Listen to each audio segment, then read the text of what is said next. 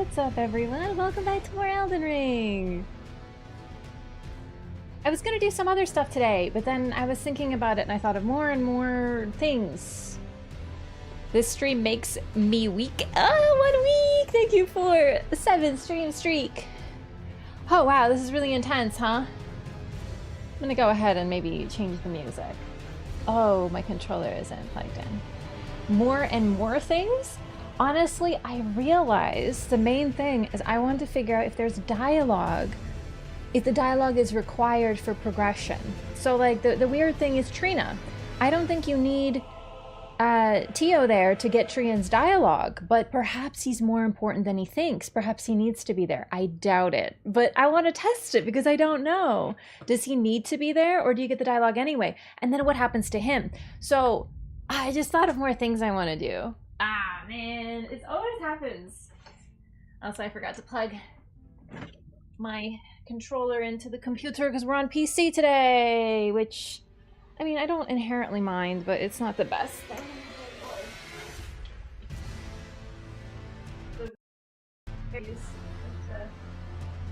With the stream, but that's not the PC's fault.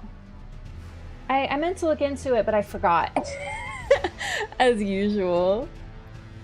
Someday we'll go back to the lore that we will. I just really want to, like, I know we'll probably just keep playing Elden Ring, but I was thinking about it. I'm like, I want to know these things, you know? Like,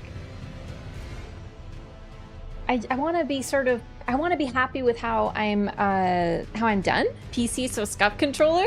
I could, but I don't like Xbox controllers as much. I was so cold today and now I'm overheating. Oh my god. Probably because I was running around. Doing your makeup is a real workout. Sorry, I'm dying. Okay.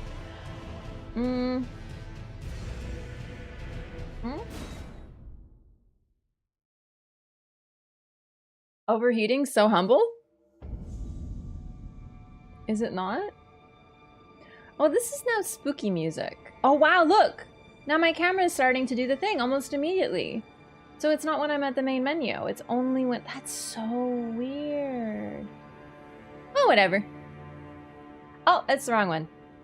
Wait for it.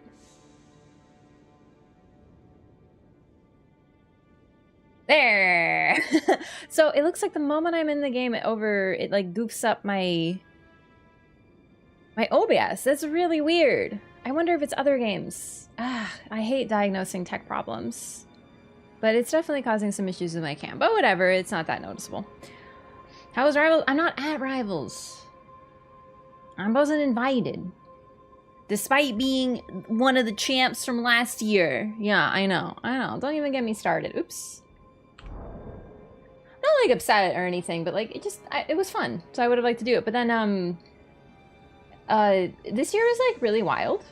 So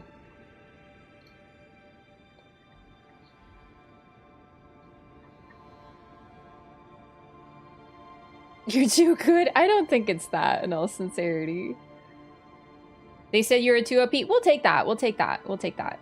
No, I think it's just, it was sort of organized really last minute, and because of availability, the teams were shuffled around. Do you know what I mean? I can't believe they didn't invite the MVP to... I know. You're over leveled? I'm actually not. Because like I think they wanted like level 200 or something.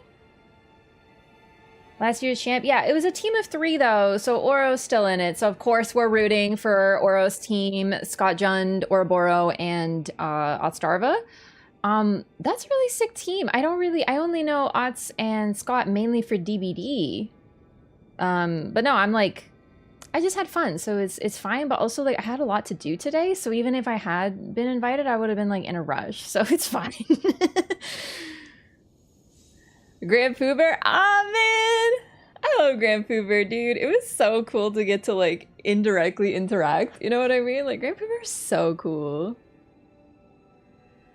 But no, like, the teams, there's a lot of people, a lot of new folks this year, a lot of folks that weren't there last year, a lot of repeat. It's just, like, it's just how it is. I don't know.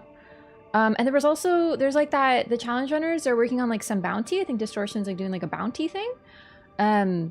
So, you know, I just feel like there might be some folks who didn't join because of the bounty and like other things. It's very I feel like maybe they looked at their calendars and they were like, oh god, Twitch rivals, and then they just started. I don't really know, you know, like it's very I don't know. It's, you gotta plan with streamers, dog. You really do. They're very difficult to, it's like herding cats, you know? Difficult individuals to pin down. It's really hard to get times out of streamers because a lot of streamers don't have schedules. Like I do, but even then, my schedule is more of like a suggestion. You know what I mean? Okay, there we go. All right. Should have waited a year. Yeah, I also saw something about one of the rules is that you need 99 vigor for the PvP tournament. And I don't understand that. I didn't see too much of it because I was just like, oh, okay, cool. But I saw a little bit and I was just like, that's a very interesting rule. The rules seem very... I just don't get them, you know? Hey, who knows? Maybe there's some secret deep logic. Since DS2 era, so this team up is interesting. I actually didn't know that they played Souls. Like I should, but like I just, you know, I just didn't know that they played Souls. I figured they played them. I don't know how much they played them though.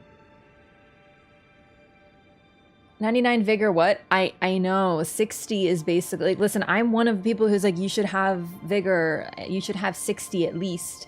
Like you could argue a little lower, like you can go 55, but when I go 55, I feel like I need that extra. And anything lower, like, you're feeling it. Now, of course, if you're hitless, you won't get hit, sure. But, like, 99 is ridiculous. So, I don't know. Last rule said must follow Mikola. Ah, that must be why, because I am Mikola. I'm Mikola the Kind, bro, for real. Yeah, so last time we left off, I'm probably going to start off, because I kind of want to do yet another playthrough of the DLC, so I have to pick a character, and I think we're gonna have to kill Moog because I don't have any other characters that are ready to do DLC. So for now, we're just gonna continue what we were doing. So I made it all the way here before my headache took me out, and we started up a little bit. We have this guy who apparently shows up if you fuck up quest lines no matter what. Like you will always have your homie Natan with you. So if you don't do any quest lines, you will have Natan, and that's actually really heartwarming. He's like your bro. He's your secret best friend that he's always watching your back. And then we have Tiolier, because I did his quest. I needed him though, so we're gonna get him in. We're gonna leave Natan. I was trying to get a line of dialogue from Tiolier if he kills someone. Who is Natan? Natan is a Moog follower. He's one of those sanguine nobles.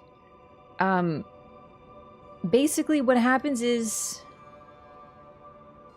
you don't meet him. You know the summons you can have that you interact with but you don't talk to? Like just random summon signs like Old Knight Istvan and people like that. They're just, you don't meet them. So this guy is apparently, he's just a guy. He's sort of the sub-in for Ansbach. Forgot how DLC works and I accidentally went to New Game Plus. Oh no. Yeah, I don't think we need him right now. So, okay. Basically, I think I need Tiolier to kill someone. There's some dialogue that he has. Don't you dare approach Mikola the Kind.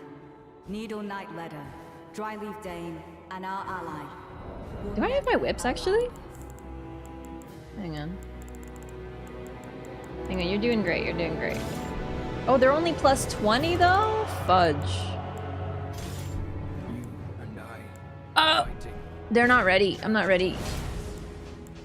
I think we'll actually try the whips because they were really good last time.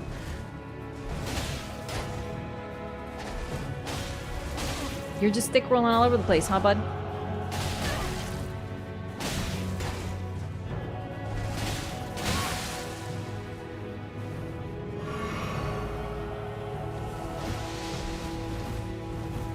Gotta be careful of Dane. He can really fuck you right up.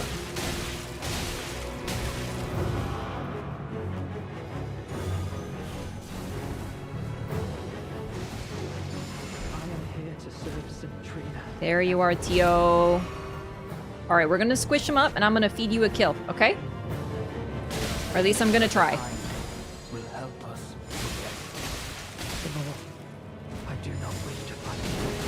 I am the victory. Be careful not to bleed him. Heal up for me. Good. Things are made for good ones. That you, or perhaps Centrina.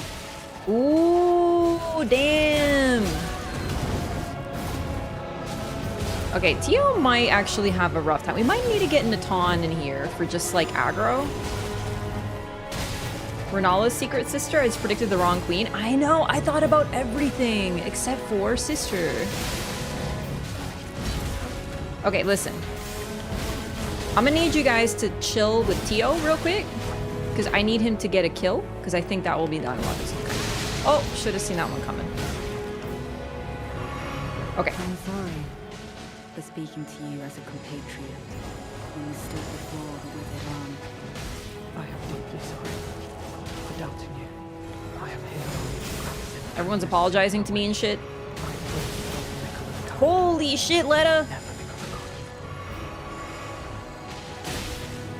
god. Alright, Tio. I'll try to get these two off you. Tio, you take care of, Dane. Oh, Jesus. Jesus, no! Oh my god! By way of apology, I will reveal the marrow. Letta of hits my really soul. hard, It's and I'm also rotted right now. It's a bad time. Yeah, stitch me into death. Yeah, I hear you, girl. Mm-hmm.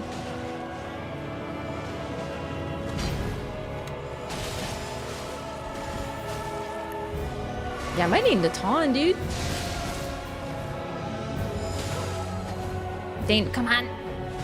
I need to squish you up so Tio can hit you. Damn it!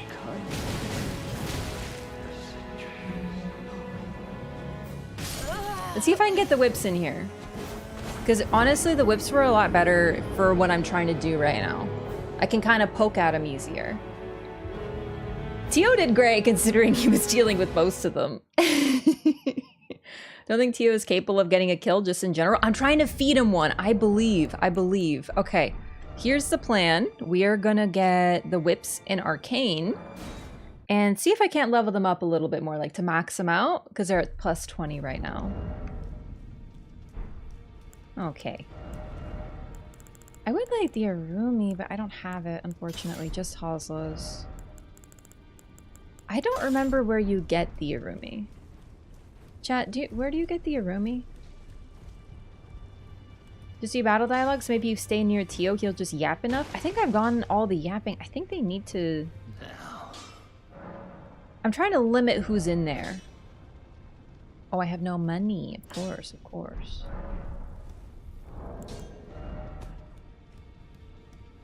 Aria Manor. Ah, right. I remember. Thank you. Yeah, it's like outside on the ramparts, but I think Hazo's will be fine.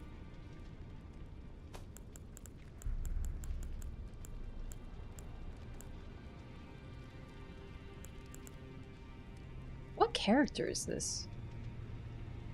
I didn't get muled? Oh shit. Okay. Well shit, it's okay. What's in Celia? The curved sword that becomes whip-like. Flowing sword. I think no, not flowing sword. The one that the ones that the Nox swordstresses use. That I don't remember the name of right now. Oh my god.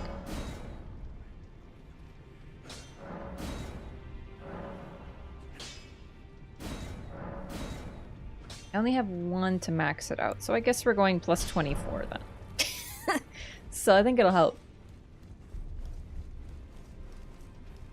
The Nox flowing sword. That might have been what I said, but I don't remember anymore. Okay, Ashes of War. Honestly, it doesn't care about Ash of War, we just need a cult.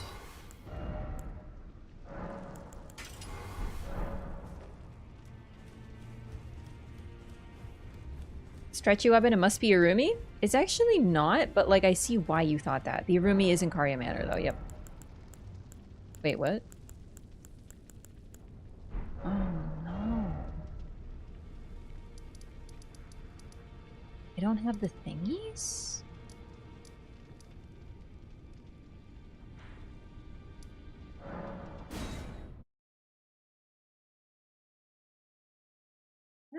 get the bell bearings?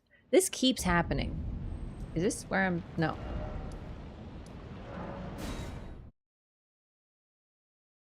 Flowing curve sword? Yeah, that's what it is. Okay, so I did this. Did I get the one here?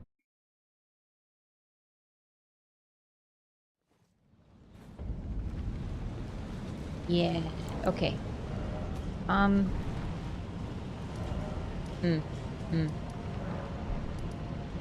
Okay. Hey, Blondie, what's up?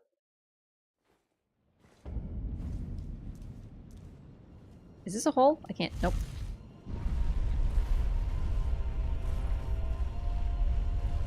On my way to get smithing bell bearings again. Got the Irumi flowing sword and the flowing mace all mixed up. I can never get a whip confused with a curved sword. But I do forget where they are. So... Alright, so actually, can I, like, kill you real quick? This might be good for, like... Do you bleed?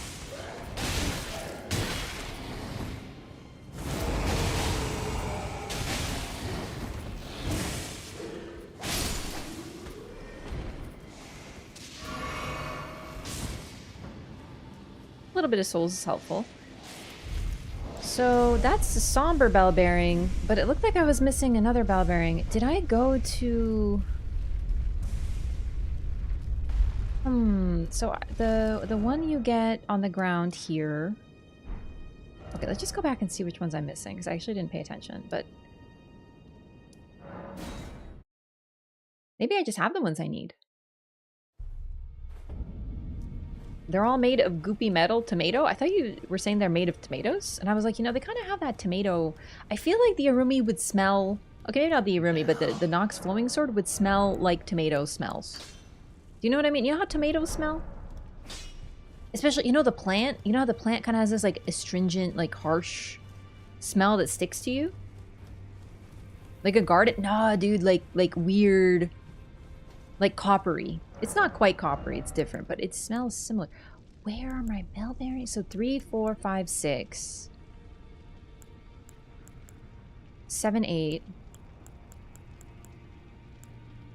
I'm missing 7, 8. Which one's 7, 8? Isn't that from Godskin Duo? Oh, yeah, this is what happened. Is it? Yes, it is. Okay, I had it. I just had to... I hadn't given it to them. Okay, well that answers my question. But we were missing one, so I'm glad I went to get it just in case. Okay, so we have... I need 6 of these. And I can afford 6. And then I'm probably gonna need more of these, but whatever.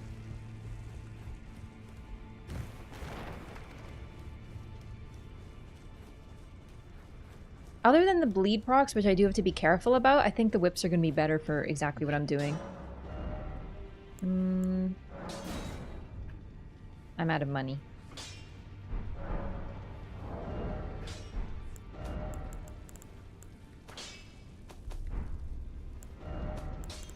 Man, I'm all over the place today. Okay, there.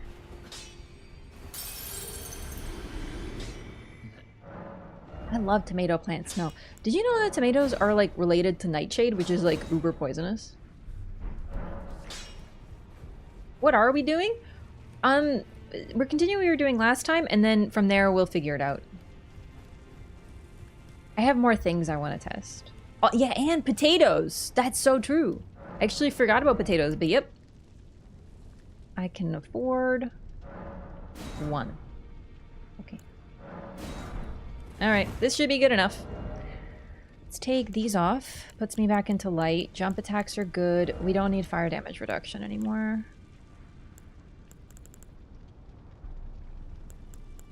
Man, I'm limited on talismans, aren't I? Oh, that might be why I'm taking so much damage. Is I don't have the fizz reduction one. Where is the fizz reduction? That one I think is in the consecrated snowfields? What's this? Oh, Juno.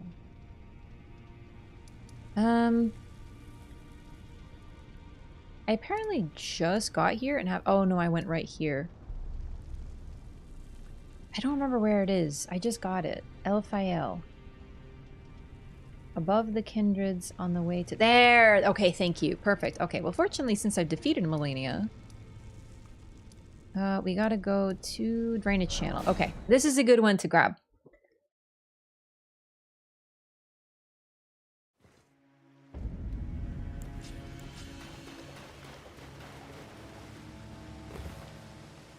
I also want the talisman from Emir's questline, but honestly, I haven't really messed with him this playthrough, so...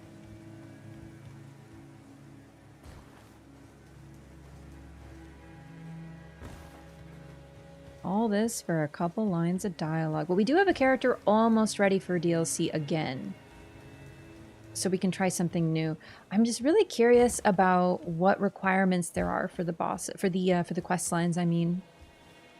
Oh, fuck, it happened again. I have to look. I have to look. I can't just jump.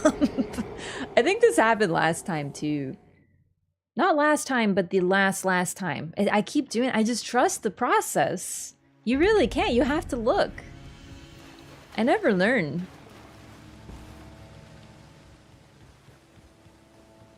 I'm sorry, I see a hole in a roof. I'm like, jump. Jump. What's the worst that happens? Well, it's just like we have to run 20 feet back. When you say try something new, do you mean leveling decks? Okay. First of all, I never said we'd try something new with the build. But for your information, that build is a strength, faith build, I think. So, oh, it's this one. That's what you do. Okay. Yeah, I remember what happened now. So for your information, I did try something new. So take that as right. Bet you feel real foolish now. Can I stop getting impaled by strings, please? Goodness.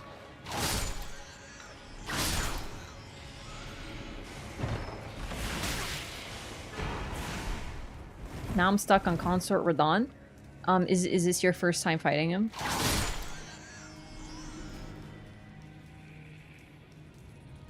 Why no MV Pizza defending title command? No, I just wasn't invited. The teams got shuffled around, so like my team no longer exists. I forgot there was more guys out here. Oh my god, this place sucks.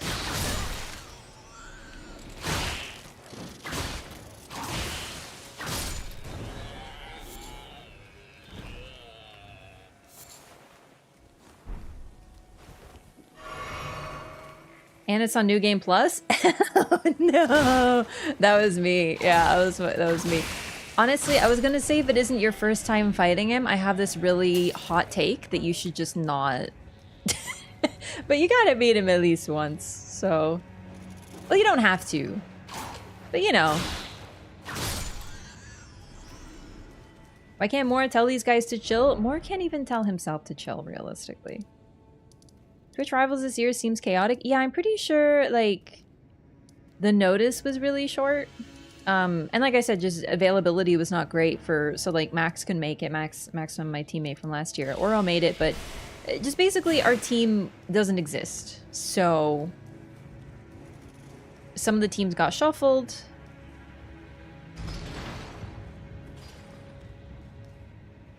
Got into second phase once.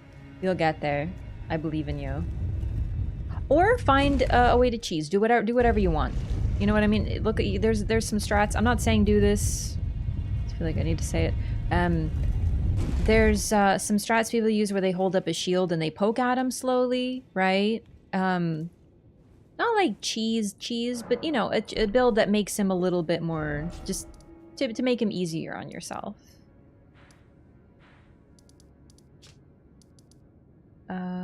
Right. Round table hold.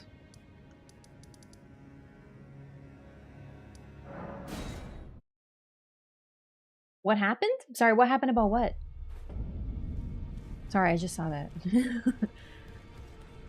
Yo, happy birthday! Hope you're having a great one. Stream last Twitch Rivals. Actually, I first found your stream. Oh, that's so neat. Yeah, no, I feel like the notice, because I know that a lot. Okay. Correct me if I'm wrong. I looked at who was going, but it was still a lot of unconfirmed folks. Last I checked, Distortion wasn't playing either. Probably because of his bounty, as I mentioned earlier. But the point is, like, other things are going on in the community right now, and you know, some people may not have been able to join, but it's a little funny to me that the people. Most of the people who won last year are not there. So there's not really much of a defending champs vibe. Like, Orio's still there, right? So, I need 8s. Oh man, this keeps happening. But no, it's like, it's just, it's a bit of a bummer. Isn't it more fun? Maybe I'm biased.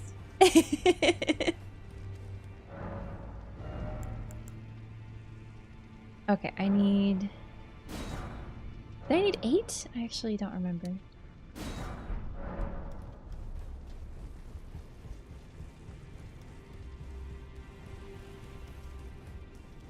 don't know how to get to the very bottom of the area.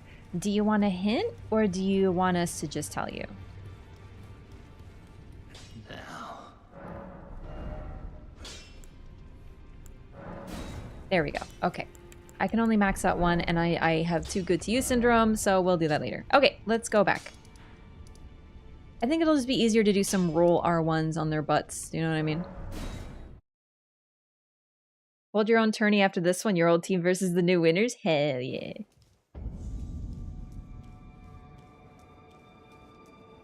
Or do you just want to rant? Yeah, exactly. Maybe you don't want to know. Maybe you're just like ranting about not knowing where things are. It's understandable.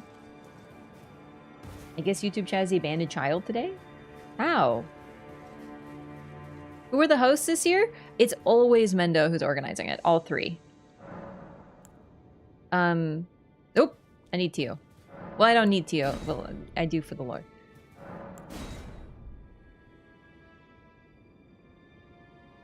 Or was just gonna win again. Yeah, we'll see. No, there's a few, like, I remember, there was a few folks who were really good in the PvP last year.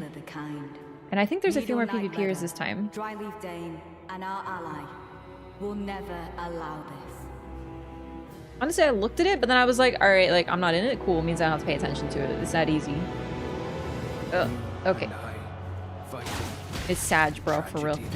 For real.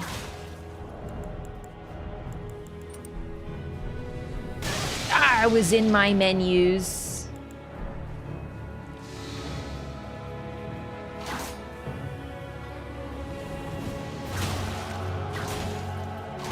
Oh, the hyper armor!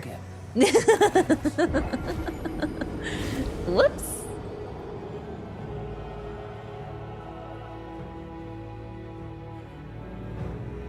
Oh, no, that's not what you're talking about. You're looking, yeah, exactly what Imperius said. Didn't know he was even in it till 2 days ago? Wait, he didn't know until 2 days ago? Oh, actually that tracks. Now I think about it. I didn't see his name. He smushed you? He do be smushing. Alright, like, just like that, but better. Don't you dare approach Mikula the Kind. Needle Knight Ledder, Dryleaf Dane, and our ally will never allow this. And our ally. I like when she says ally is better. And I, fighting. Tragedy this is.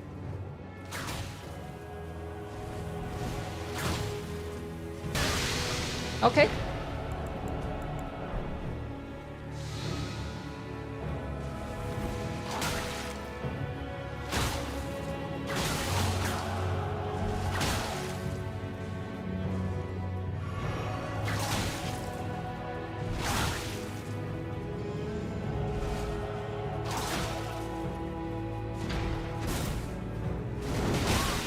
Alright, Dane. Your purpose here, my dearest, is to be fed to Tiolier. And that really fucking hurt. Ow. I am here to serve Citrina evermore. Mikula the Kind. Tio, you gotta stop getting kicked in the face, my brother. I am here only to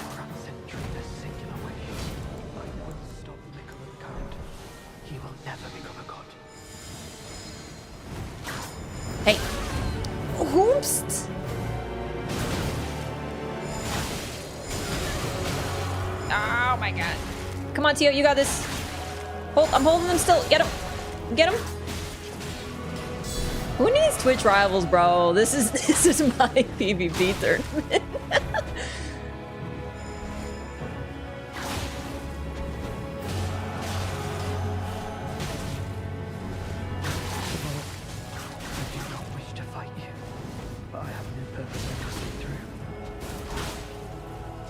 Keep talking, Tio.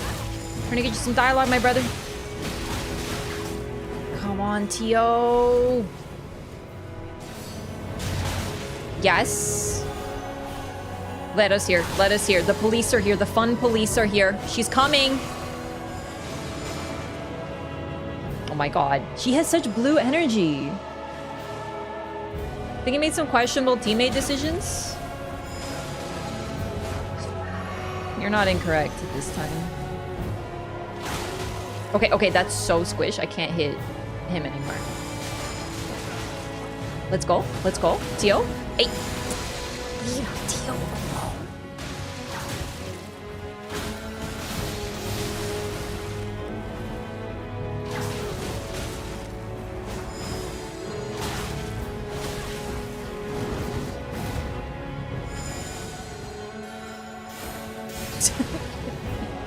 Tio the A. Come on, brother. I believe in you. He's gonna get him.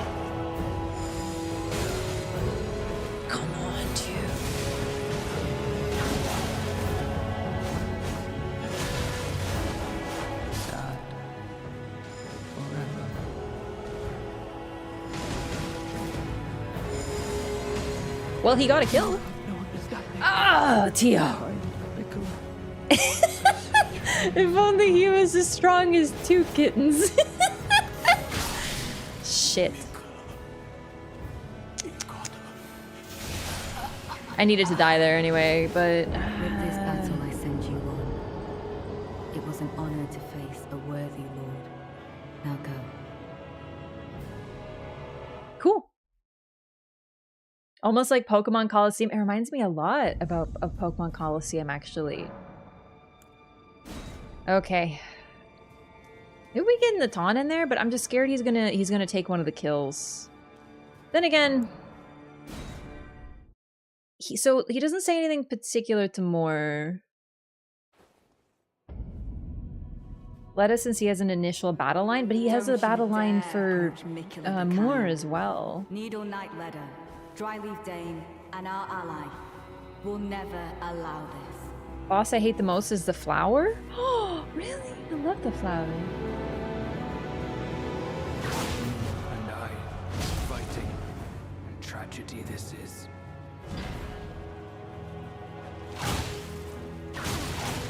If he just needs to kill Letta, but wait. Are you saying they have dialogue for surviving the fight? Because I'm gonna be honest, I don't think they've ever survived the fight. If I just need to beat them with Tio alive, I think I can do that.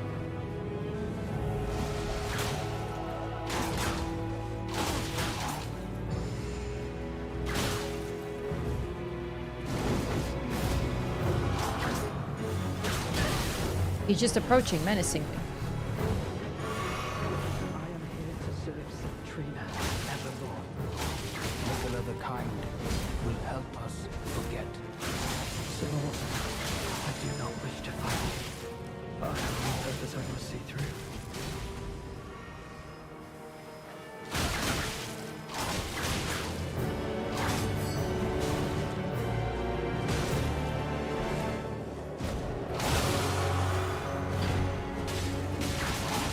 Julie, are you punching? Because I think I might know why you're not doing the most damage on the planet.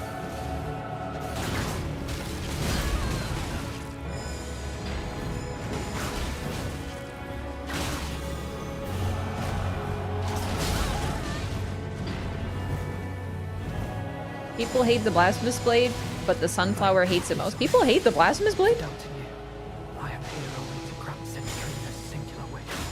I will stop Mikkel of the Kind. He will never become a god.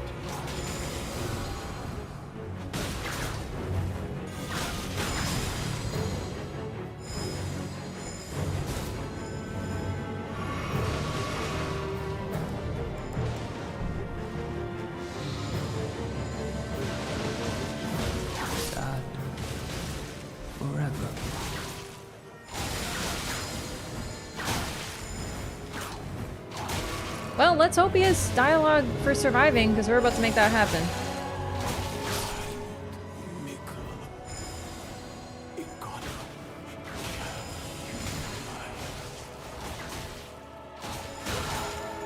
He does have a really good amount of poise, though.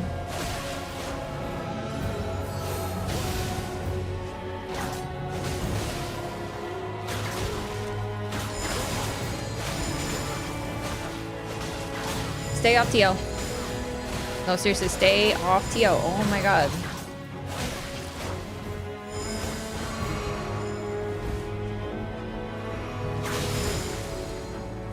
I need to get my stamina back. Leave him alone. Leave him alone.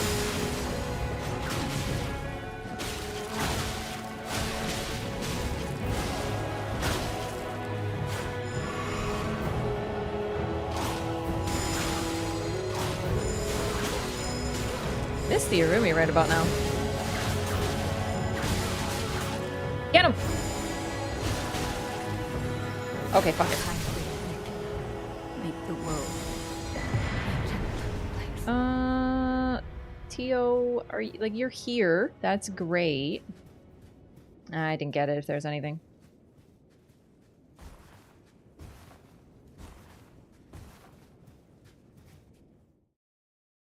I don't know where the YouTube viewers are today. YouTube is always, like, just chiller. Like, it's, like, not unusual.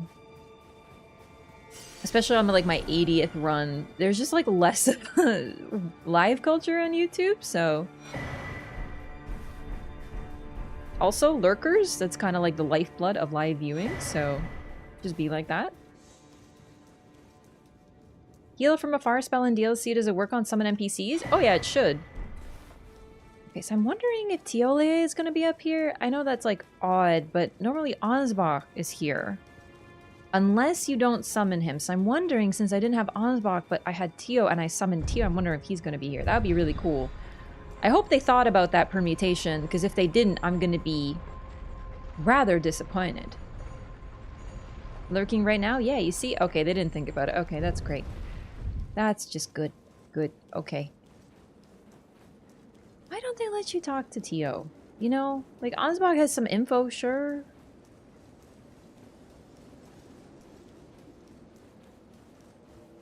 I see. So Tio's here, but no, not Alon, or not Lon, or whatever the heck his name is, because I didn't summon him. It's only Ansbach there by the stairs? Yeah, but I was hoping that maybe if you only have one, the other one shows up there, which would be cool. Is he back at Trina? He wasn't before. Like, you can never talk to him again. He just talks a little bit during the Radon fight, and that's it.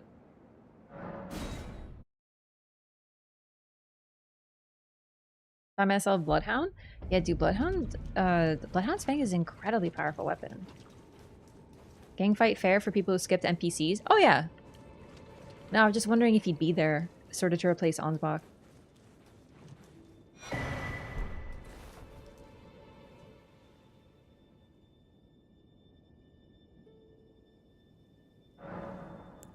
So, you can actually see her lips move, but I think it's only after a certain point. So I feel like you have to imbibe enough nectar so that you are able to even see that.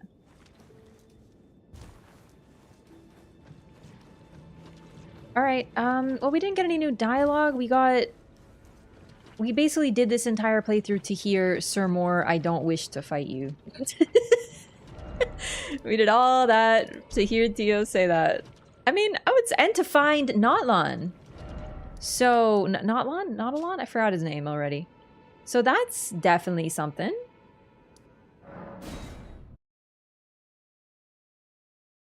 Summoning Tio and Ansbach for Radon on New Game Plus 7 gives him Fire Giant health. So apparently you're not supposed to be able to summon Tiolie and Ansbach and 2 summons. Like 2 human summons. But, it was a bug that you could, so... You remember when I was helping people fight Radon and one of them was actually like straight up Dashing Saint? Got to kill Ansbach with Light of the Sam. That's true. Yeah, we did that. That's a glitch Literally Dash you knew about. Yeah, we got it patched now. So I guess I assisted.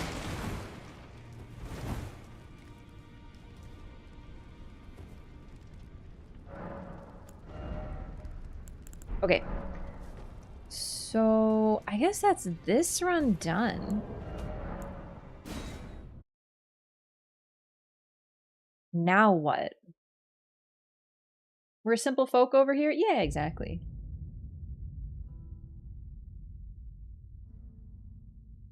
Think you got shadow banned on YouTube or something? That's weird.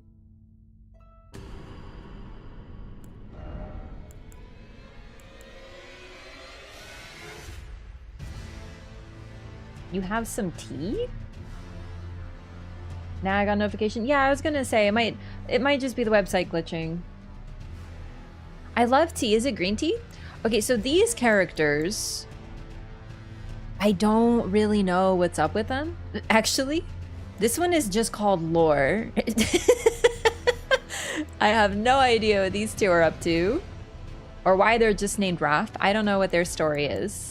But we have Mesmer's GF. I guess we can bring her in. Love the MV Pizza. Yeah, it's a character we just sort of cleared with. So let's see if we can't beat Moog with Mesmer's GF. They just started the game. What are you expecting? Acidity?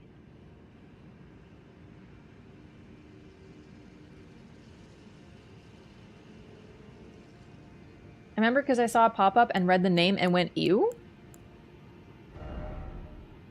Well, I just read your name in the chat and went, ew, so...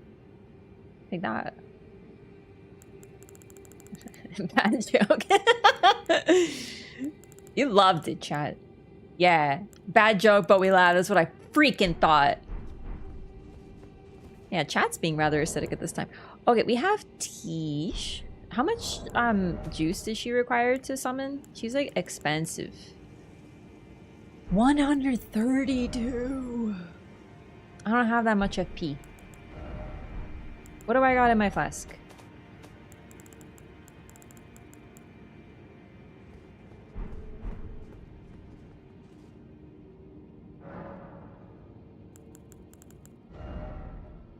Can't spell acidic without ass?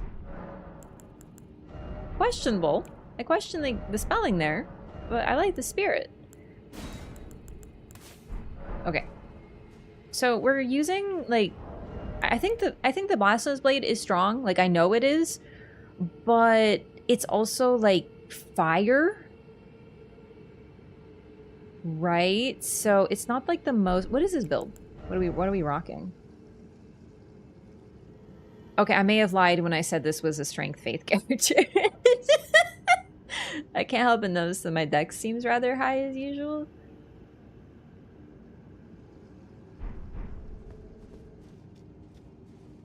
Wow? Don't wow me, okay? Exposed? A little. Yeah, weird. You know what? I don't need your attitude right now, okay? Listen. I don't need this out of you. Do I have anything else that I could use? Wasn't I using the Bloodhound Fang or something? Bloodhound Fang. Do I not have the Bloodhound Fang? Where is it? What is it? Is it a curved greatsword? It's a curved greatsword. It would be... here. Perfect. Let's just use this instead. Poggy. Not ever beating the dex build allegations. I can't be stopped, man. Seriously. Let's just get like 1 level or something. Can't spell Wrath without dex? That's true. Is the T the lawsuit? That is not T, I'm afraid. That is just something to laugh about. T's gotta be a little bit more interesting, I think. Personally. Okay, I'm gonna level... I don't need that. I'm gonna level up my strength now. I lied. I'm gonna get endurance. Alright, let's go. Can't spell weird without we. Iconic. Alright, so here's a plan. We fight or something. Hey, why don't I have a casting tool? Where's my casting tool for casting things? Why is it only a +1? Do I not use one? Oh, because I was using the finger seal for some reason. Well, I guess we could do that. But what do I have? I don't have the buff? Hang on. Swapping characters, I have to question why I do things the way that I do have Golden Bow. Okay, let's get let's get Golden Bow. I have a perfect, flawless, glorious plan. Can't even put 1 level in strength. I will eventually. I need endurance more. Whack ass community. Oh yes, a classic meme within the community.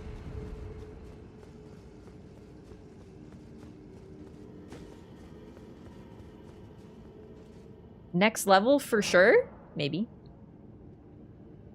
Is that a pasta? I don't think whack ass community is a pasta because it's too short, so we just started saying it.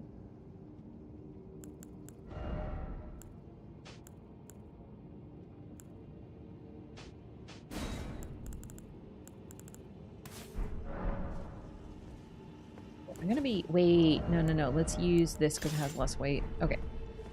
I'm being a real freaking gamer at this time. I think whack-ass community was a pasta?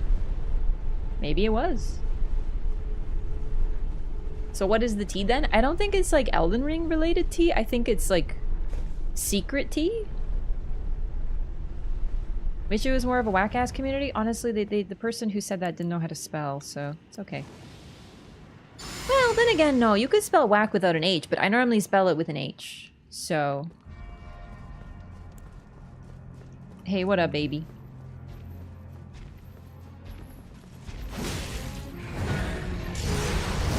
Okay, I thought that was the other move. My bad.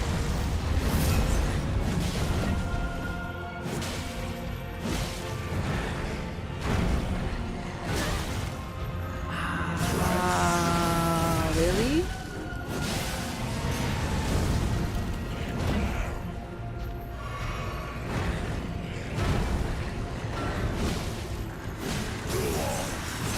That's gonna hurt. Oh no, I'm too short. Foggy. I used up all my stamina. Are you serious?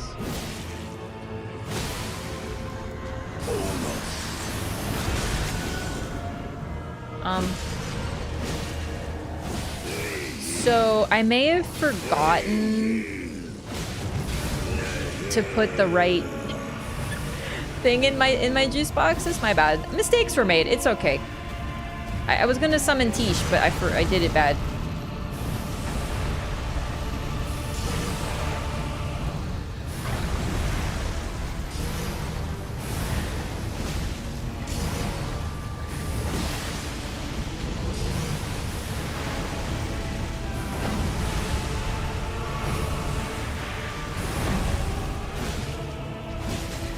Can you just be normal? Like, stop flying away and around and stuff?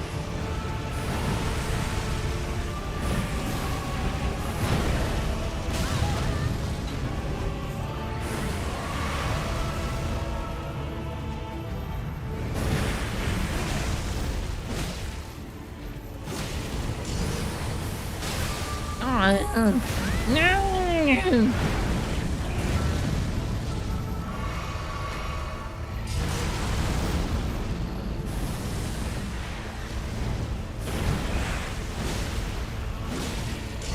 Oh wait, this and there.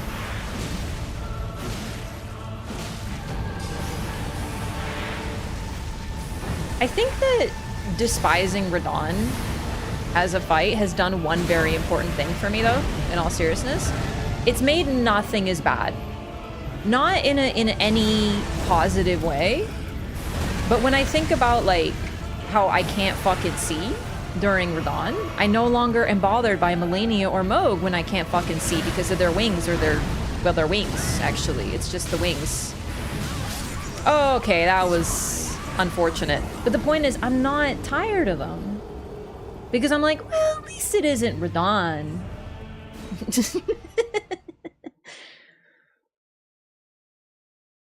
Like how you call Flask juice boxes? I can't stop. It's true. It's actually like a curse.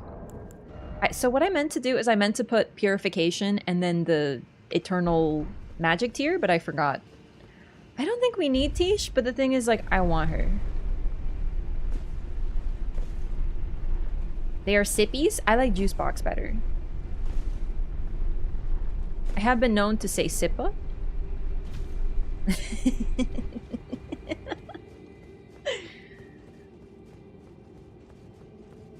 Yeah, it's sort of like, I don't, like, nothing can be as bad, so everything looks better in comparison. And if that's what they were planning, right? Like, if they being FromSoft were sort of consciously thinking, how about we make... I don't have it? Oh, for fuck's sake.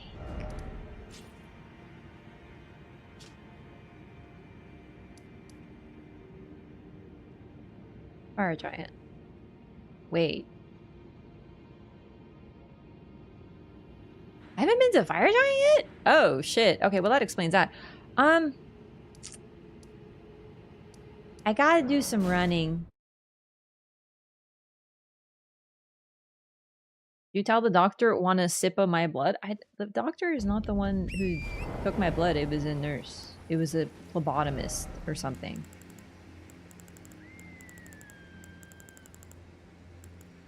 But I did ask her if I could use the butterfly needle, and she was like, she didn't like go like the last one did.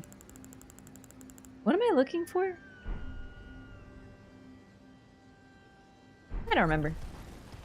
A lobotomist? No, a phlebotomist.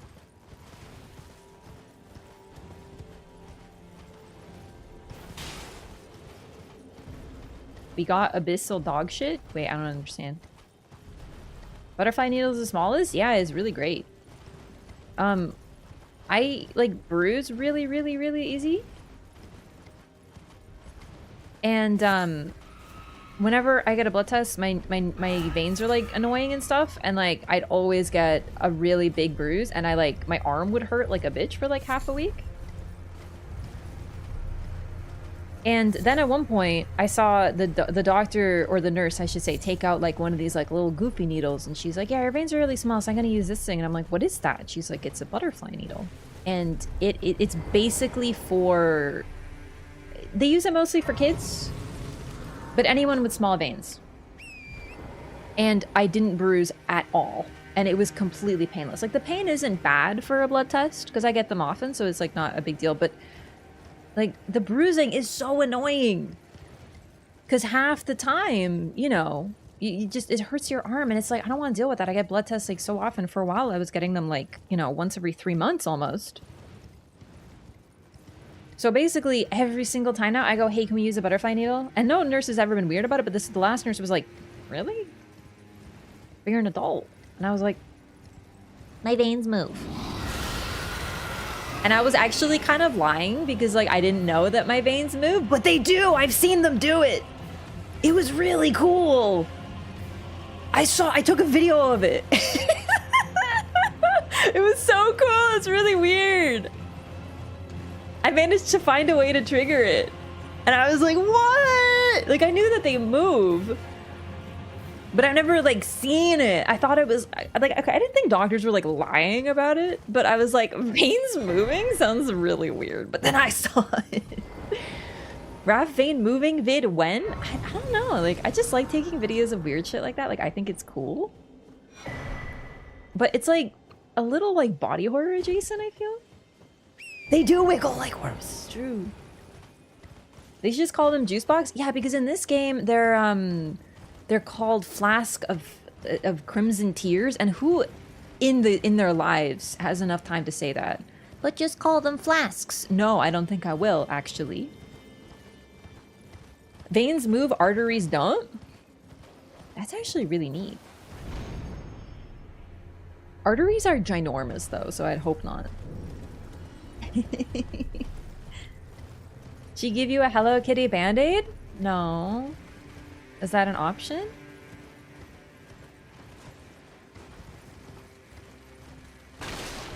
Don't tempt me. Where am I going? I'm so lost.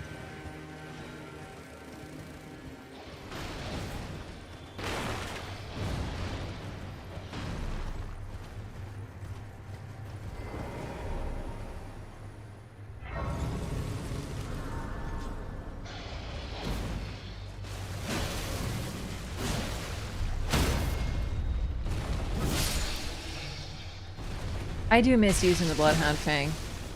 Like, it's just so strong.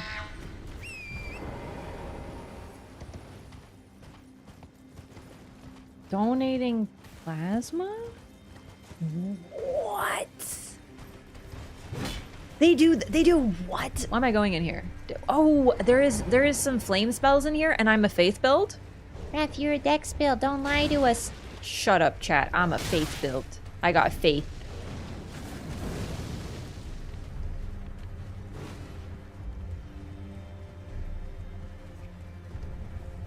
They take the plasma, they push your blood back in.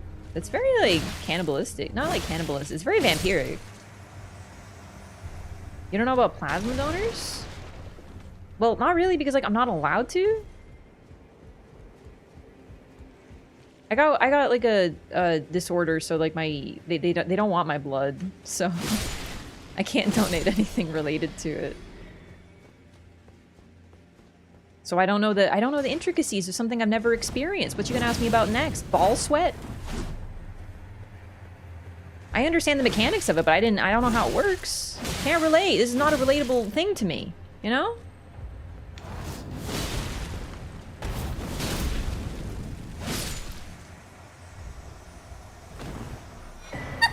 I've seen a ball sweat one time. You know what? You're right. I should actually consider myself an expert because, you know, everyone's like, there are people who don't even know where the clitoris is and they think they know everything about women. So, you know, maybe I am an expert now. Okay, I take it back. You can make bank just donating platelets. You know, I actually asked my doctor. I was like, hey, I have like, I have like a lot of platelets.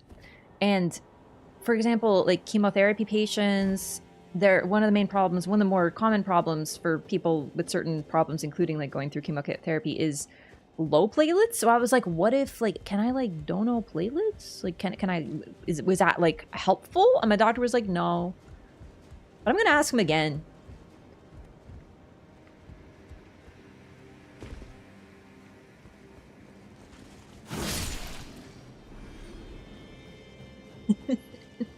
Do you drink it with diet soda? No. Alright, hang on. I need to... Where do I have the hood? Okay, we're gonna do a very important... Hang on, I gotta get away from these fucking nerds real quick. But we're gonna do an important lesson. Why not have the clitoris hood, dude? Are you fucking joking? I don't? Ugh. Never mind. No lesson. Put on the Lusat helm? No, there's a better helm. The clitoral hood. Lesson canceled. I'm telling you, you'll see it and you'll be like, what is she taught? And they'll be like, oh. It's real. It's a real. No, I get it already? Yeah. It's called the Great Hood, I think? It's not 3 AM yet? Why you let chat loose with the clit talk? Because I had a thought. Dex Faith? I am actually Dex Faith. Yeah, because look, I have 40 Dex, but I have 33 Faith, so I am a Faith person.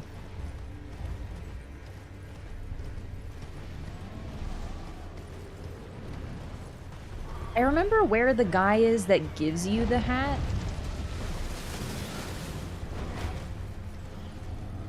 Like the painting, but I don't remember which painting it is. Is it the painting in Castle Soul?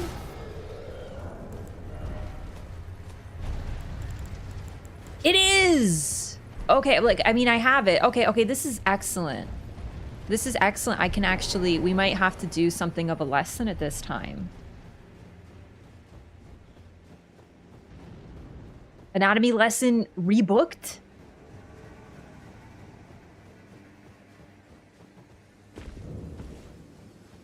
So I actually just realized I don't have like max flasks. Isn't it plus 12? Oh, are you already Kevining over there? We're gonna have a Kevin off because I have the Bloodhound Fang and he has the Rivers of Blood. So we're basically like, other than the Radon outfits, we're basically competing as Kevins.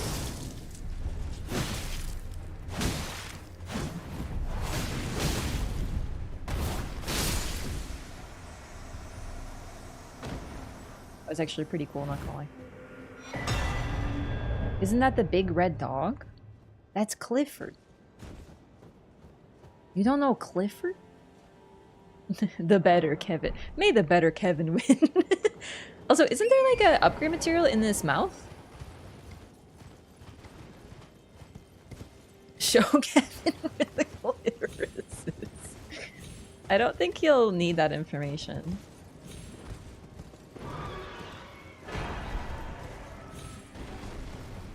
I'm just not sure that it's something that like might be encountered.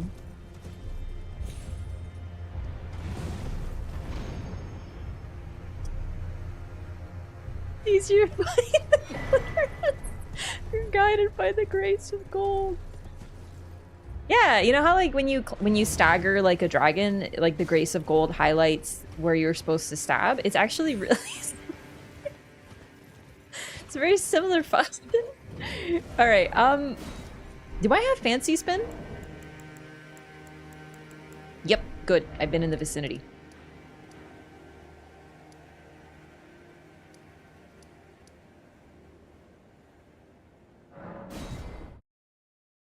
Do not visceral.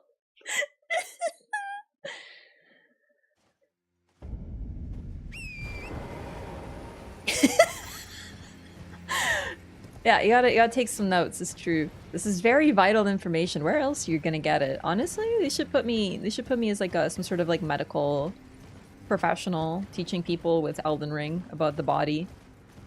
Ah, here you see the medulla oblongata. I don't know what that is. What is the medulla oblongata? It's the death blow icon.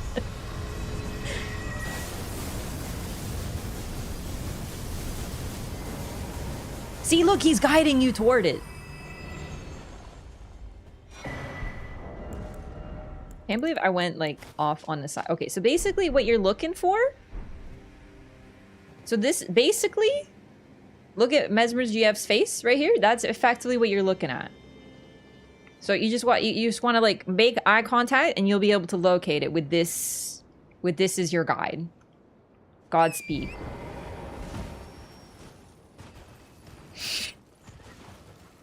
Seriously though. It's so evocative. Which hood is that? It's the Great Hood. Still can't find it. Well, then you're beyond help. It might be too late. Wait, I was looking for the thing. Hang on. I'm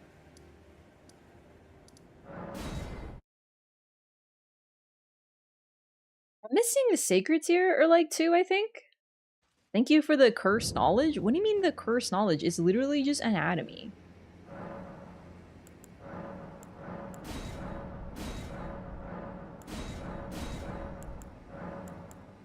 Oh shit, Melon is here. What up, girl? We're almost there. The flame of ruin lies just ahead. Hey, can you come to DLC? It was you I traveled with. I must tender my thanks to Torrent, too. Thank you, Torrent. Please continue to lend your aid. Till the end.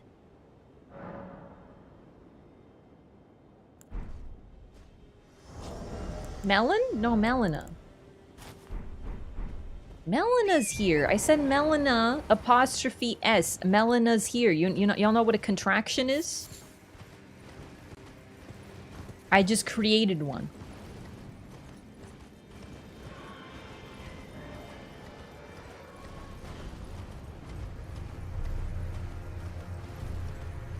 I put that apostrophe S in there.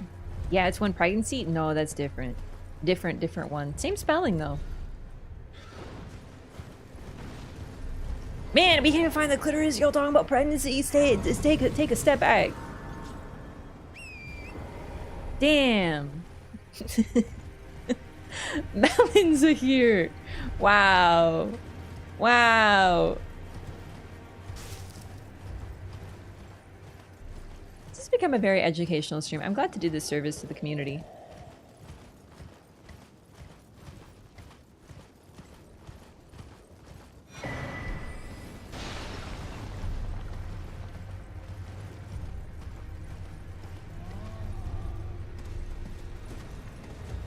This is incorrect. I apologize. I have made a wrong turn. Are you gonna play another game besides Elden Ring? Yep, eventually. But this is like my special game. So I want to know everything and be encyclopedic.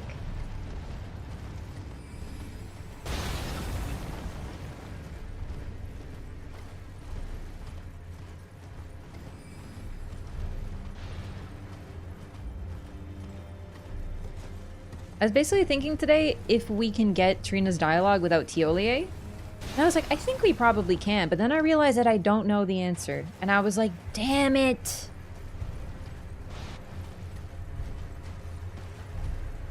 It's gonna bother me. Hey, you know that tier list maker website? Is there one with Elden Ring DLC characters yet? Or do I have to make it? Because I don't want to make one myself. I'd rather just like benefit off someone else making it. Because we can do that today too. Oh man, you can do like up here and like be safe from the hands? Wait, this is Crimson Whirl. Okay, something has gone wrong. I don't remember where the magic one is. I think it's... Oh man, no, I don't remember. It's... Wait! Wait, no, that's Thorny.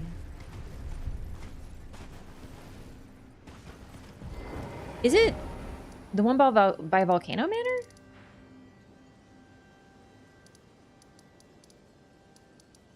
Oh, I don't remember now. No, I'm looking for the one that gives you eternal mana. FP. You know, people talk about Bloodborne. Elden Ring is just marvelous for me. Oh, I love Bloodborne. Bloodborne's my favorite. It's just... I'm very thorough with these games. Like, especially thorough. So, you know, I am going to go back and continue the Lorathon. I was planning on doing that this week. Maybe Thursday. Maybe Saturday. Because Bloodborne will be next. So... Bloodborne was on this scale, I would never play another game again. I don't know that I would like if Bloodborne was this scale. The Link? Oh! Does it have characters too? Because you know what? Does this have everyone? Because I realized that we need to bring, like, Mogan, right? This is just bosses. We need NPCs, including base game NPCs.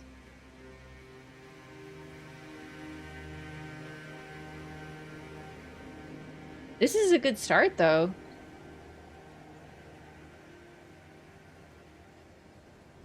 Okay.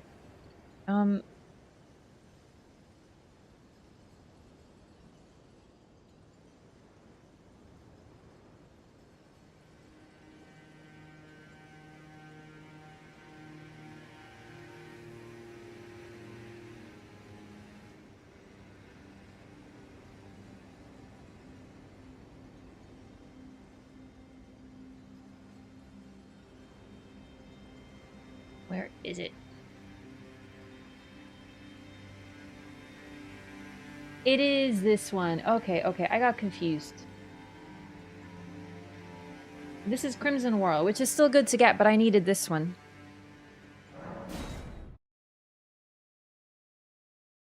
What's the plan for today? More lore. Maybe... Wait, we can't do hotness tier list. Hasn't been made yet. I guess we can do that another time. We're gonna see what we can get today for Elden Ring, because I think next time's gonna be Bloodborne.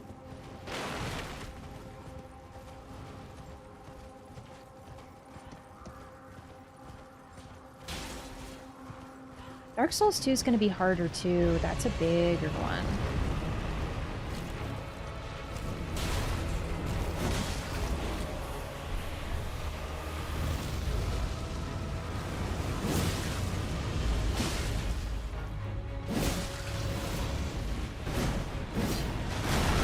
That's really unfortunate.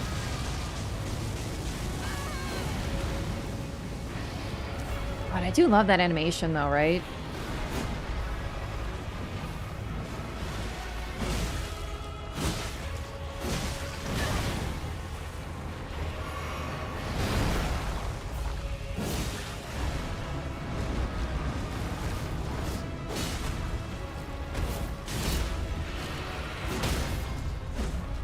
Perfect time. I was gonna say, it's definitely time for a stagger. Oh, great. Well, you know what? That's okay.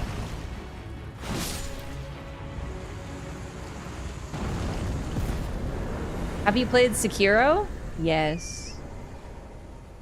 Fairly long time ago, though. Alright, we're ready. For Moog.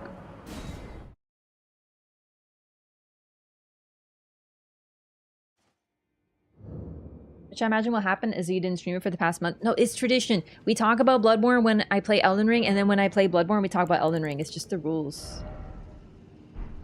We're always thinking about multiple things. We're never satisfied. Wait. Sekiro Lorathon? Ah, that one might... Like, I actually do want to do that one. It's just... I think it's going to require some research, truly. Like, actual, like, historical research. And maybe some, like, cultural deep diving? Fortnite lore when? I mean, you can just, like, find, like, a video of someone floss dancing for an hour loop, and I think you might get it. I think that might be the lore for you. It was based on actual London history. No, not Bloodborne. I'm talking about Sekiro.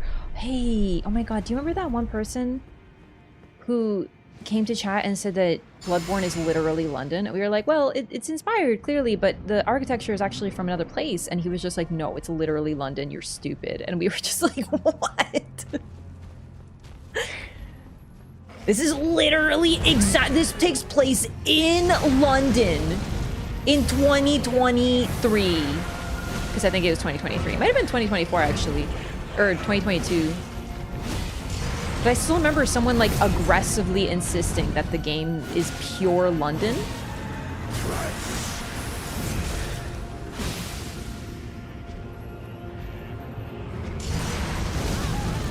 I don't know what happened.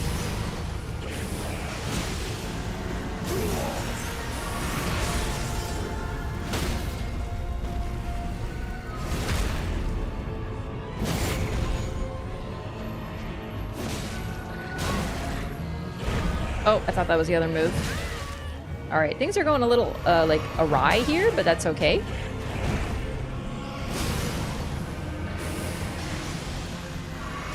Hollow Knight lore run?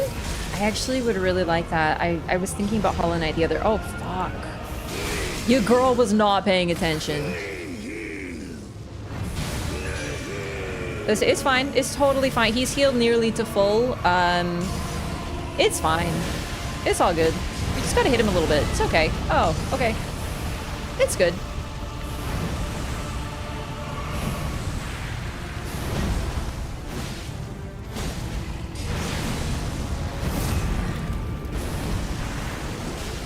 God, stop spewing your blood everywhere. You're like a 5-year-old with a juice box, man. You're just like... You can't be trusted. Teach, get him!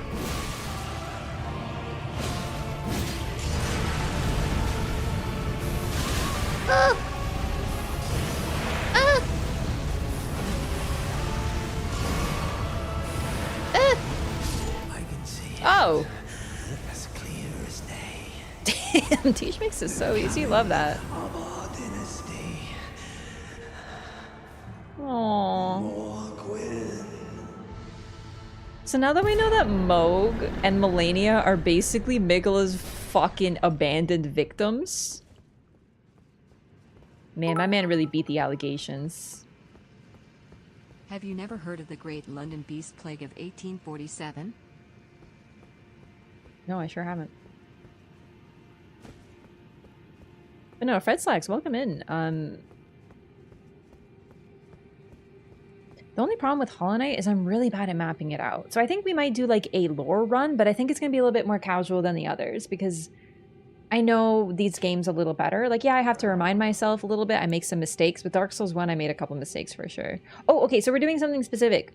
Eponymous mentioned this. We're not resting. We're going right to DLC. We're not talking to Letta because I want to see how this affects Letta's dialogue and Freya's dialogue. I wonder if they actually thought about this or if they just yap like they met you already.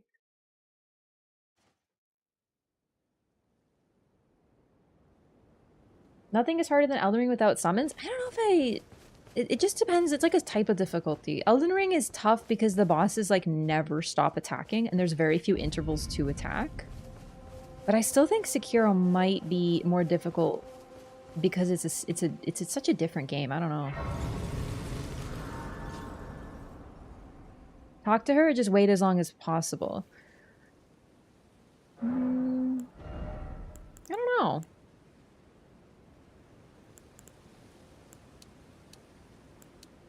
Okay, I leveled up strength. Are you happy now?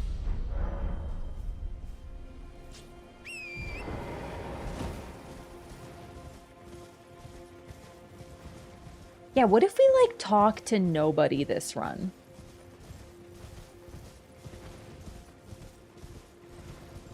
Like, what if we just ignore everyone and see what happens? Level it more, maybe. I feel like it. Look, you leveling strength, sellout. I'll show you sellout. I'm about to use a freaking blasphemous blade. Just kidding. I do like this weapon. I'm Mesmer's GF. I gotta use weird shit.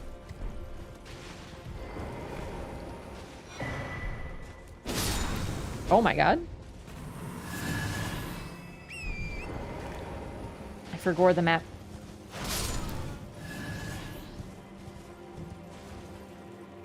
Once it does, it's easy. I don't know why I think that you could argue every one of the games, once it clicks, it's easy. Do you know what I mean?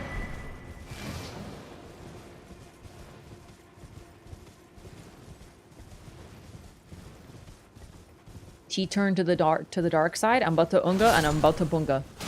It's time. What does this scale with? Everything. Powerful. Okay. Any Demon Souls left? I think that Demon Souls doesn't like me, actually. I think it's more that the game doesn't like me. I still like it, though.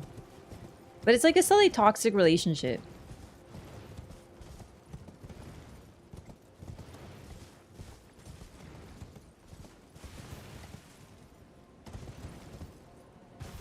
Ishin took you 5 tries first time? Yeah, I feel like 5 tries is like actually nothing, really.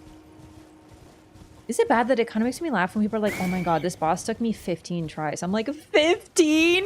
That's nothing. Bro, like literally, I feel like every single boss in every single game takes me like fucking 30. People are like, how many attempts did it take? And I'm like, I don't know, I can't count that high. And they're like, it took me 5. And I'm like, oh. It took me way more than that, I'll tell you that. Normally it takes me like 5 to like stop nerding out about what the boss looks like, you know what I mean? Remember Bale? Shit.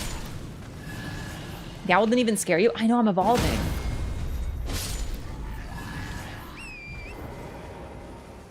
I think I died to Bale 10 times because I kept staring at him. I was like, bro, he's so sick. Also, like, how do we feel about the theory that Bale was a human? Like, not the whole time, but that the form that we fight him in is human. And he, like, took over. Like, I don't think we're the first person to be Bale, I'm gonna be honest with you. Because, like, I still stand by that. But apparently this is a very unpopular theory, and I had people being like, LOL, your lore theories are so wrong. And I'm like, you know what's funny? Is, like, sometimes they are, but I actually believe them this time. I hated Demon of Hatred. Am I the only person who actually really enjoyed the Demon of Hatred? I think it took... You want to talk about a boss that was... fast for me. I think he took me like 3 tries. Bits of Plasty's other head around his neck? No, that wasn't me because I didn't notice it until I looked, until chat told me where to look. I'm gonna be honest, I thought the heads would be bigger. Like, I don't know, Plasty just looks bigger, and then you just see those dinky little skulls on his head. I thought they were like bones sticking out. Vince, no one noticed that until someone made a video? It could be, but I literally talked about it while fighting Bale for the first time. And then the heart, like, confirmed it. And I still had really rude comments on my YouTube video, like, laughing at me for being wrong. And I'm like, honestly, I don't think being wrong is a bad thing. Because, like, I'm literally fighting a boss for the first time. Of course I don't know everything, right? Like, no problem. But I think I was right this time. So, like, I don't know where that came from. No precedent of being able to switch to and from Dragon? No, I don't think he transforms back and forth, dude. In all seriousness.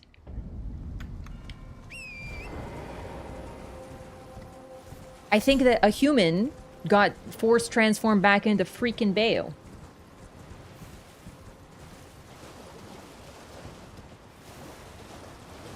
Yeah, you remember how you're supposed to figure out the Dragon Lady quest, and the way you're supposed to do it is by reading the item description. It says, this is powerful enough to put even an ancient dragon to sleep. And wow, trust me, this is so powerful, even an ancient dragon would sleep. Do you know what I mean? Like, they give you these, if they ever say anything random in an item description, there's a reason.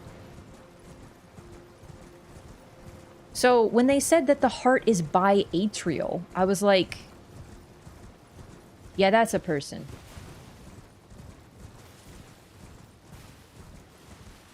Curious plan on doing any others? Yeah, you know what? It's funny that you asked, because I did talk about doing like a lore run of Hollow Knight like a long time ago, and I'd like to return to Hollow Knight because I really adore that game.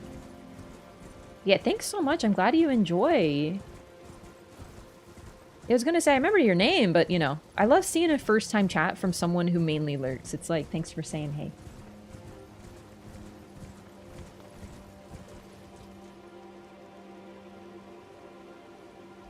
Okay.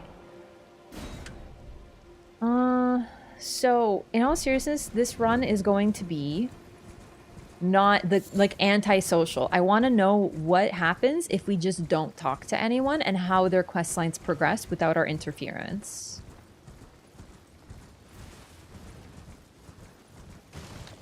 Not fully, though. I'm not like, okay, I say that. I do want to talk to some people. But at least at the start.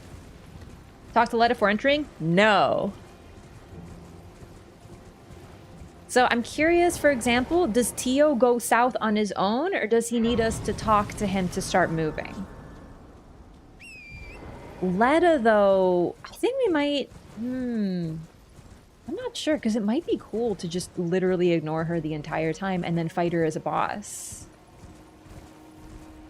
Holding off on bosses, but the story still progressed? Yeah, like, I'm sure it will. I'm just curious what it'll look like and what the dialogue changes will be. DLC not over yet? This is my 5th run now. There's always something to do.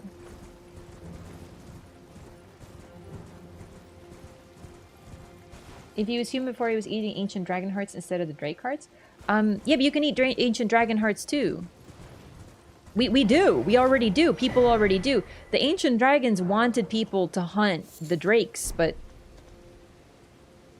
doesn't mean that they actually did. Hello, strange person. Goodbye, strange person. But no, I think Bale was just a dragon. And then, although it is interesting, if he's an ancient dragon, why doesn't he have the name? Right? So, okay, let's think about the options here. Number one, he was always a dragon, and then he got killed and got eaten by, his heart got eaten by a human. And we know from his heart that eventually someone will, like Bale will reassert himself, and that person will no longer be themselves. Bale will come back, basically. So maybe that's what happened. It's also possible that the treachery was that Bale was a human who started eating dragon hearts, ancient dragon hearts, became a dragon, and then his line, the reason they look so different is because they are descended from a human who became an ancient dragon.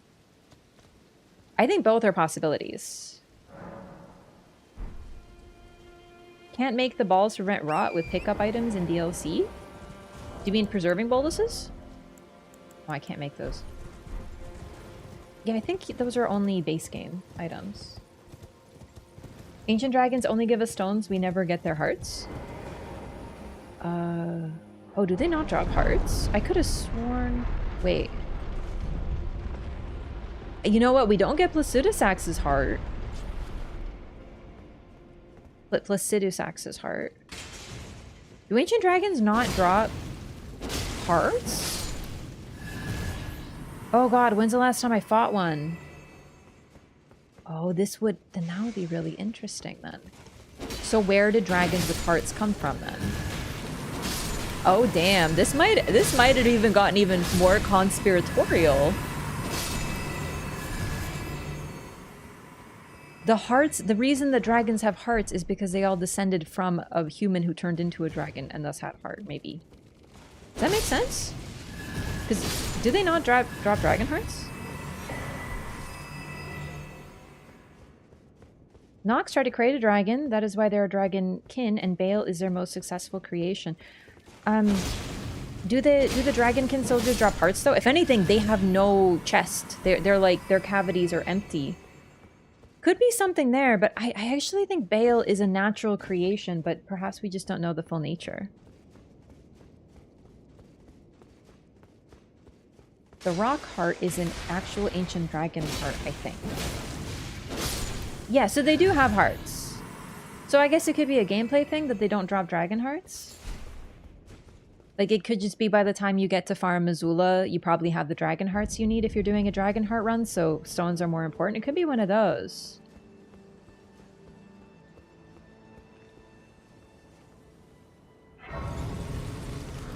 Yeah, the fact that Bale's heart is different than the others.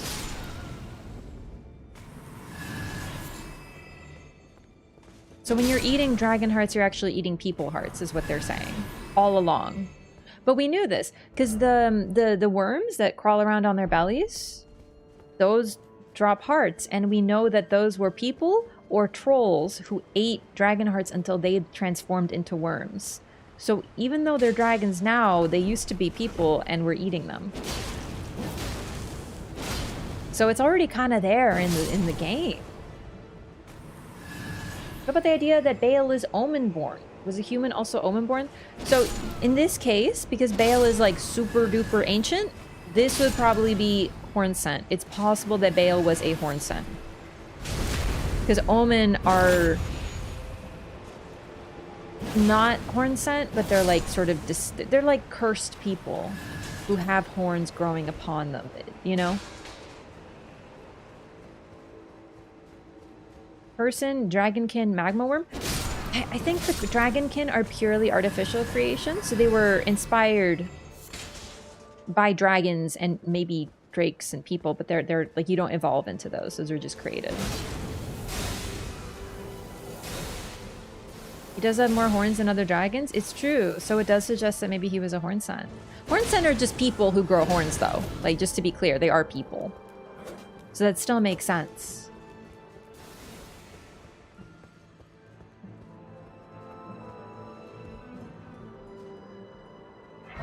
Bale's heart is the most dragony. Gotta wonder Egon too. Egon is definitely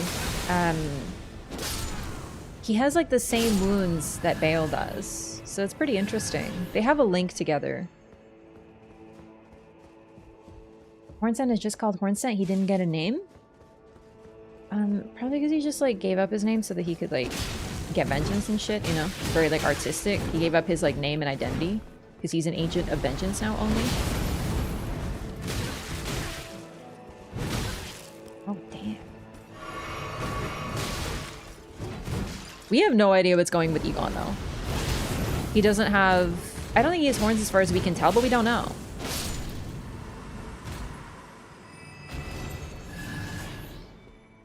I also can't tell his accent, unfortunately.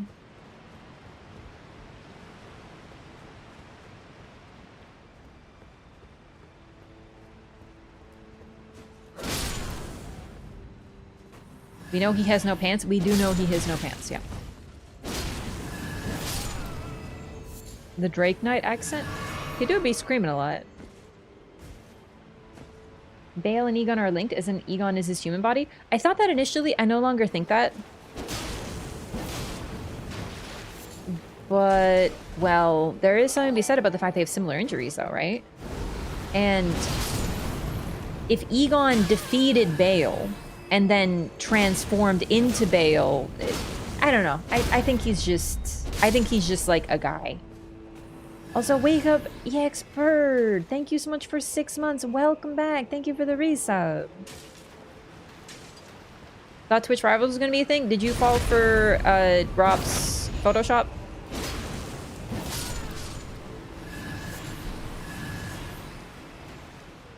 I did say on the Discord, like some people might have missed it, that I'm not in Twitch Rivals this year, but then Rob photoshopped an image. And, you know.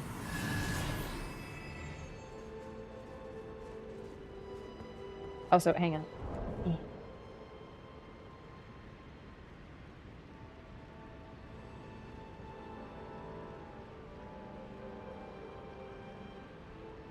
Wait, I'm confused by that resub for 4 months, described for 6 months. I'm confused by that message. Either way, thank you so much. I don't know, is that 6 or 4 months?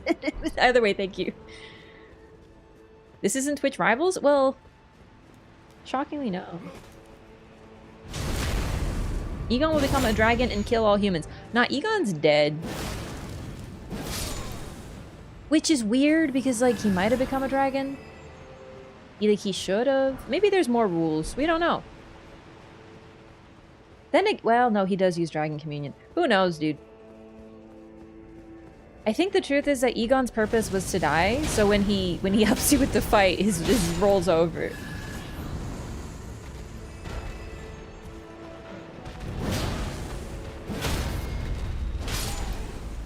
Did we kill Egon? I think it's something, personally I read it as a little bit more symbolic. That without his purpose, Egon dies. But it is interesting that, you know, Egon says, my soul is on the mountain. Oh! That was rude.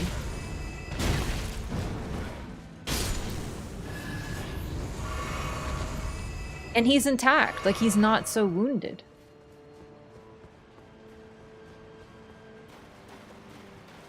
He killed himself to fight Bale with you? It could be. It could be because his soul is still there. And there's always something a little timey-wimey with stuff like that.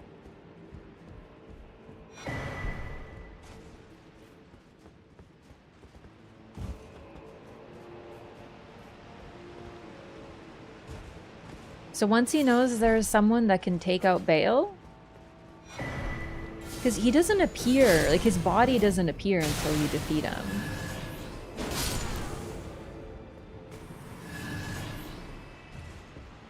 Personally, I saw it as more symbolic, though. Egon has similar injuries. It's like they've both been wounded on their quest to kill one another.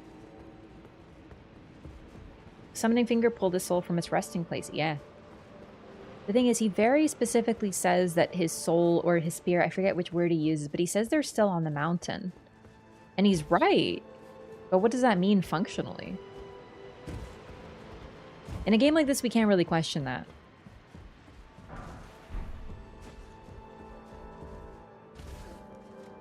Because that just makes sense, right?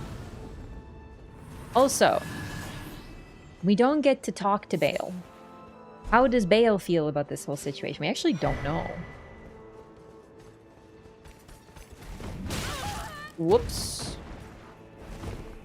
Like, could you imagine that, you know, you're talking to Egon, Egon's like, your fear is made flesh, and Bale's like, who are you?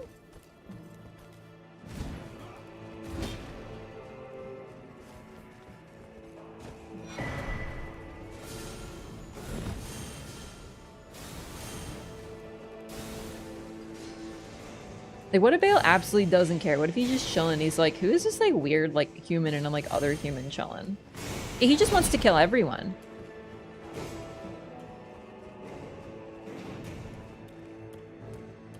Fucked up by Plasty when they competed to be Lord?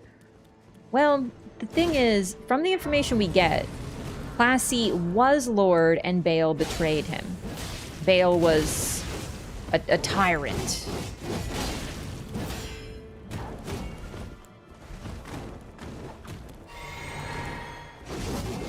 I think the truth is probably somewhere in between. Hey, hold still for a sec.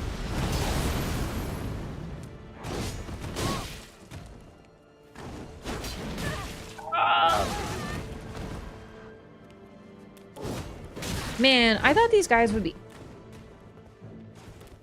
Oh my god! I thought they fell. What the heck?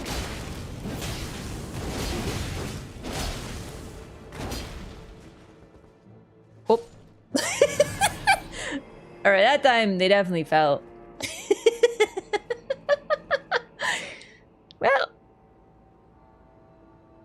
Yep. God, dummy. Got some blessings. The meme, I don't even know you. Yeah. You took, like, what if it's like Egon going, you took everything from me, and then Bale's like, I don't even know who you are. But then Egon hits him with the, but you will? Ooh.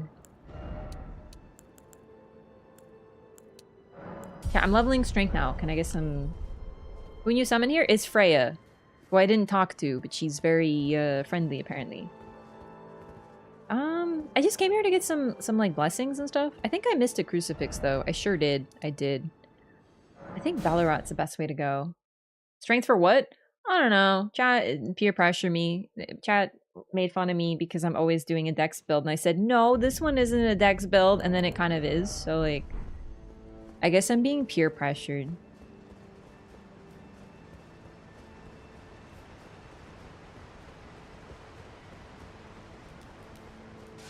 Yeah, this one's on chat. Also, I went to the wrong race. Sure, blame us? It's a streamer's privilege to blame chat for everything.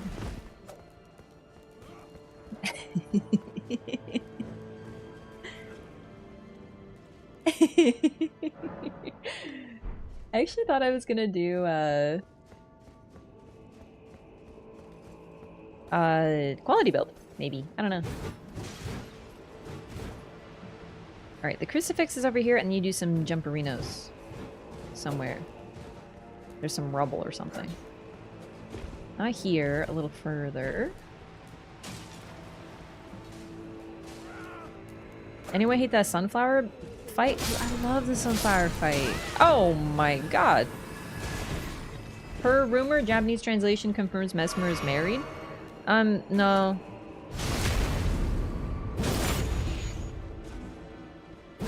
There's like some stuff about like bridesmaid or something. Like literally. Also, how does it? I don't see no ring. What do you mean rumor? You know what I mean? Nah, my man is still available. Don't you worry about it. Don't you even worry your pretty head about it. Is it over here? It is. Perfect. No, Messer's married to me, dog. Every time. Just fly. No, I'm not the bridesmaid. I'm the freaking bride. Okay, literally, how can I possibly be a homewrecker? Because if this whole Japanese translation thing is true, which is a big if because I don't read Japanese, they don't even live together. How can I wreck a home if they don't even have one? That's what I fucking thought. Take that.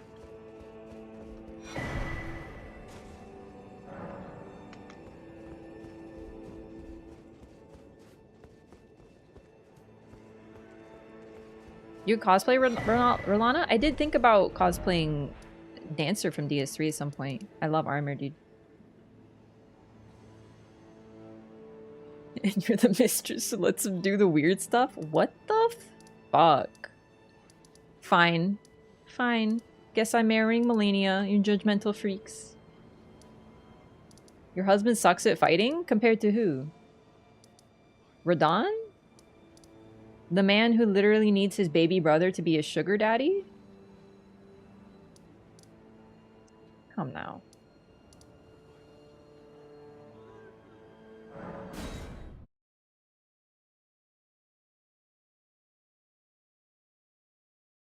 Not pulling any punches, defending my boy, Mesmer. More lore about the bears? I was really hoping there'd be more bear lore, but you know what we got? Bear communion, which I guess is better than nothing, you know? Why do you want Mikkel as a brother-in-law? Well, I don't, like, you can't choose your family. What am I gonna... Like, seriously? Melania, I'm sorry. I can't marry you because your twin brother is a jerk. Like, what? This is why no contact was invented, dude. You can't choose your family. It's not her fault. Are you seriously blaming Melania for being born at the same time as someone else? Man, chat. Judgmental.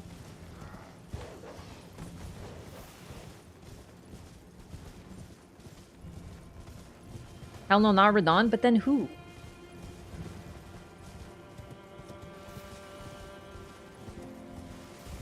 Like, seriously, Mesmer sucks at fighting compared to whomst. Like, who in the lands between is better? Also, wait, isn't this... This way. Yeah, gotta go up, up, up, up.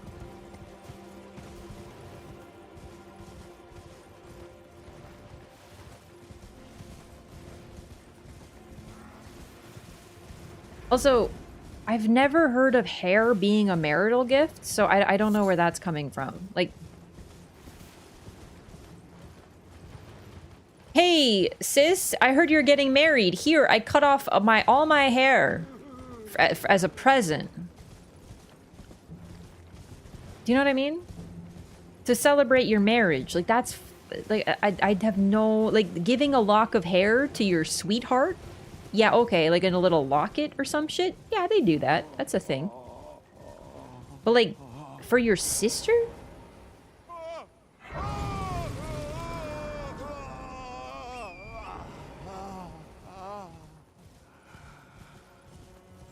Oh, wait. Pain. The pain. My arm. My leg. Yeah, you know, I know what you're talking about. You heard the rumor, but I'm just saying, like, who is saying this exactly? Because I was actually curious. Keep in mind, I might not have found anything because the sources could be in Japanese, but I was really curious, not about marriage gifts, but I was curious about the symbolism of hair because I was thinking about how both Marika and Renala gave their hair, cut off their hair and gave it to someone beloved to them, a family member. Marika gave it to, like, left it, the golden braid, at the great mother, or grandmother, or whatever. And Renala gave it seemingly as a goodbye present to Rolana. And I couldn't really find anything. The only thing I could really find generally about hair was just, you know, like, yeah, you give it to sweethearts. And then there was some stuff about in Japan cutting off your hair represents, like, women do it when they become, like, when they become, I guess it was shrine maidens, but it couldn't have been shrine maidens because they have their hair. So I don't know I don't remember what religion it was. Must have been Shintoism, depending on the era. So they, like, cut off their hair to symbolize their new life. Samurais, when they're dishonored, they'll cut off their hair. You know, so, like, there is the idea of hair cutting does have symbolism, but giving it as a gift, I couldn't find much. So I'm wondering, like, where is this coming from? Because I have never heard anything about goodbye, sister, here, have my hair as a present. Ever. In anything.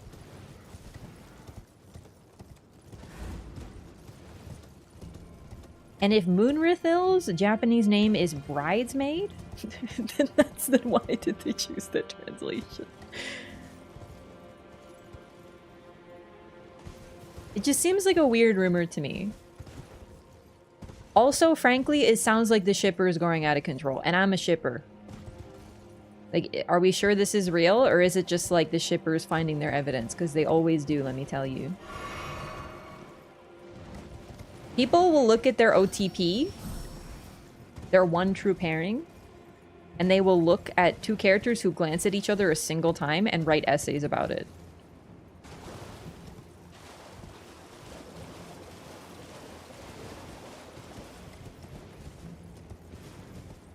Fighting Rolana's entire wedding party. Maybe that's what that. Maybe that was her bachelorette party.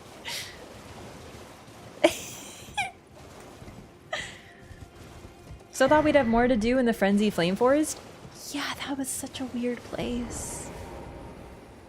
I read this from a Reddit post. Oh fuck. Yeah, wasn't Reddit where the Latin lyrics for the boss music came from too?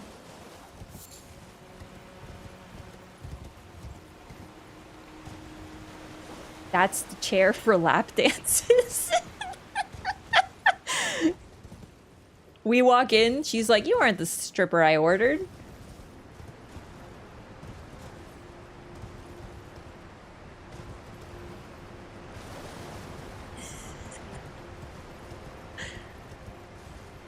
I mean, the lyrics for most of the songs are... Oh, fuck, I fell. I actually thought that was safe.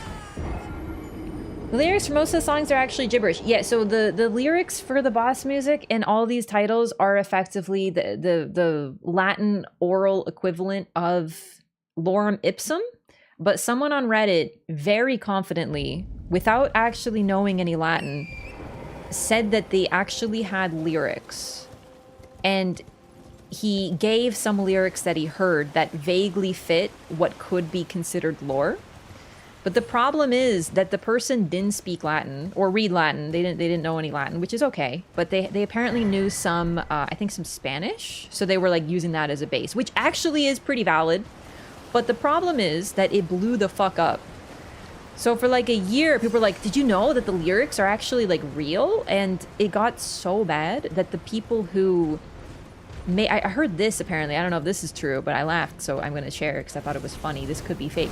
Apparently, the people who composed the music straight up had to come out and be like, "No, there's no lyrics. It's just nonsense." And it was a cool theory, but it became so widespread so quickly because it's cool, and unfortunately, it was not at all real. So I'm like deeply suspicious of I read a post on Reddit with a cool story. However, if you happen to go to my Twitter and you see a post there, that's obviously real. So you should always trust that. Like don't even need to fact check that, okay? So, you know, but Reddit... Latin lyrics, is there a real thing in Bloodborne? I actually don't know if they're a real thing in Bloodborne. But I do know that the lady bats who sing, those are real. But the lyrics in bosses, apparently not.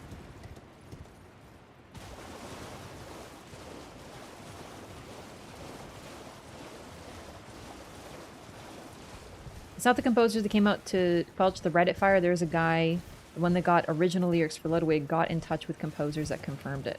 Oh, that's so sick. So there are real lyrics in Bloodborne? Oh, goodness, that's neat. They are, look it up, but I can't read Latin.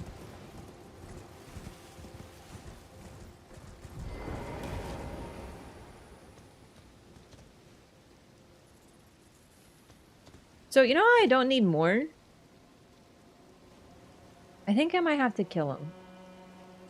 You can find translations? I know, I was being a little shit. I think I might need to kill them. I want to know what happens. I'm sorry, little guys.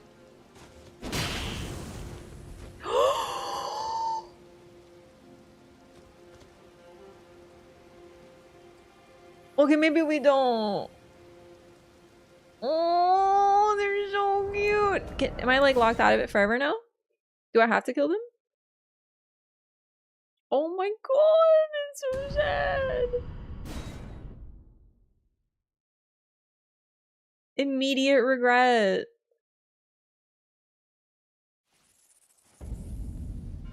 Oh, we get forgiven. Oh my god. You monster? Yeah, I feel really bad now.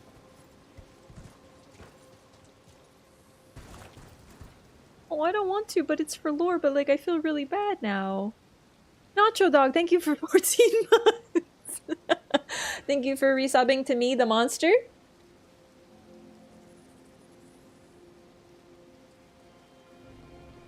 How much do I hate Radon really though? In what way? Like, is it a fight? Could have attacked Egon for lore too? Oh, you're right.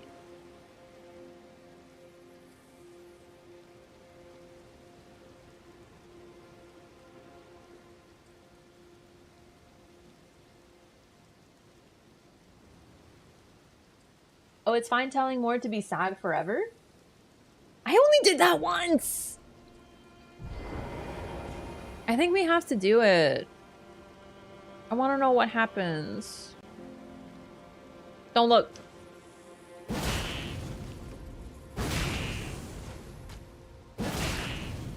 Go! Oh god, it's horrible. He's not dead yet. I'm sorry, little guy.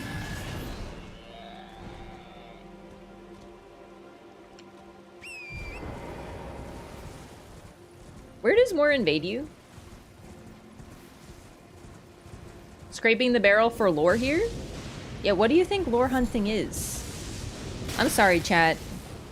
But I'm not actually sorry. Everyone's like, wow, I wonder what happens if this... You need someone to check for you. You need to find out. Nothing happens, you just do in your own boundless? No, someone said that more invaded them. It's a thing.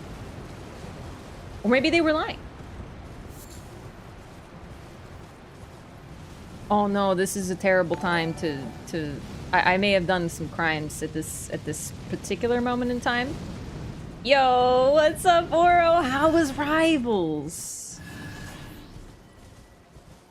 Takes more for more to invade you? Oh no, I have to do some real war crimes today. But it's okay because I'm Mesmer's GF, so... How can you be worthy of a war crime boyfriend if you're not a war crime girlfriend? If you consider that, gamers? He got second place? Nice! Wait, who beat you? Oh, was today solo like last year? By Church of the Crusade. Oh, thank you. Oh, dude, Chris freaking killed it last year too. PvE part? Oh, wait, was today the PvE part or the PvP? Sorry, I didn't pay attention to like what was going on. PvP's tomorrow. Oh, my bad. Okay. Second in PvE, gamers? Nice, congrats. Thank you so much for the raid, by the way. Welcome. I'm doing some lore, and I may have to do some real war crimes today. Is it the red dancer dress you can change to black at the Grace? Yes. Yes, yes. Otts and Scott were on Oro's team. Yeah, honestly, the only team that I fully know was Oro's because, you know, of course, Team Maxim for last year, the defending champs have been gutted. So it's just you left representing us. We love war crimes. I have to kill the foragers. Do you still love war crimes? I don't feel good about it, but I need to try it. Chat, how many of those do I need to kill? It's awful. I feel really bad about it. Yeah, they suck. What? Oh, I'm the monster. At least I feel bad about it. Like, I'm still gonna do it. There's like 7. There is 6 and more who is kind of adjacent. The cold one? Oh, okay. Oh, that's so sad. Well, I guess we could warm him up with the blast of his blade.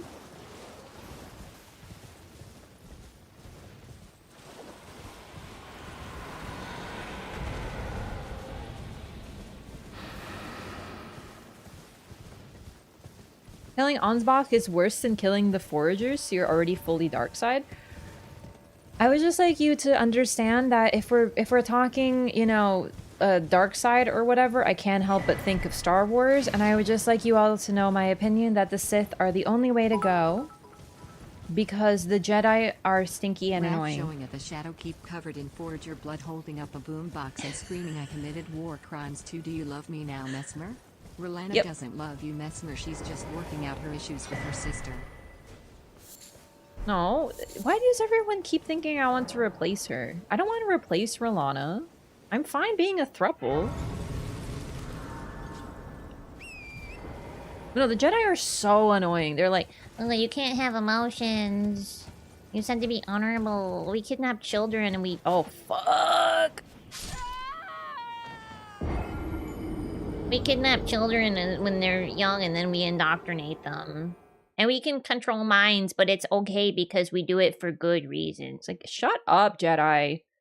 Got their heads so far up their own asses. I'm surprised they can use lightsabers. Anyway, the Sith are the only way to go. I've been thinking this forever. But after watching The Acolyte, I'm even more convinced. Yo, Blue! What's up? Welcome back! Long time no see indeed. Thank you for 13 months.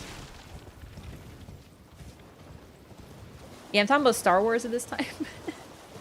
So they'll be more powerful if they use more emotions, which I'm like really good at, bro.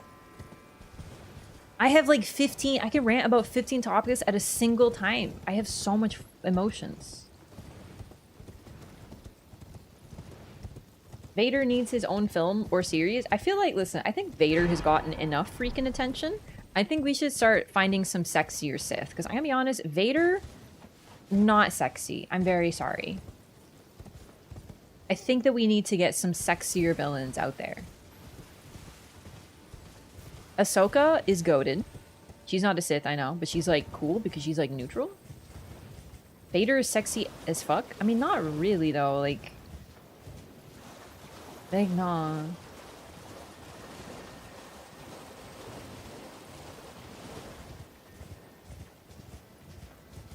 Even when he was like young, dude, he was so petulant and whiny all the time. Oh my god. Undeniable badass? Well, I mean, I guess he didn't die. He's like 6'7". You don't have to be tall to be sexy. Oh my god, you guys have such close-minded perspectives. Gamers. Palpatine? Palpatine is dumb. But it's mainly because, like, I mean, he's not sexy.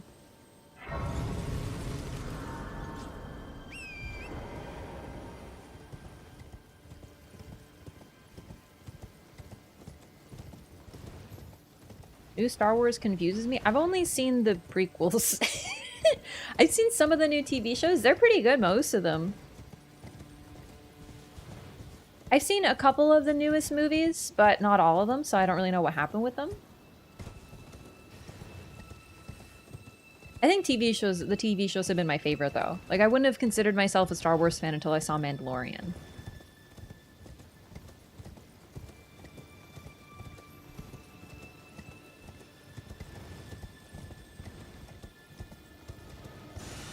The Golden Sith Age and Revan? Okay, but, like, is that on the TV? Do I have to read books for it? Because, listen, I love reading books, but I draw the line at Star Wars books, and I don't really know why. Are they good? Are they, like, well-written? Or are they, like, books? Are they, like, delivery for lore type stuff? It's from video games? Oh, even worse. I don't play video games. Wait, why am I here? Fuck, I didn't mean to come here.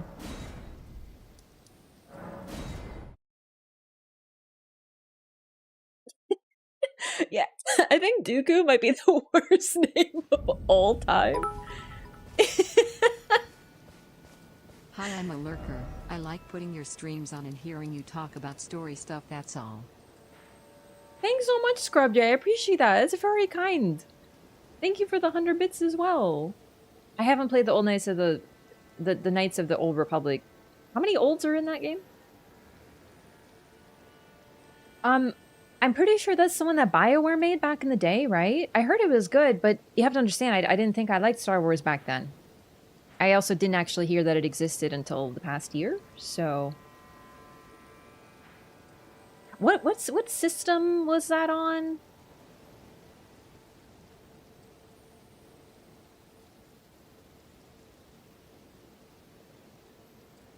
Clone Wars animated series original. Is that the one with Ahsoka? Because no. Xbox. Okay, was it Xbox? Darth Bane isn't Raph's type. Hey, I have a flexible type. I like the bad guy from the Acolyte. My god, that man's cheekbones are... They could cut glass. And not to mention his fight style is so brutal. I really like that guy. Oh my god. Wait, did I not get the grace here? Ugh. Where the heck have I been?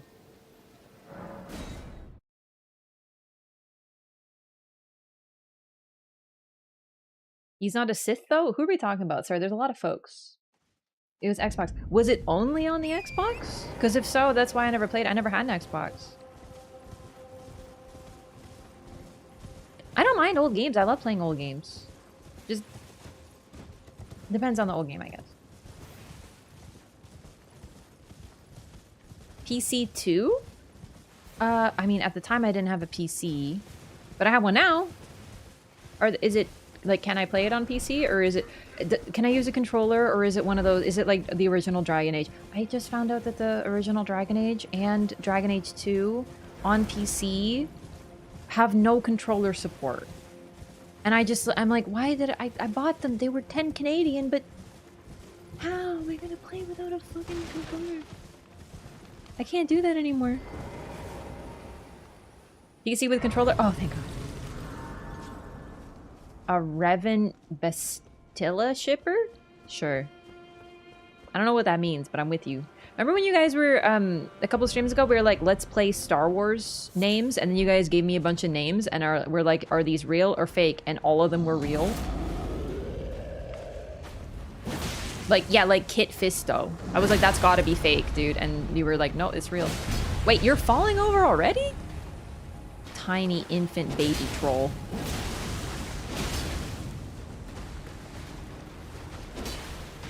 Darth Moog? Darth Moog?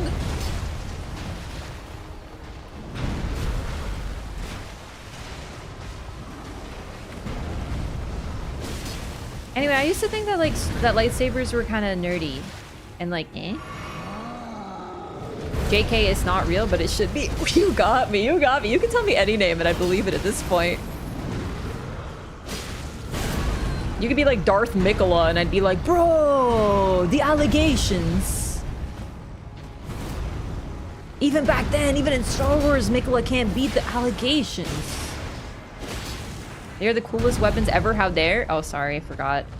They're so cool. No, I didn't finish. I used to think they were like kind of dinky because I was like, who the heck would use like a light sword? That's just so stupid. And then I saw that scene where Ahsoka is like being cool as shit in The Mandalorian, and I was like, okay, no, I changed my mind. And then I saw the Acolyte, and that guy was doing all that stuff, and I was like, bro! So I've changed my mind. They're not nerdy. They were like really cool, actually.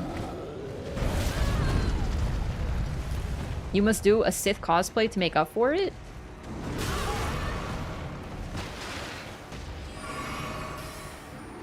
My name is Darth Wrath. Oh no. I can't. Give me your ankles. You keep hitting me. I just need your ankles. Don't. I'm gonna do it. I'm gonna just fucking license blade you into another year. Okay, you know what? I deserve it. It's fine. This baby giant seems to be winning, but it's because he keeps running away from me and he's really tall. So I remember how I said that you don't have to be that tall. I'm afraid that I have to tell you truthfully, sometimes being tall has some benefits. Like if you're 20 feet tall, you can just step on all your foes. Salsitis, salt thirst in Latin. Salsitis sounds like a skin condition. I'm gonna go ahead and say no. I don't care how salty or how thirsty I am. I'm not taking that name. I would be Darth Era, which is wrath in Latin. Because my name is Wrath, so it'd be funny. And also, I am something of a gremlin sometimes. I think it might be appropriate. So you do speak Latin? I know, like, 3 words. I'm basically fluent. I'm about to make a Reddit post about the Elden Ring Latin translation.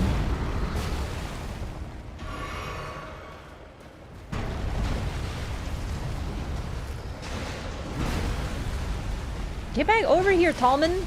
Jesus, you see what I mean? This is what it's like. If you're tall, you can do shit like this to other people. Like, I'm just like little... I'm like a little 5'11" gamer over here, and this person's 6 foot, you know what I mean? What are you gonna do about it?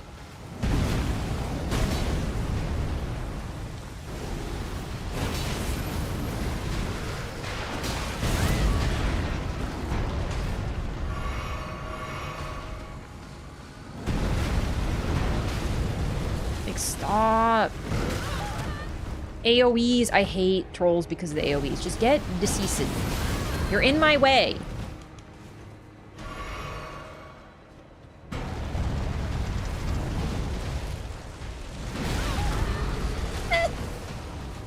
Realistic comparison? It's true.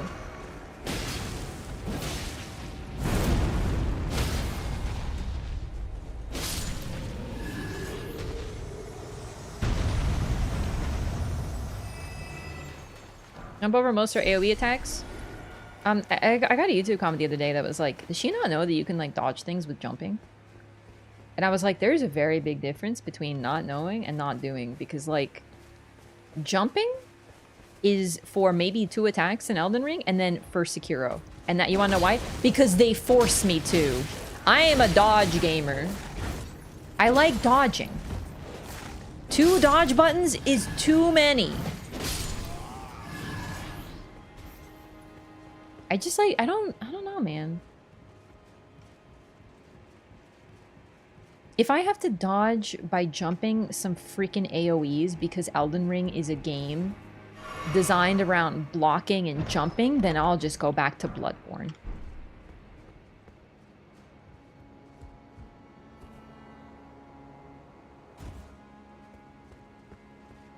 I do dodge some attacks by jumping. Godfrey and Crucible Knight. I kind of had the muscle memory for that, but other than that, not really. Also, it's really weirdly inconsistent because some things, they kind of come out of the ground. So sometimes they come high enough out of the ground that jumping gets you hit anyway. So I feel like half the time when I've tried dodging via jumping, it just gets me punished, so I don't bother anymore.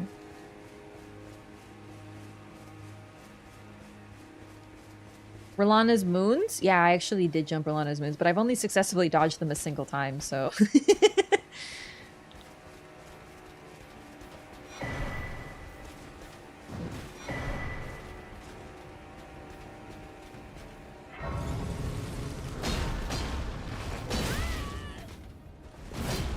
I don't mind platforming, to be clear.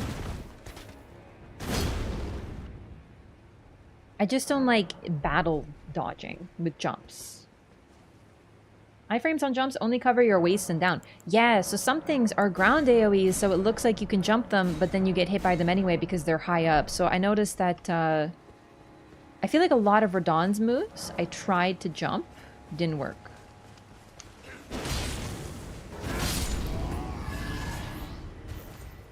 Actually, now I think about it, I don't really need to do this. Let's, we might want to do the castle. We might want to fight Rolana, but for now I think we can just skip.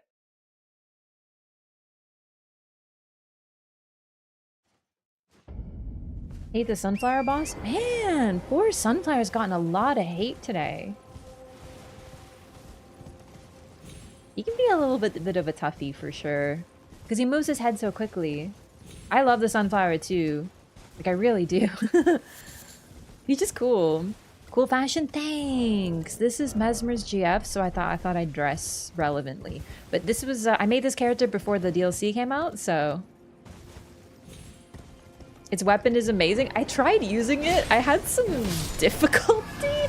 I'm not a natural strength gamer, but maybe we'll try. Maybe this is the run. I am using the Blasphemous Blade, so maybe we can go to the Sunflower, take it out, and then use it as our weapon for the DLC. 25 stream streak. Karovek, thank you so much. Oh, balls. That might be too high. Oh my god.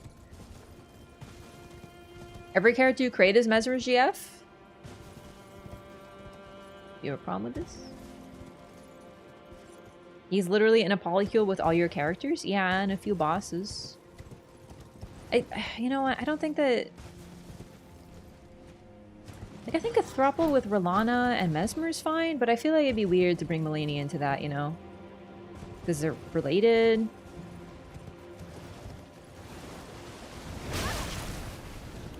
You know, so I think maybe, like, I'll just have, like, my own thing with Malenia, you know what I mean?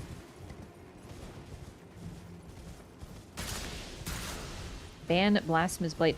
Yeah, I feel like people are really turning on this weapon now. It's funny because I always heard, oh, dude, it's so good, you should use it. So I tried. This is like the first, this is literally the first time I've ever used it.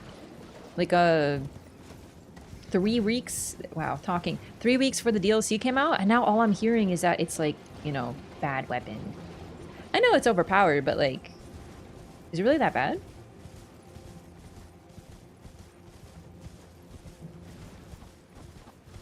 It does brick things. I feel like Bloodhound Fang is worse, no?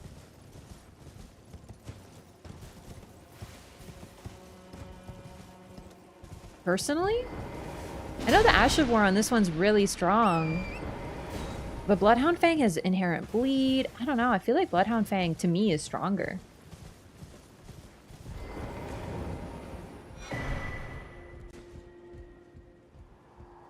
Also, the Bloodhound Fang is so easy to get at the start of a new run, so there's a reason it's so common.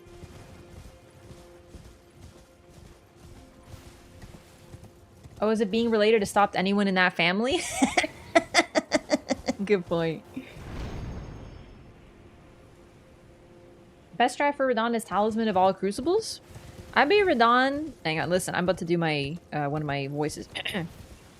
I beat Radahn the old-fashioned way by dodging and by hitting the R1 button. And then eventually he died. Back in my day, we didn't have any of these newfangled strats. It was just the dodge, but we did jumping. Jumping! We didn't have that.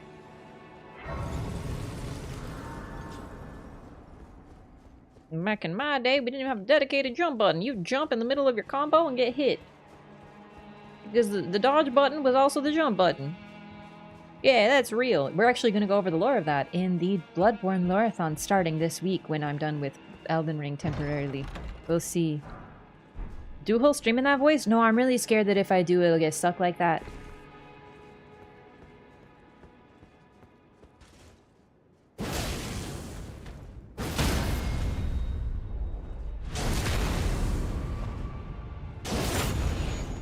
Why is your old granny from the south? You are Canadian? So? Yeah, I'm from the south of Canada. Sometimes in Bloodborne you would randomly emote. Ah, yes, the PlayStation 4 directional controls that they were so proud of. That they implemented that would just make you sit down in the middle of battle. And you want to know the best thing about Bloodborne? You couldn't cancel an animation. Why am I here? I don't need to be here.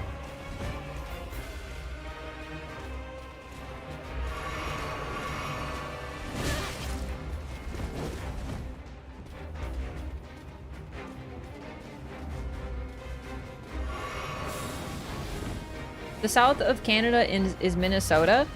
So we don't actually say soda in Canada, we say pop. So if Minnesota would like to be included, I'm afraid they might have to change their name to Minipop. So I'm just putting that out there.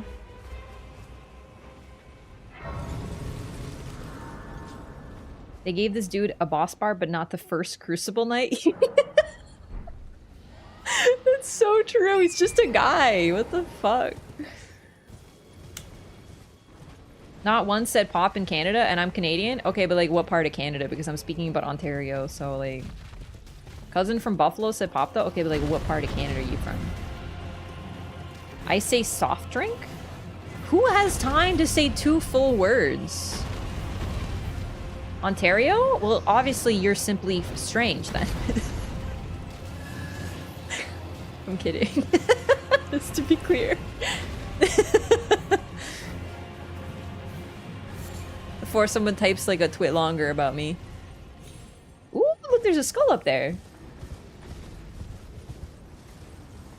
I was about to say, you call it what? Never had that type of soda.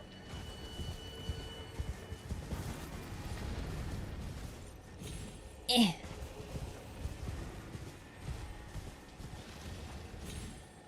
Bro, why would they put a skull up there? If I can't get, like, I want to get up there now.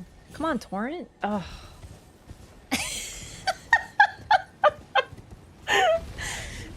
Oh, man.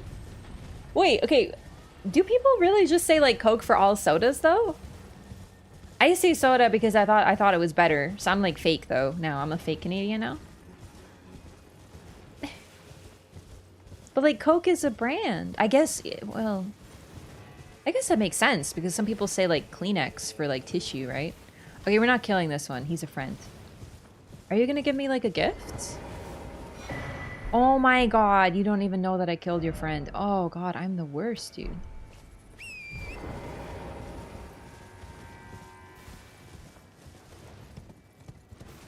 RC Cola? What the heck is a RC Cola?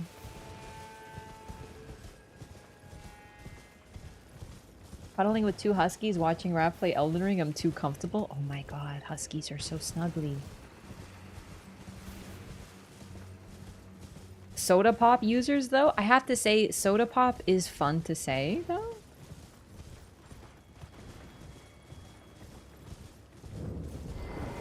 RC Cola is a Dr. Pepper product. I have never heard of this. Have we had that in Canada ever? My fellow Canadians, do we have RC Cola? I have never heard of this in my entire life. I'm getting cultured right now. Yeah, we had that? What the fuck? I never really drank soda growing up though, so. Yeah, my fellow Canadians, have we had this? We're consulting, we're having a Canuck consultation at this time. Hang on. Oi, bud.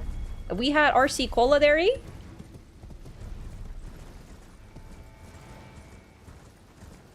Super Center's Cola. Yeah, we just like never had that. We don't really... My family wasn't big on soda.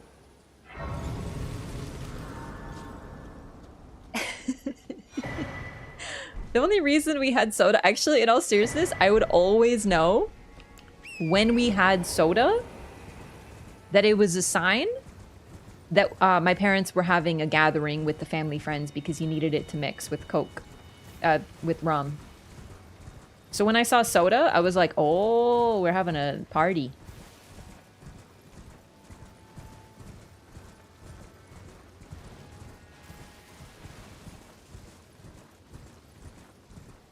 When I visit, it's all trash drinks. You better get that real Coke, not that RC Cola though, right?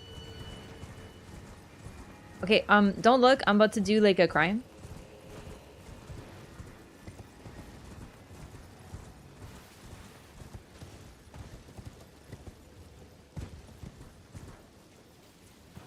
Wait, where is it? Oh. He's really cold, actually. So we're gonna warm him up.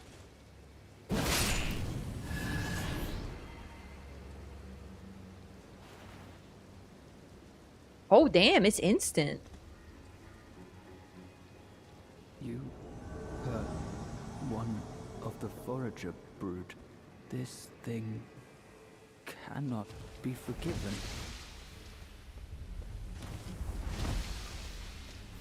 More baby! Oh, I really want to know what happened, but that's so sad. Listen, I'm just putting it out there. If you could invade this whole time, why didn't you go get him a warming stone?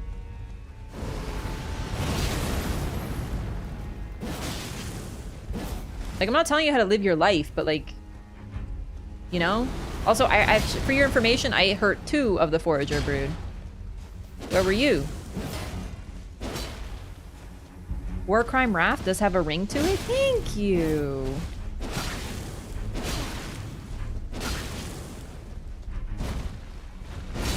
Oh, that's bigger than I thought.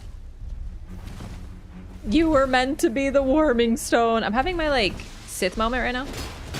Holy shit. Oh my god.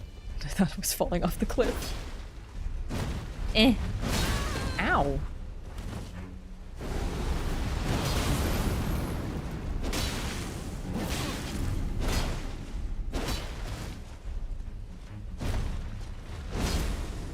Remember those guys in Dark Souls 2 who just have shields? Orma and Reeve.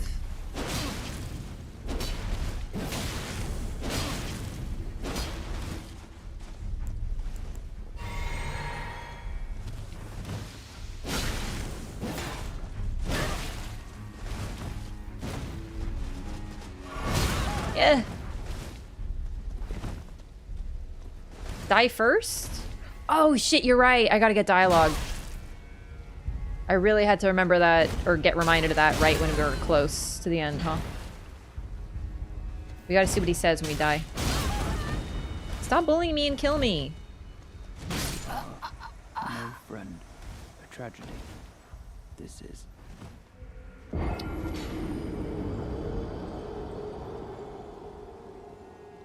feel really bad about this.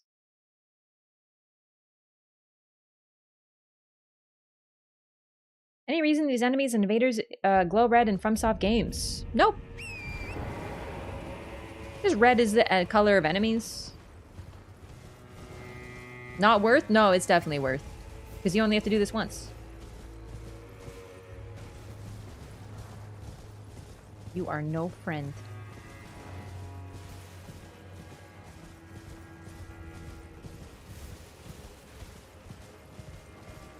Bad Radman, all it is to it, that's true.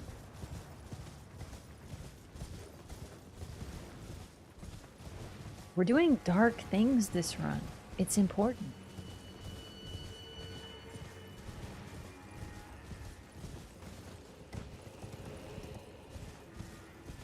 Oh, he's here. He's not even an invader. That's so weird. That's really interesting, actually. That means I can use Torrent? But it wouldn't let me use Torrent before. Is this a bug? Oh, fuck. I don't have preserving boluses. That's okay. If I die, I die. Wow.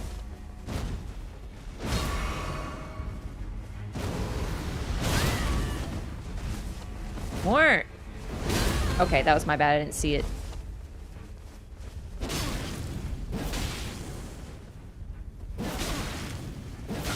You know what? I should use a Bloodhound Fang because a Bleed Proc would be really helpful on this tanky individual.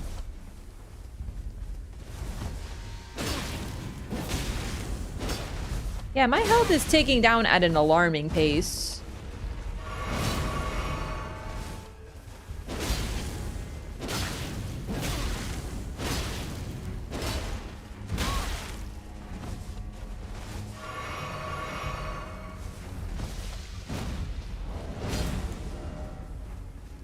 Fuck, where is it?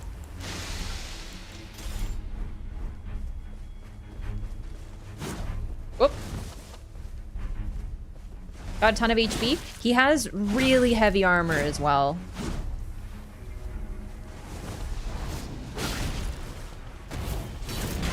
Nice.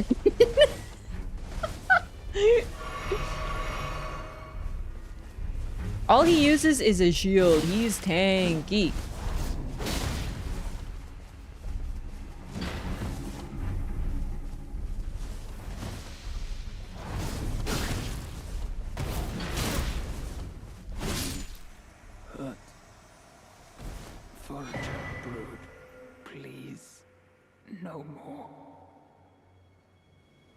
He literally is dead. Oh my god. Like, I knew it would happen, but oh my god.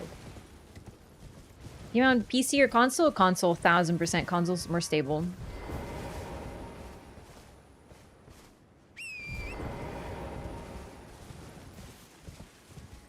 What do you mean good riddance? He was a good boy. Those stripped of the grace of gold shall all meet death in the embrace of Messmer's flame. What are you gesturing for? Who are you looking at?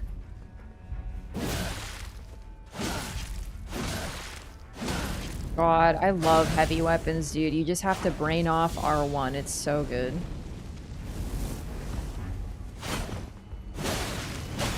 See, just like that.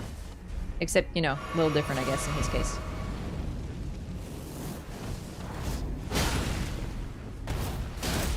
No, healing today, Queeline. Graceless heathen, thou shalt not evade the flame of Mesmer. Silly boy thinks I want to.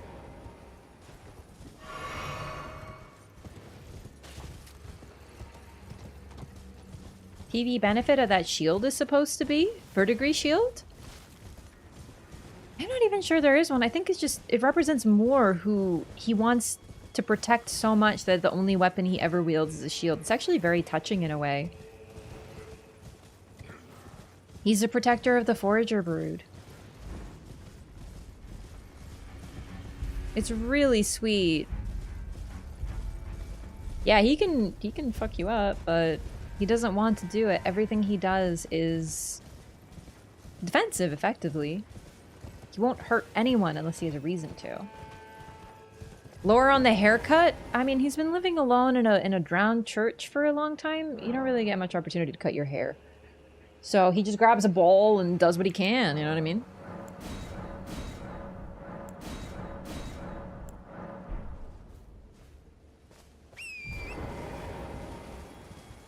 Like, mechanically, when would you use it for PvE content? You're asking...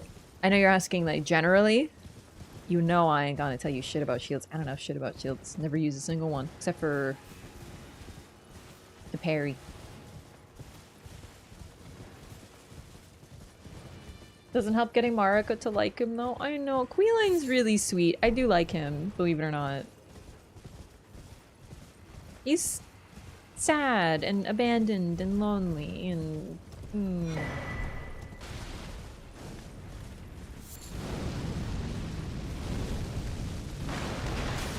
Are we ready to break the charm? Like, really? I think we are. We haven't talked to anybody.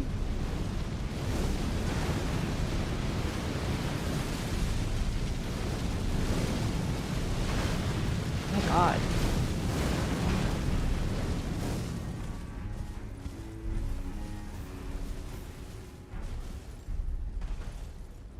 Will ever be a knight like that by not using shields? This is like wanna be a knight. Hey, what you doing?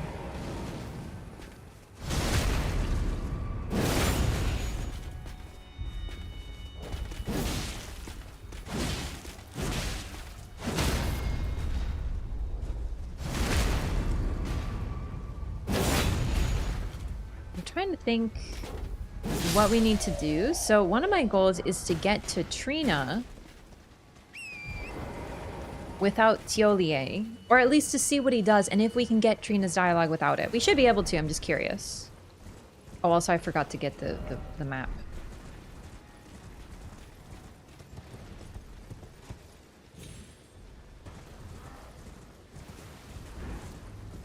Blessing under description just said she suddenly one day stopped sending them.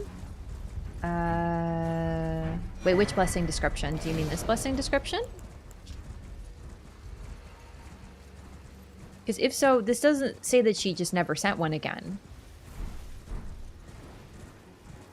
You could read it that way. That is one potential reading. I personally do think that she didn't mean to abandon the people that she abandoned. Whether here or Malakath. I think she was just trapped and could not. She became a caged divinity and she couldn't come back anymore. But I don't think that's like necessarily fully confirmed. It's more strongly implied by the storyline. Couldn't hear Trina without the tincture. What tincture?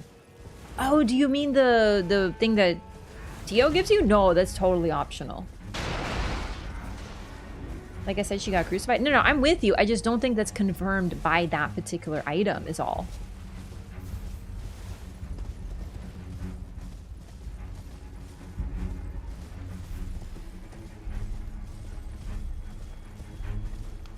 I think it just sort of puts to rest the unloved child idea that we had with Mesmer. Like, I didn't buy that, but I think that sort of confirms it.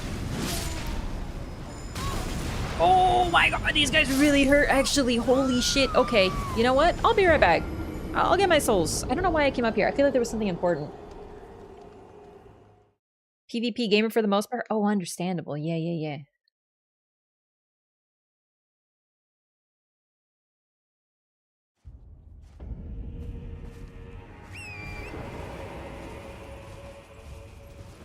Which he cast aside, except that for some reason they re-merged. I think that was kind of always the plan. If anything, the fact that Mikola abandons Trina so intensely by throwing her into a pit so they can never recombine suggests that he learned one thing from Radigan, and that is to not let your other self ever come back. So Mikola, while he was following Marika's footsteps, also resented her. Maybe not resented. He thought he could do better than her. And it was this hubris that led to some of the decisions that he made. When he separated himself from Trina, he just yeeted her into a pit so that they could never recombine. Versus Radigan was still a part of the Golden Order. Perfume ash in scarab. Yeah, I don't think I need that. Run it back on Bloodborne soon? Yeah, that'll be soon. I'm hoping this week. I actually was going to be done with Elden Ring after just doing a couple more things. But then I remembered there was some really cool stuff I wanted to try. Like, or basically not going to talk to anyone until later to see what happens. I don't think we'll ever talk to Letta. We are going to miss a little bit of dialogue, but I just want to know what quests and how they progress. So we're going to break the curse right now. I think he's the only kid she actually liked. I think she loved all of her children. I think that she just had a close relationship to Mesmer and perhaps even Melina. Although that's a little bit more ambiguous because they actually talk about her. Unlike her other children who might not have been able to have much of a relationship with her for various reasons that may not even have been under her control.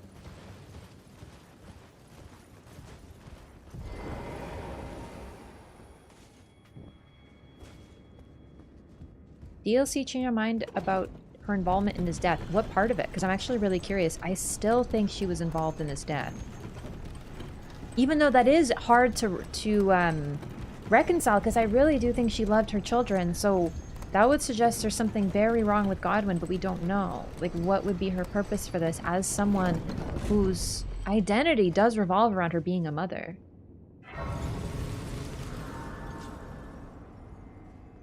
Sally the part that was loyal to the greater will. More than that, though. Radagon is not loyal in a vacuum. He is loyal in a vacuum, but he truly believes in the Golden Order. He believes in control and the repression of information. He wants a Golden Order that is narrow and clearly defined. And things that don't fit in with the Golden Order, including the past, get cut out and separated and shunned and hidden away. Which is why, for example, Misbegotten and things linked to the Crucible were further disdained the further way we go along in history. It likely was his influence. Because the Golden Order, for example, I think they are fanatics, the Hunters of Those Who Live in Death, but they're still considered Golden Order fundamentalists. They despise those who live in death and they want to kill them, but we find out from Roger they did nothing wrong. They committed no crime. There was nothing about them that was like inherently evil or sinful. They basically caught a disease, for lack of a better term, to like simplify it, reduce it to one sentence. They caught a disease and thus are despised. And the Golden Order's decision is to just eliminate them with prejudice. And D, who is still a Golden Order fundamentalist, states that he kills someone. It's his first appearance. He says, you killed someone, or he kills someone, sorry. And he says, you are not those who live in death, but you might have become one, so you're welcome for killing you. The man is unwell, but this is what the Golden Order has become. And this was apparently something that Radagon was okay with. We don't know that he personally was like, yeah, that's cool, but that's still under his umbrella. So you gotta wonder what exactly the Golden Order was about at that point in time. And the fact that he's okay with it and remains loyal to it suggests there's more to his personality than just loyalty to the Golden Order. He believes in control.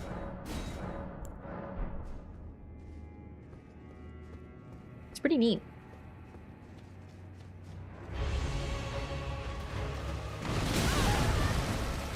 By Ronnie wanting revenge for her mother? I don't understand. Though my only issue is with that, how would Ronnie and the Newman know how to handle Malekith? I guess it's still possible they would. And then, what was Marika's betrayal to Malekith?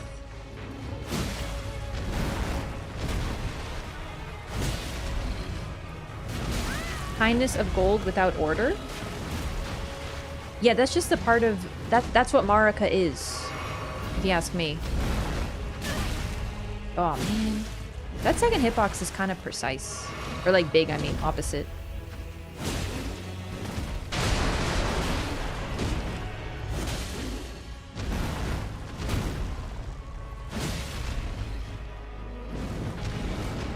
Is it time to go porcupine mode? Oh, damn. Okay, I'll take that.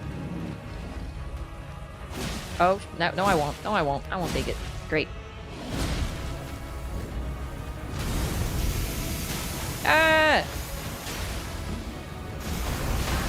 Oh, that's that one now. Okay. Uh-oh, I'm dead. Yep. Hey, thanks, Cletus.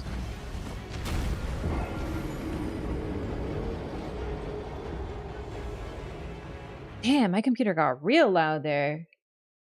Maybe I need a new computer. Maybe that's what's going on. Oh no.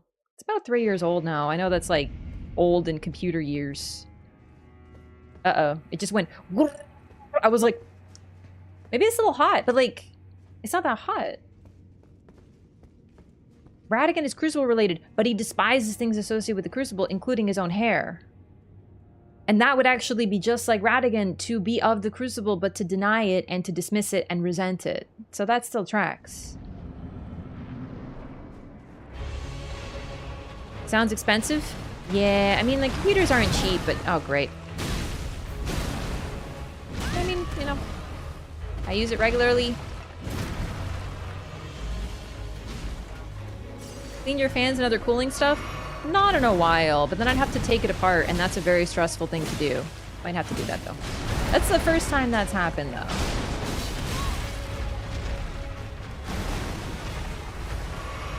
It's happening again.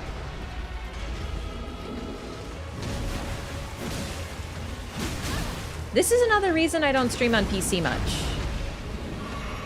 When I play on console, it splits the weight of the weight, I guess, of the game and the stream, and divides it a little better.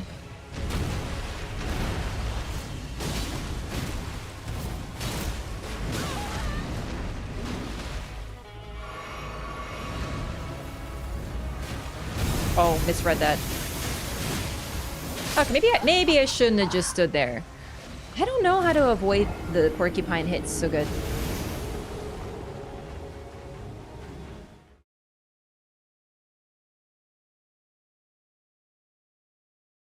Side panel comes off on and off easily. Yeah, but like anything to do with my computer scares the shit out of me. Maybe I should. It's been a while.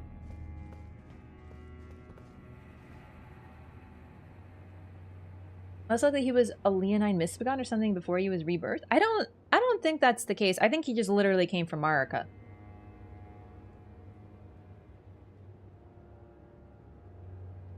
Zully confirmed in cut content that Millicent was Melania's other half. No. Okay. Millicent is something a little different. Millicent is her daughter, but also a part of her. It's pretty much something they actually covered in Dark Souls 2. The idea of daughters being a fraction of the whole that they came from is already there. So in Dark Souls 2, we get a character from Dark Souls 1 who, after being defeated, was divided into several different parts, 4 different parts, all representing a facet of humanity. Okay, can I just get you to chill out for 1 second and leave me the fuck alone? Okay, I guess that counts. There we go. Alright, my fault. So I don't think that Millicent is her other half. It's just a part of her after she bloomed. They are her daughters, but also Millicent describes herself as Melania's will. The will that allowed her to resist the Scarlet Rot, her pride, something she had to give up in order to defeat Radahn because it was Miquella's orders. So she had to kind of give up a part of herself, and Millicent wants to give it back to her. So I would say they're kind of something in between. But I don't think it's the same thing as Trina, necessarily. Because why are there 5 daughters? Oh, damn it. Bad roll. One of the 5 integral parts of her, according to Chinese alchemy. Oh, that's interesting. I don't know about Chinese alchemy. Wait, what's Chinese alchemy?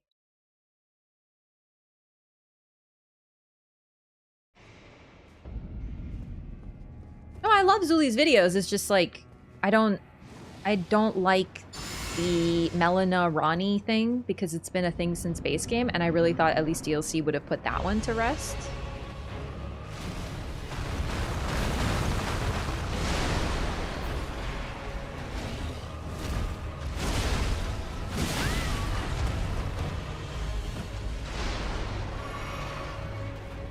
Because in a way, Marika is Ronnie's mother, because Radigan is Marika.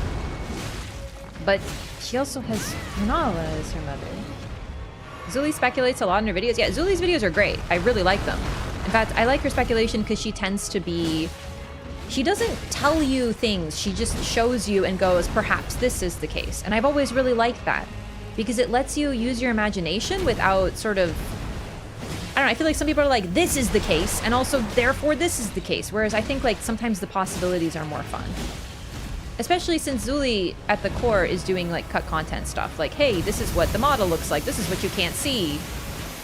This is what Godwin looks like behind the thing. You just can't see it, sort of thing. You know? It's cool.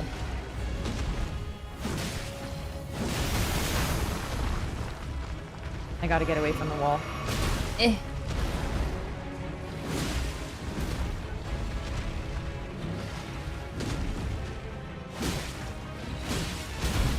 I just think the other half thing is like really...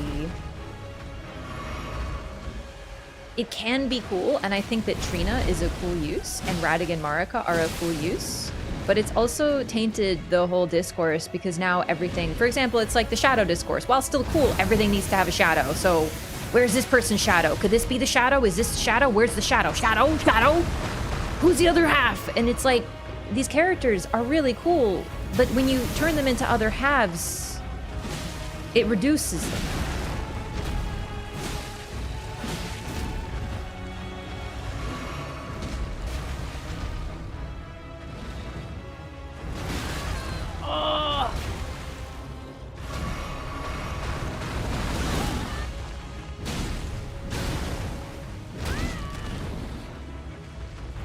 Unfortunate. Some really bad dodges. Oh, fuck. Really? I thought you were done. Aldrich would never. Aldrich's arrows made sense. Apparently you don't need to kill the hippo. Apparently there's a way around. I guess I could do that. But it's worth it for another little blessing. I'm still a little low on blessing, so it would be good.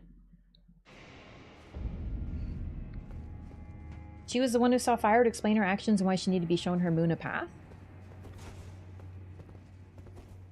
But like, okay, here's the thing. Radigan is Melina's...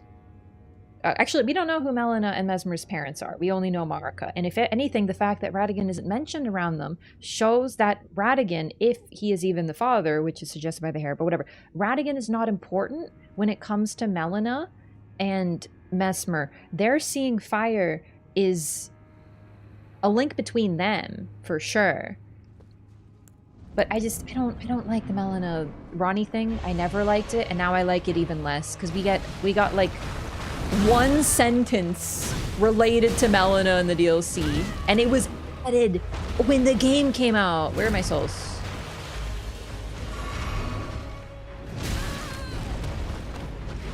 Cam is buggy? Yeah, it's because I'm streaming on PC now. This is why I don't like streaming. Well, we don't have to worry about them anymore. My computer can't handle it. This actually, we want to know what it is in all seriousness? It's Elden Ring. I don't know what it is about Elden Ring. When I play any other game on PC, it's not an issue. I think this game is so poorly optimized, it's putting too heavy a load on my PC. It didn't happen with any other game but Elden Ring. And only since DLC. It was fine before DLC came out.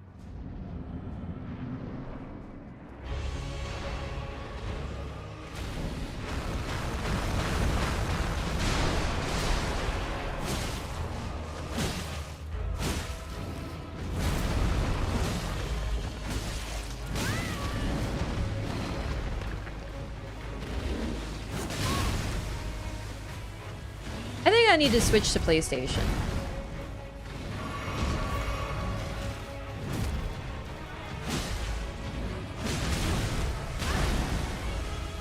Because this sound is freaking me out. I've never heard this PC go so loud. This is why Seamless is better. Yeah, but I don't want to fuck with a mod.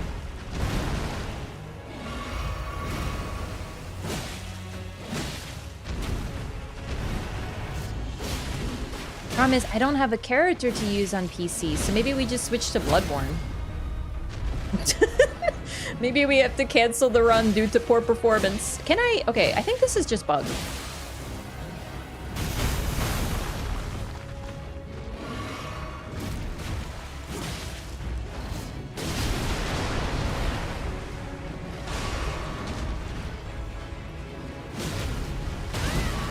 can't see. Wait, that was your grab? But you were right next to me. What kind of... I got scammed, dude. Oh, fuck, I'm dead. Holy shit. Flawless dodging.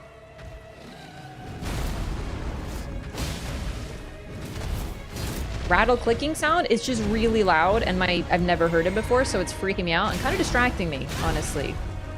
So we might just start the Bloodborne Lorathon right now. Also, like, this... Like, I don't love the hippo on a good day because it's just, like, shoved into the wall. This is what you see when you're fighting the hippo. Like, most of the time it feels like. I don't hate the hippo, but I don't love the hippo. And all I hear is my computer going... And I'm like... Ugh.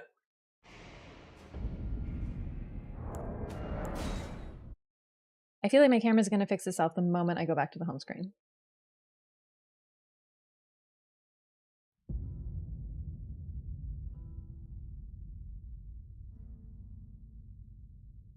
I'll have to have an other half is because it follows the alchemical rebus aversion. No, I know. But to be a rebus, you need both male and female parts. So Ronnie and Melina don't fit as other halves.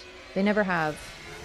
So that doesn't even make sense even within the rebus cycle. And the idea is, I agree that Ronnie did have to accomplish certain things in order to become a god. But the thing is that she seems to have taken a different path. So she had to give up her body. That appears to have been an important thing that these people do. But the other half is never questioned. Whether she separated herself from other half already, maybe we never meet them. But yeah. Okay. Let's go to PlayStation. What are we gonna do on PlayStation? Unfortunately, I have no character slots, but at least we'll be able to perform the video game better, and it won't be so weird.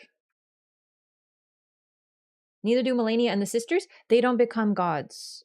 Melania becomes close to becoming the rot goddess, but she never has an Elden Lord. She never has anyone give her a ring. She doesn't, as far as we can tell, give up her body, but you could argue she is a vessel for the rot, so it's kind of adjacent. But she doesn't become a god possessing the Elden Ring or anything adjacent to. I've been playing Persona, so that's why that's first. I love Persona.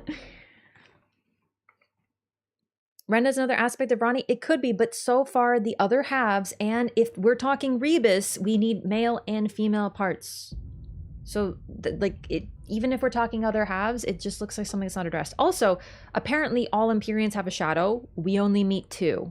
Is it just because they don't exist, or did we just not encounter them? Both are possibilities. It's just, I think that even within the own argument of Ronnie needs another half, Melina doesn't fit. So I think if they need another half, it just can't be that character. And then there's D. Yeah, there's D. Good point. Lena also actively fights against the rot rather than accepting it. She only uses it when she's desperate. Rena is just an extremely unimaginative pseudonym that Ronnie made. Rena's rise and the fact that the Snow Witch was someone that wasn't Ronnie that she modeled her doll on suggests that Rena actually existed. I think that she looks like Rena, so she called herself Rena. It is different, in my opinion, than Morgott and Margit. Morgott and Margit is just a shit name, but I think Rena actually existed. And now that we know there was a Renala and a Rolana, I think a Rena kind of fits with that whole terrible, terrible naming scheme. Turns out there's a fourth sister, Rella. Okay, so this character is done the DLC. This character just finished the DLC. The others are level 70. Have you finished the DLC? Who are you? What have you done? Oh, we might have a character, actually. Ah, I'm on Radon. Moog. But that means I'm not in the DLC, right?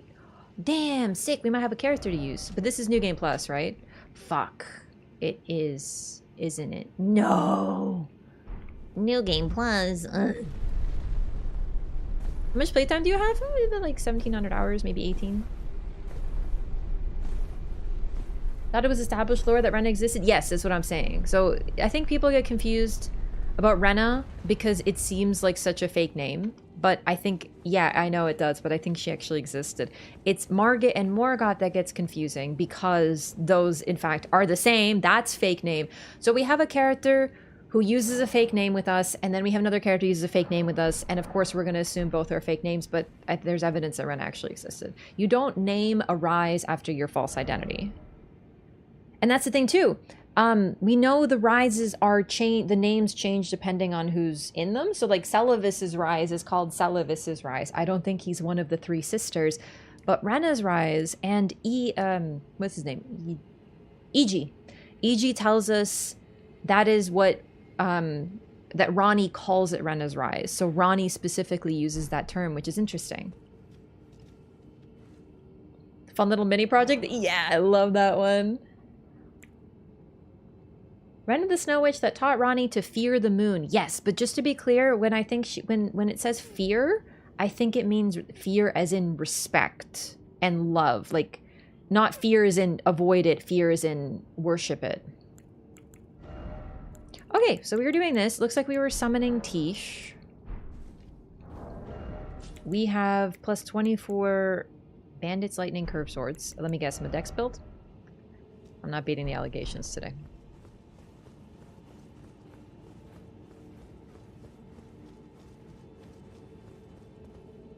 From the disowned sister? That's the thing too. Was Rolana disowned, or did she... I think she was pretty much disowned, yeah. But then again, she still used the Karian name and the Karian symbol. Did Renala and Rolana leave on bad terms? I guess is my question, my thought.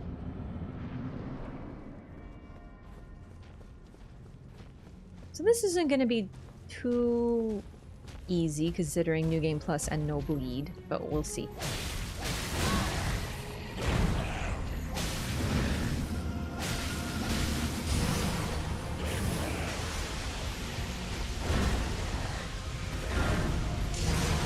Oh, I thought it was the jab.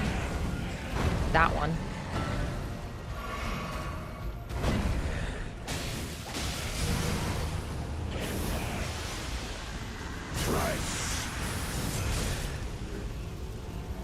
Disclaim all titles claims, but Rolana still uses the symbol of the moon and the Karian name.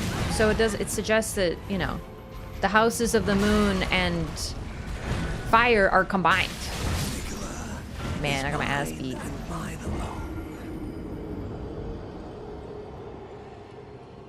Some flags with Mesmer symbols and some with Karian symbols. It's one flag with both symbols. They're together. It's literally like it looks like an alliance. I know, like I know what you're saying. I know why you're saying it, but I think she may have been an exception here. Because she is not a Knight of Mesmer. She is his sword. She keeps her outfit, her fit, her own castle, her own name. Like, you do not become disowned and then get to keep the Karian moon symbol. Then again, maybe it's because she had her own symbol and that couldn't be taken from her. I don't know the rules.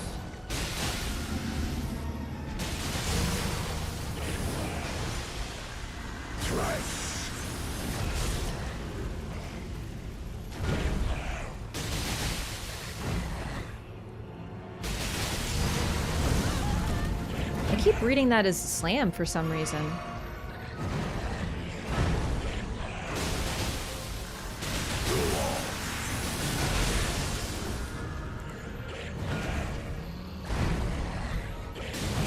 Oh, that was a little too greedy.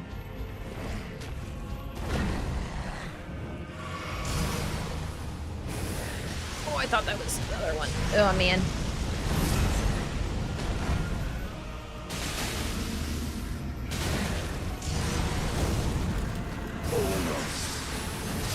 Whoa, no!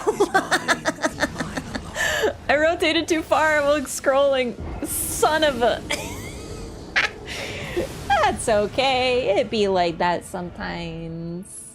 Supposedly to renounce her claim on the rulership of Karya? Yeah, but she was the younger sister. So I don't think she ever would have had a claim. I think that's the thing. She is the second daughter. That's like a second son. You have a second... I mean, it's a matrilineal in this case. You have a second daughter as backup. But actually, no. Let's even take it a step back. Renala was the first Karian queen. She founded the royal family. So these people weren't royals until she was enough of a badass to make them royals. So yeah, like there isn't even a Karian line yet. It's just Renala and her daughters. So if Renala, like, there's no real mention of her anymore. You have second kids for backup, but the thing is, like I said, this is not a royal family. She became royal, so there are no second kids for backup. She's just the younger sister. Even more Moog? Yeah, I know. I had to switch to PlayStation because the game is freaking loud as shit. I don't want to do the Lorathon yet.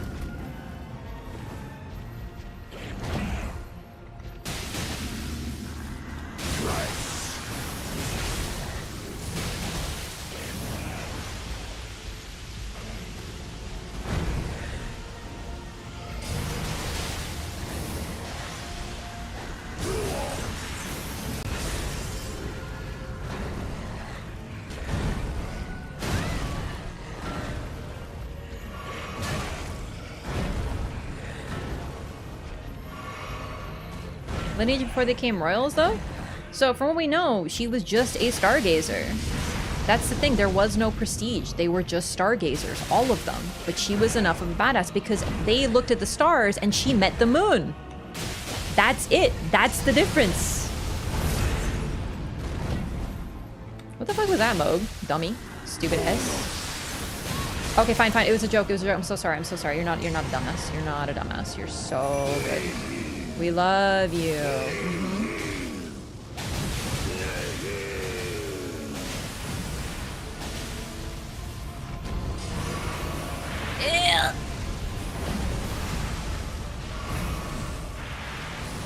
No, I know what you're saying. I'm just saying that we have to remember that this isn't a case of a royal line that they have uncles and aunties and they have to keep everyone in order. Like, we're literally talking about a person who was so fucking badass that she became a queen on her own and had a sister. Maybe another sister. We don't know. But there's probably 3 sisters. But that's literally it. Oh, fuck. So it's a little different than otherwise. Because they didn't come from a line. They weren't raised to be royal. They made themselves so. It's kind of actually like Vendrick from Dark Souls 2. Oh, shit. Oh, there's still goo over here? I'm so sorry. So Vendrick became a king because he conquered a land, and it's really that easy.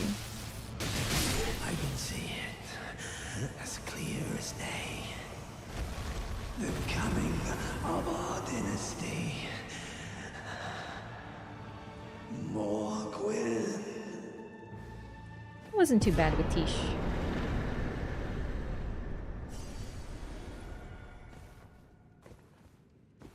He really was scamming people with fake prawns? What? No.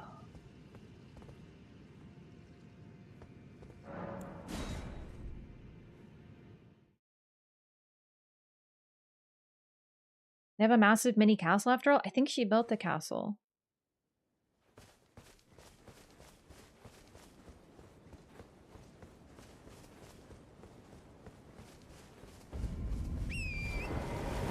Seriously though, Renala's story is sort of like Radigan's without the nepotism.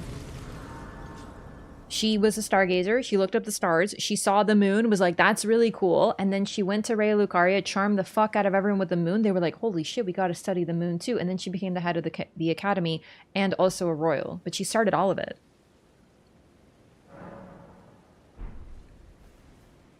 Some of the items that called her a princess prior to becoming a queen? Renala? So the thing about it is it says that she was I don't know, I don't remember that. I'm telling you that it's really just, as far as we know, Renana was the first and the last Karian queen. It's also very funny that Ronnie calls her the last of all Karian queens. She also was the first from what we know, because of the Stargazer talisman. That's really the only lore we have of Renala before she became the queen. Laura describes them a few times as speaking with the moon. The moon is some sort of entity, but there also appear to be multiple of them. We know about the twin moons now, which might be something linked because there tends to be two moons. But there's the dark moon, the black moon, and the full moon. And now the twin moons.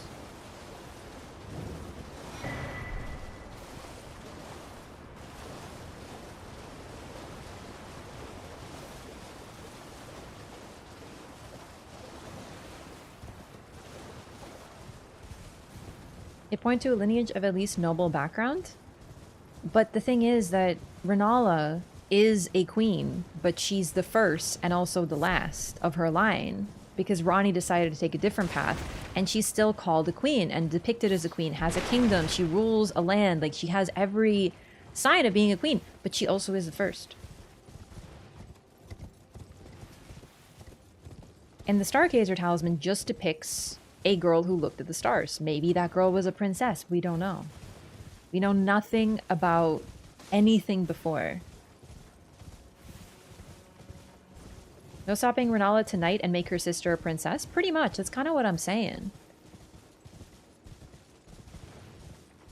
It's possible they had some sort of royal line, but we have no evidence of that either. That's why Celavis's rise is renamed? Yeah, people are thinking that that used to be R'Lana's. The thing is, too, that would actually fit, because then it would be... Well... Actually, not really. Unless Ranni lives in Renala's rise. So then it would be R'Lana, the youngest sister, and then in the middle is the... Well, then you gotta wonder who is Renna, because some people think she was the other queen. Or, sorry, the other sister? But, I don't know, man. Like the eldest sister, but then why isn't she queen? Also, how is she a crone? I thought that she might be the mother of Renala and R'Lana who lived in the woods.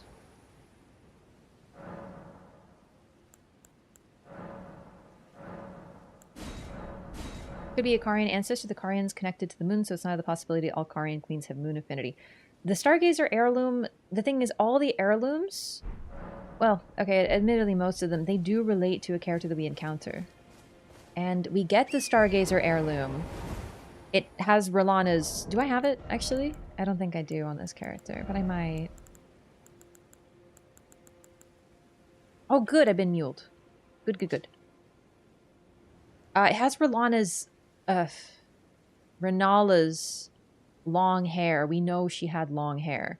Other than that, there isn't really a depiction, but it's just a robed figure.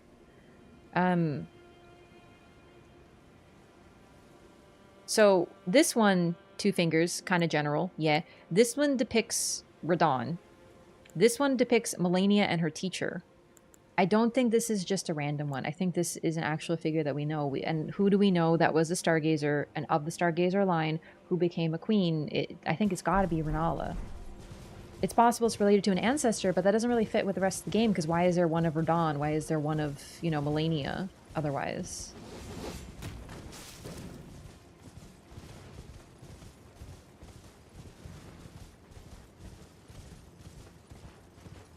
To me, the talismans were always little sneak peeks of characters that we've met. It's possible she's a previous queen, but all stuff to do with the moon is directly linked to Renala. Like, every bit of lore we get about it is Renala, so I think it's gotta be.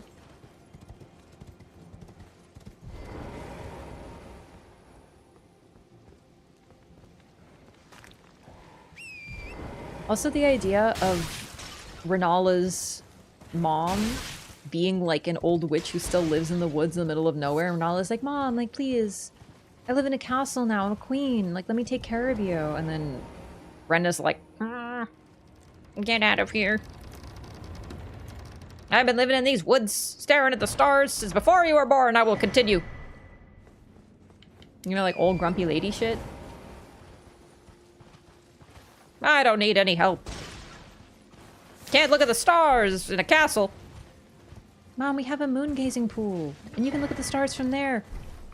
No, that's not how we grew up. Back in my day. Yeah, basically the stubborn old lady. And it's actually like really like I love this headcanon so much. I don't think anything can convince me otherwise.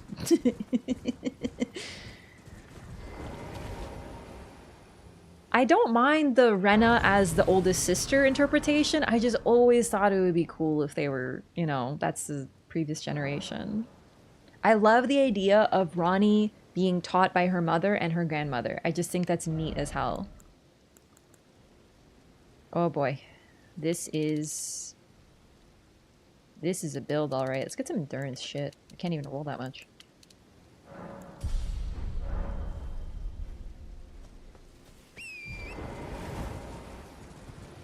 Part of the peace treaty was her marrying Mesmer? Could be.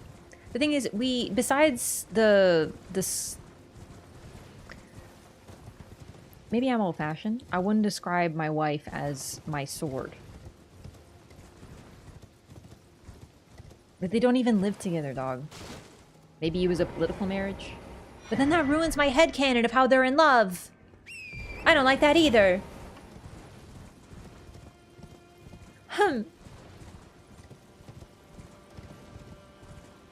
I don't want them to be married, though. You know, like, no offense. It's just... You know...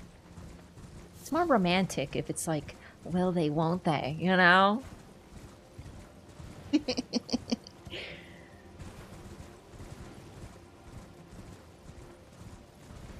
Goes to work to force Mesmer to peace marry her? No, but in all seriousness, both sisters seem to have a penchant for red-headed war criminals.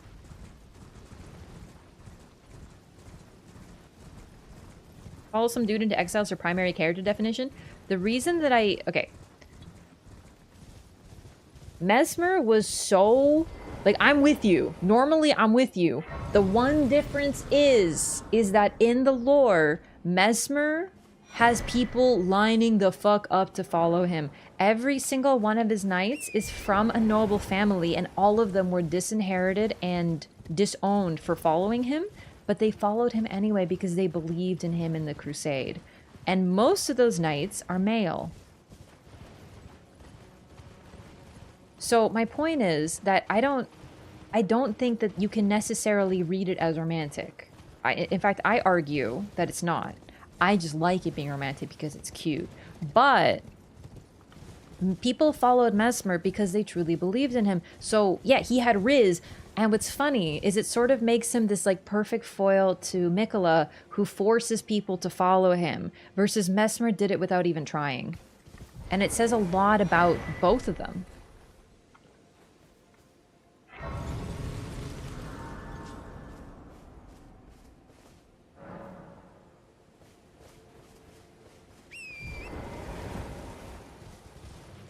Yeah, so that's the thing. I don't necessarily think it needs to be romantic because Mesmer was just that charismatic that people wanted to follow him. Joining Mesmer out of fear, joining the winning side? Like, it could be. But these are royal families of the Erd Tree. And one thing that Marika never did is attack her own people. Ever. They were safe. So... if they were nobles families of the Horn set who joined, sure, you could argue that, but that's not what happened. These are people who went to the Land of Shadow to join him because they believed in him. So that's why I can't, well, trust me, I am a big proponent of hating when female characters are reduced to romance, but I don't think R'hllana is that character. I think there's more to it. They develop Mesmer better. Like, if they made Mesmer like... what's his name? Simon or whatever from, Liza P? With, like, Luxasia? Then that's when I'd say it. Because they just made some dingus-ass idiot character. And the only female character is like, yeah, I love him, so I follow him. But that's not what they're doing here. They actually developed the fact that people want to follow him because they believe in him.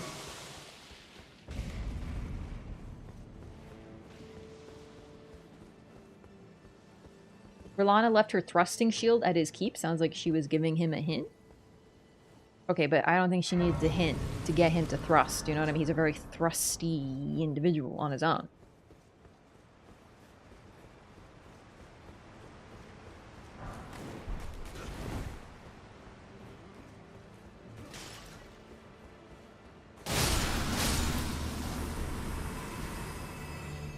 Yeah, they joined the crusade because they believed in it.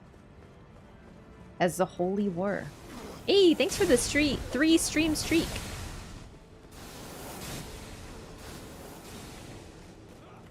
Trying to stop all aspects of competition by asserting kindness via control. Yeah, and also after doing some necessary warfare for sure as well.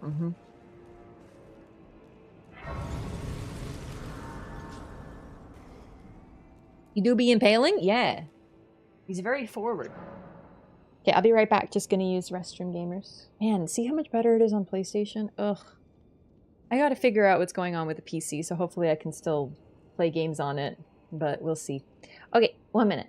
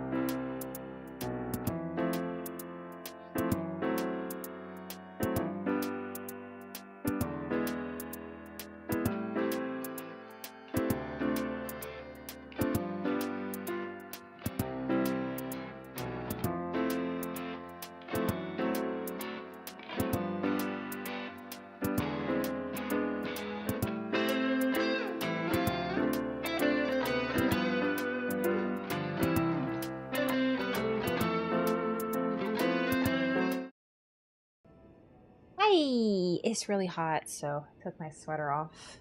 I think I was cold today. It's probably my PC.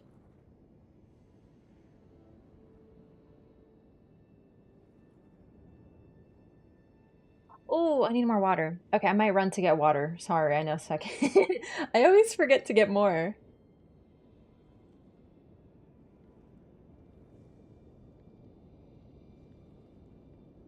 What happens if the Tarnish went through the Divine Gate? Let me fight Elden Beast again. He's in there.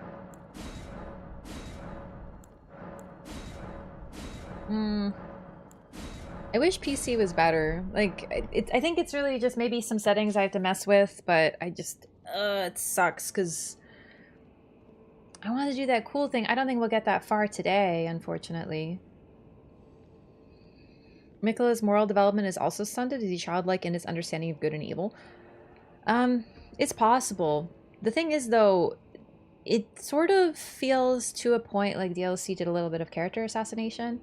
I'm not saying I ever thought Miquella was like pure good or anything, but they kind of make him sort of stupid in the DLC, you know?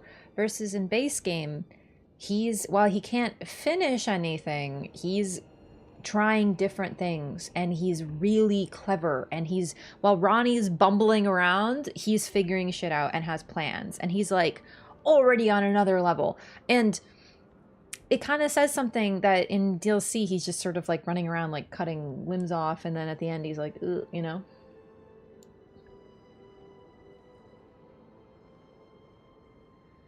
Best lore vids are by lesser known channels? Yeah, I mean, I think every lore has a purpose. So for example, yeah, like sometimes you need someone to just outline the very basic stuff. You need someone to tell you who this character is and what they represent, and then we go deeper. You never start with like a deep analysis of this character and how it symbolizes this, because that's too much. You got to start with basic and you go deeper and deeper and deeper. And online there's someone for everything. For every minor theory you've ever had, there's someone doing a deep dive on every single flower and what color they are, what they represent, and what type of flower. You know, there's everything. Someone who looks at statues and every single piece of iconography. Someone who goes into psychology and alchemical stuff. There's room for everything when it comes to lore. It's all one big collaborative effort. Miquella might have the most grand ambitions besides Marika.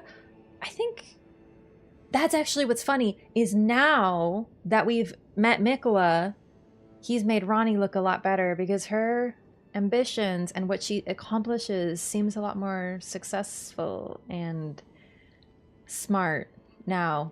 So Miquella made Ronnie look bad in base game, and the opposite happened in DLC. Also, hey Destrina, what's up? Grade school prodigy, burnout, and high school syndrome? Dead serious. I was talking about that. I was actually, before the DLC came out, I was like, I hope Miquella is just like a gifted kid who got burnt out in high school and just started, you know, smoking a lot of pot. Ronnie's ambition looks cute compared to Miquella, but Ronnie succeeds. She has an ending. We put down Miquella because what he wants is so vile that it's dangerous. So that's kind of the thing. Like, I'm with you, but Ronnie's is actually something that could be good in future. Versus Miquella's is quite possibly the most terrifying conclusion we could have gotten, but it's an ending that we never received because we put him down. Marika looks so much better because the DLC. I'm so glad that Miquella's been a little bit, not redeemed, but her backstory, with just a handful of lines, they managed to give her so much depth. I'm glad that at least we can put to rest the Marika's evil discourse, because that was the most exhausting thing to deal with for 2 years. Mika's plan seems like stagnation? Yeah. Working with Marika. Ronnie seemed to be working with Marika. Miquella seemed to be fighting against Marika. Yeah, I agree. And, well, Ronnie, I think, learned from Marika. Miquella didn't, but I don't think it was necessarily his choice. Like, I think that maybe he was kept away from her. In fact, the fact that he seems to know so little about her, he knows certain things. He knows about the unseen war, but how much does he actually know about her? Does he know about the shaman village? Does he know about the jars? Because he doesn't go there. There's no crucifix there. So you have to wonder, how much of the truth does he know? And of the truth, how much of it was told to him by Radigan? So while he's very clever, I worry he doesn't have the full picture because he's so intent on completely reversing what Marika did very consciously, but I don't think he knows the full picture and thus is always going to fail. Always thought Marika was complex as hell. I agree. I think a lot of people struggle with a complex character because most people want things to be black and white. We want a villain, we want a good guy. We don't really like the complicated stuff, unfortunately. I love complicated. Not everyone does, so I get it. Okay, sorry. I'm gonna be right back. I just want more water because I finished it, and I'll return.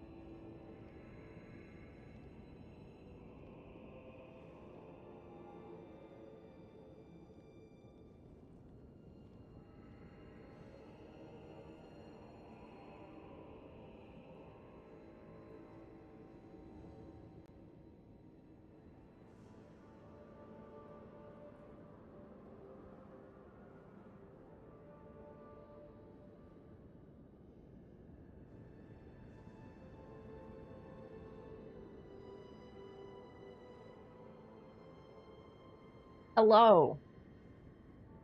Sorry, I just remembered I wanted to check something. Mikola wants to remove free will? Yeah. It's a lot like, Gold Mask, but worse.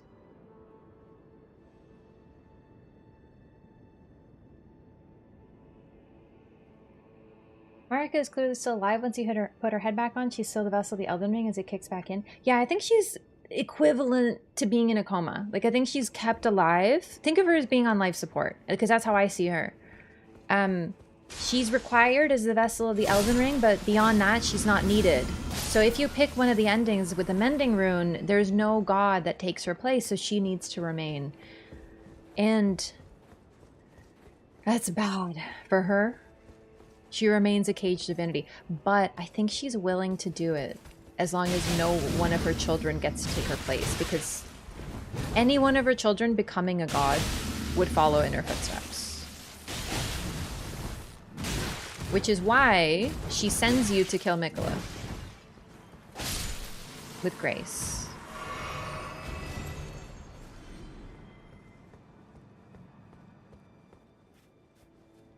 Definitely inspired by Griffith to a point, but honestly, I don't want to reduce Mikola to Griffith because I think he has a little bit more complexity than that. Not that Griffith isn't complex, but you know what I mean. There's more to him than just like the design maybe, but even then he doesn't go full evil. He doesn't go full, you know. Try Enchanted Arms? Don't try Enchanted Arms. It's not good. That's why Rob keeps recommending it. Those stripped of the grace of gold shall all meet death.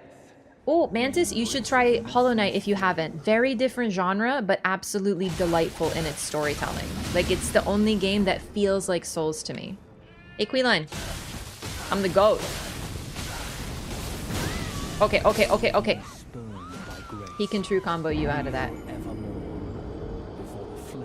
Hollow Knight 2? Okay, I figured you'd played it, but I just wanted to give the option. Yeah, I got freaking poked.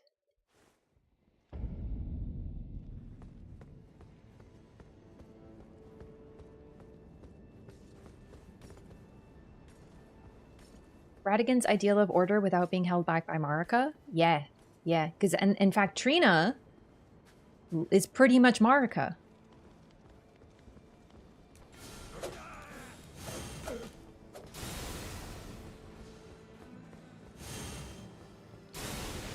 I think I need to kill the caster. Mama Those rep. stripped of the grace Oh of no. gold shall all meet death in the embrace of Messmer's flame. Can I be daddy instead? I don't know if I'm particularly maternal, but I've always really loved like the fatherhood end of the bargain. Do you know what I mean? Because you just get to like chill and like occasionally like fuck up and break shit. You know, I just feel like it's like easier. I feel like it's like a little less pressure, you know?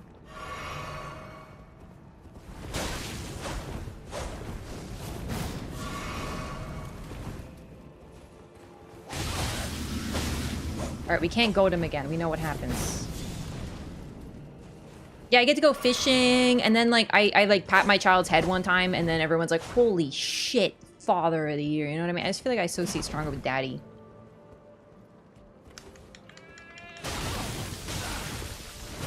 Ah, fuck, he caught me again. I keep trying to goad him. I can't resist the call of the goat. Flame of Messmer. Hasn't even played Enchanted Arms? I am indeed a fake FromSoft fan. I call myself a FromSoft gamer, but I haven't played The Adventures of Cookie and Cream. So... One of the more interesting things about Miquella and Marika is they both wanted to make the world kinder. Marika's ideal was the kindness of gold, but the necessity of order made her a tyrant. Miquella also wanted a kinder world, but he also became a tyrant. Really strong message that the road is I think what's interesting is that I think the one thing that we can say about Marika, and this has so much more depth now, but one thing about Marika is she hurt everyone who could potentially hurt her people. She's one of those, like, hurt them before they hurt you, and they will never be able to hurt you type people, as a ruler. And there's a certain type of logic to it. I'm not saying I agree, but that was what she went with.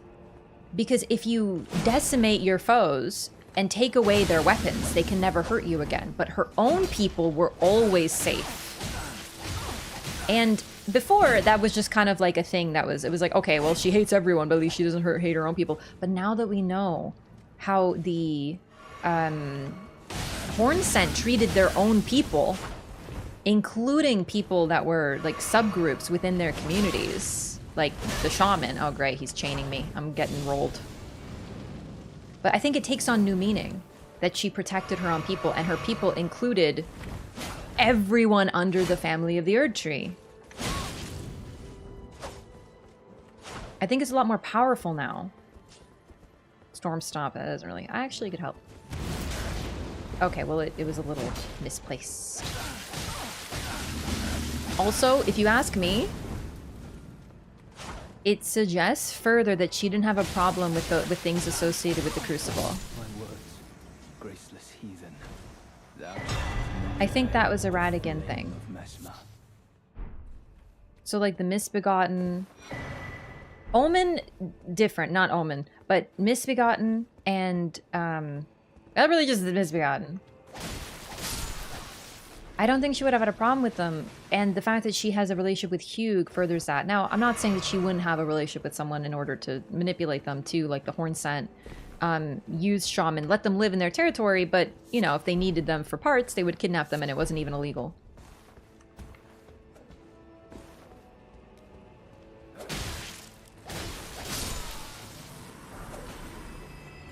Were the shaman their own people? Are you talking Hornsent?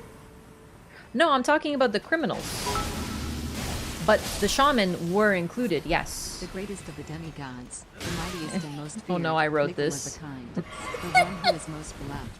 He alone is the exalted one. You took away the question marks, though. The greatest Imperial and true god successor of Queen Marika the Eternal. I wrote that. The golden-haired child of Radigan. That's all true. That's real. What swords are you using? These are bandits' curved swords. After DLC, it sounds more likely that Marika is the one with the problem with the crucibles, but why? Like, seriously, like, why?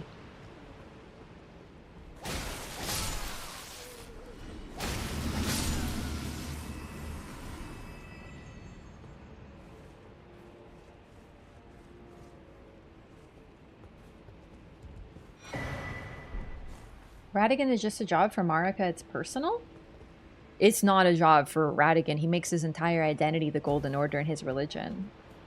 So that I would disagree with. Pots are filled with a shaman. Yeah, shaman was the core. Criminals, aka other Hornsent, were a part of it as well. So basically, the shaman were a subgroup within Hornsent culture. They weren't Hornsent, but they were a part of their culture because the Hornsent ruled here.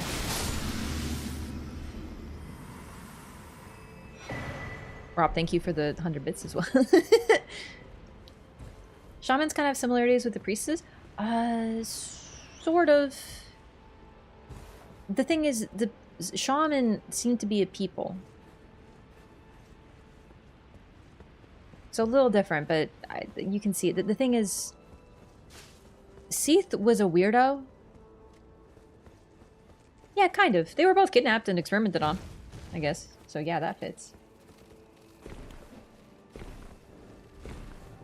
Yeah, Marika took the tradition. I think it's really... Oh my god, this guy's like a homing fucking missile, isn't he? Very unfortunately had an adept ability to mix with other flesh. Yeah, I know I talked about that before. I kind of want to... This is interesting stuff about the shaman.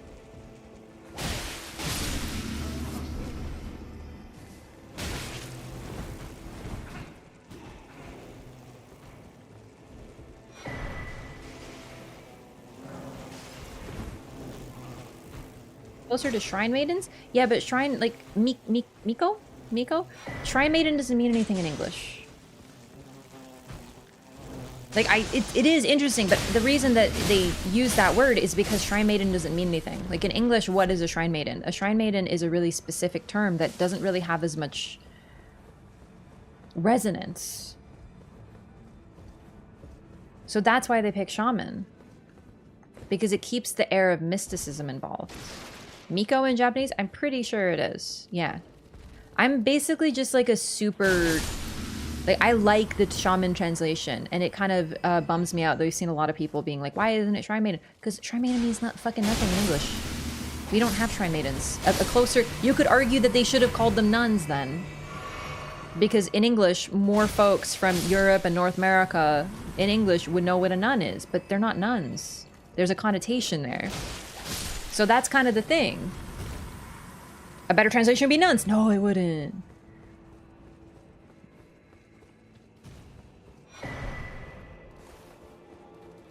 It'd be like if nuns had kids who were also nuns. They came out the womb with the nun garb sort of thing. No, but this is why translation is an art. It's a fun fact, but I still really like Shaman. I think it fits better. Why don't you like Shrine Maidens? That's none of your business. Yeah.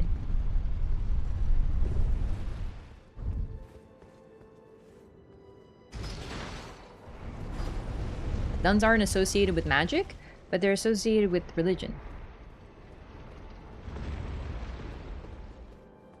Reading a bunch of translations of old religious and spiritualism books now. Ooh, neat.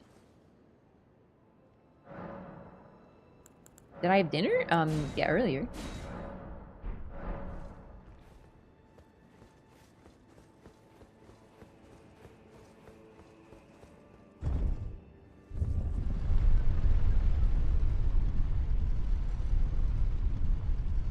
Like, I don't know everything about Miko or Shrine Maidens. Honestly, most of my knowledge comes from the Inuyasha anime because Kikyo, I think, was a Miko.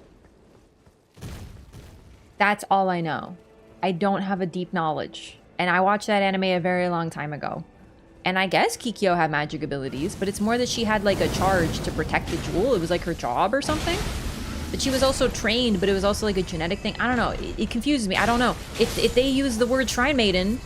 I'd be like Kikyo? And I wouldn't know what the fuck that meant.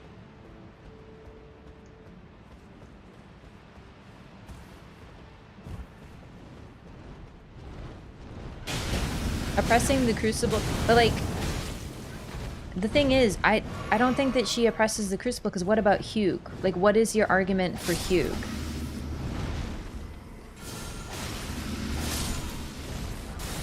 The Hornsent are indeed linked to the Crucible, as are arguably the Omen, and those Marika has a problem with, but otherwise she doesn't seem to have a problem with them. Like the Crucible Knights, being Godfrey's warriors. He serves a purpose, but his loyalty to her is really strong. And yes, I know Stockholm Syndrome exists. But are we really dismissing Hugh's phenomenal arc as Stockholm Syndrome? I don't think that's good for him. I know I've talked about how much I love Hugh before. I love him a whole lot. He's a very powerful character and his arc is so great. I gotta stop freaking falling.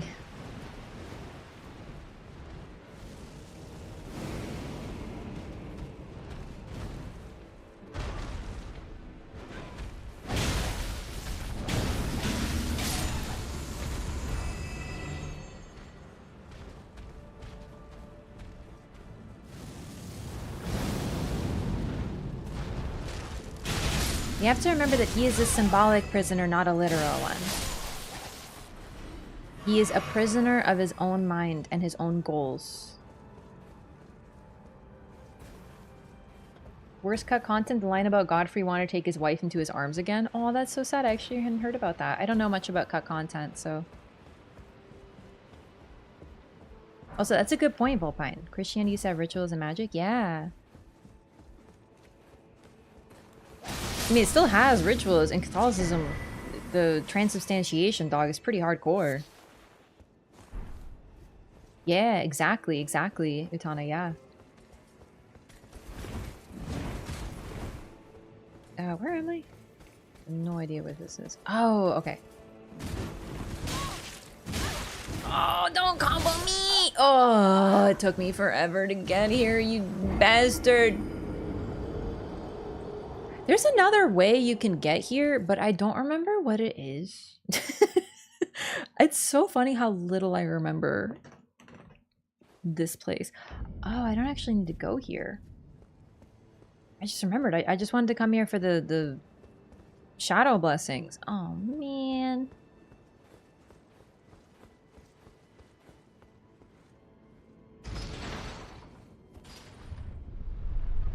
Hate holisticity while at the same time being okay with some specific individuals. I know, but the thing is that Hugh prays to her as a goddess. And while I understand the idea of... Most people don't pray to goddesses who despise them. The Hornsent are a special example. And they are linked to the Crucible, but the Crucible is simply nature. And Marika literally grew up in a village very close to nature. And now we know the reason the Erd Tree exists in the form that it is. She herself is linked to trees and nature. She is also close to nature. The Hornsent, though they are of the Crucible and close to nature, looked beyond and wanted to go further with this divine tower.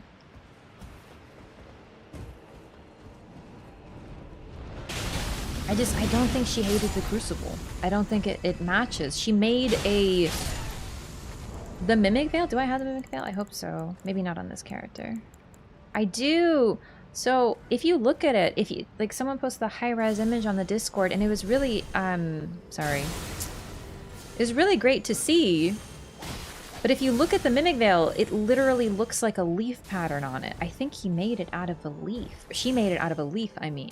And that would fit with how everything to do with her is associated with nature. Her spell of kindness takes the form of a tree. She didn't co-opt the symbol of a tree. It's very much linked to her. It's very, very interesting.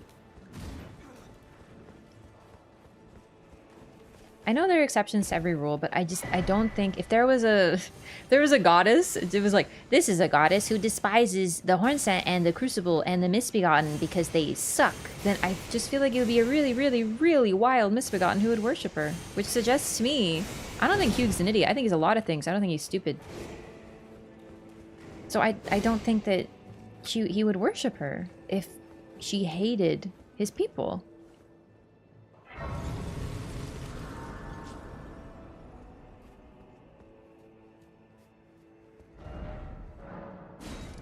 Oh man, I haven't opened the map this entire time, huh? I'm a gamer.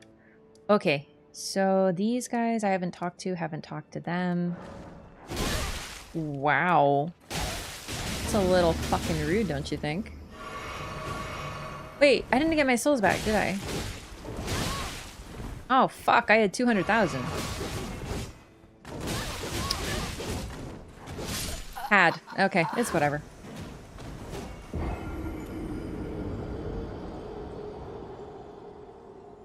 And to make up for what happened to her people? Yeah. She's just too strongly attuned to nature. I really don't need the souls. I just don't remember which characters might have been muled. This one has. Okay, never mind. We don't need that. Wouldn't have died if you had a pause button?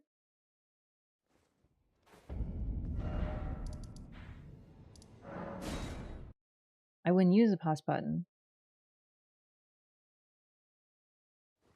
Seriously, I'm actually like so tired of this pause button in Souls games discourse. Like it's ogre.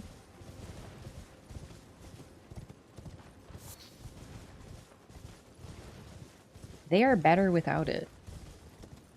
Makes you think harder. Pause button was a bonfire? It was. I forgot to rest. That's on me. Why did I do that? Never mind. Save. Turned it into an honor burial for renowned warriors and something that people seek out. Yeah, no, absolutely. That I think is the coolest thing that Marika did.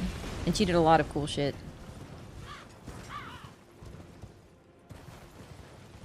It's a video on pause feature in Souls games. Yeah, I know. Illustrator Wall and I fundamentally disagree on this. I think some people are in the camp of they can do it, so they should. I am in the camp of course they can do it, but they shouldn't, because it adds to the game that there isn't one. It's not about the technology or the capability. It's about how the game plays. So my relation was with a horror game. In a horror game, if you can pause, that's a choice that you're making. But if you can't, that's another choice that you're making. It changes the gameplay. So in this game, you get jumped. You're scared. You panic pause. Oh, not scared anymore. You can calm down a little bit. Here, you have to think. Everything feels... You can't save and reload because you made a choice you don't like in Skyrim. And I love Skyrim, but it's just a different type of game. You have to live with your with the choices that you make, with the consequences of them. And it adds something to the game. And yes, of course, I know you can quit the game in the middle of combat if you're quick with inputs. I know. You can... Oh, I got mauled by something. No problem. Oh, I fell off the map. Oh, menuing. We're in safe havens, you still get invaded. That's true. You could still get invaded at bonfires if you were human. That's absolutely real. No, but like, I just like that the games are the way that they are, and they have this, they feel alive. If they had a pause, and I know Sekiro is a really interesting case. It was funny because when I was talking about this, people were like, well, Sekiro had it. Yeah, Sekiro had no online functionality from the get-go. It was a purely solitary experience. It still only has minimal online functionality in the form of messages, but messages were not added until later. I remember because when I first played Sekiro, there was no messages. And then one day I loaded up the game, like years later, and it was like notes. And I was like, what? So they added them. So the thing about Sekiro is it's always kind of been an exception to the rule. But also there is no online functionality other than that. There's no invasions, so it doesn't... of course it can have a pause button. It is a single player game. I was really confused that they added notes. I didn't mind it. But it was weird. Anime voice Egon? Oh, no, I didn't. Also, if you die is no big deal. That's the other thing. Dying really isn't the biggest deal. It can feel like it is. It really can. It can be stressful and scary. And you lost some souls and you're like, oh my god, how am I going to level? It's going to make everything harder. I think the only game that losing souls is a big deal is Demon Souls. Because that game you also need to farm healing. Demon Souls is very punishing. But after that, it's really not the biggest deal. It teaches you not to hoard souls. Absolutely. You can't ever feel fully safe, and it adds to the game. So it's just a fundamental philosophical difference. Some people think they can do it, so they should. I think there's a choice in the gameplay that they haven't.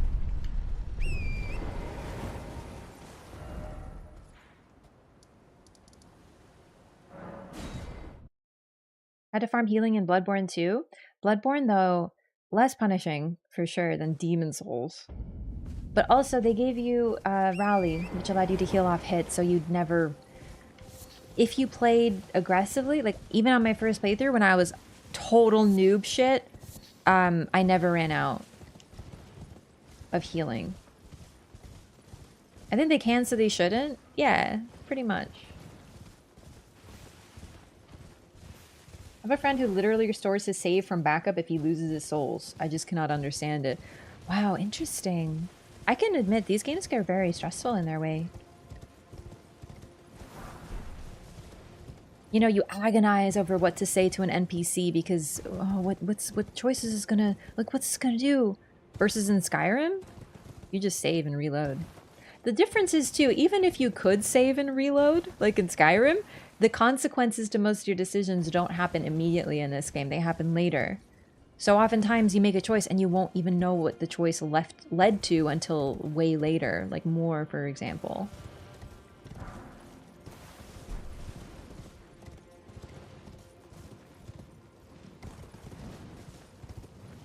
I can get it. It's very stressful, but I think I just appreciate the game because of that more.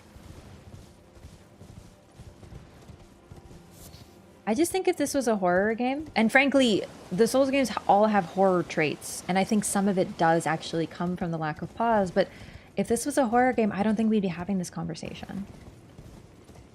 Because while there are horror games that have pauses, there's also a lot that don't.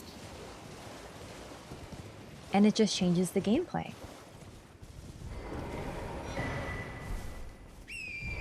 Then again, I think we might still be having the conversation. Now that I think about it.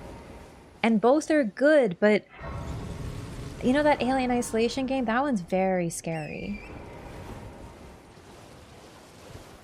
And part of it is that there's no pause. You're never safe. You never have this sense of security. You have to be very careful, and it leads to the sense of adrenaline that you don't otherwise get. So, no one complains there's no pause in MMOs. Yeah, that was my first example, and I think people misunderstood it. Because I got people really angry. They're like, you can play offline, so it's not always offline. But these games are designed in an MMO style. Which is why you see phantoms running around. Like, it's meant to evoke a sort of ephemeral MMO, and it's baked into the game. Of course you can play offline, like I am right now, because I just think it looks cleaner. But when I'm playing solo, I'm always online. I value the phantoms, the notes. I just think it's fun. It's such a treat. It's really special. Technically pause in Elden Ring? Yeah, but this is kind of what I'm talking about. This is whenever you talk about this, there's always someone that says, well, actually, you can pause. I understand. But I'm saying there's a reason you can't normally in the gameplay. It's a choice. So yeah, exactly. Like, actually, yes. How will you know the shelled creature is a dog without the messages? Exactly. Didn't immediately know all the secrets, like when we discovered Ash Lake on our own. Yeah, I mean, that's just first playthrough type shit, really.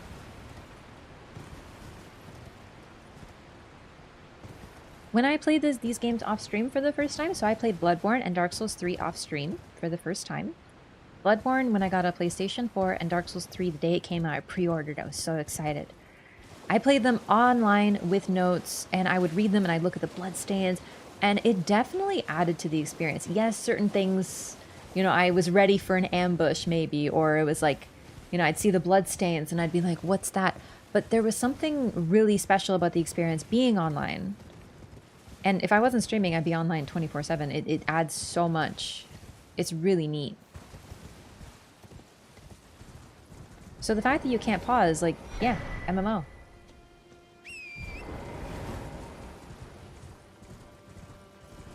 It's meant to feel like that. You're supposed to have these brief encounters with people. You're supposed to see a phantom run by and be like, oh my god, he's doing exactly what I am right now. Piles of bloodstains, try jumping, maybe they just missed. Exactly, you're supposed to have those moments too. It's really great. So that's the thing. I'm in the camp of the games work the way that they are. And it's just about like choice. There was a choice made. In fact, the fact that you can technically pause an Elden Ring and they didn't implement it is not a failure by FromSoft, it's a conscious choice, and it really boggles me that people don't realize this.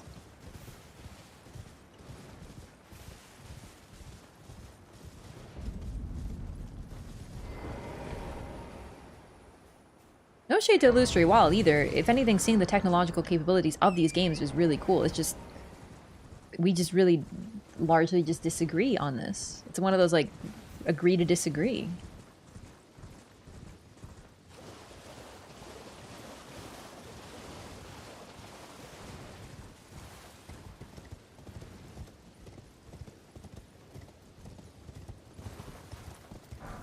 I would play this game like Minecraft creative mode, and I would just run around the world and look at everyone.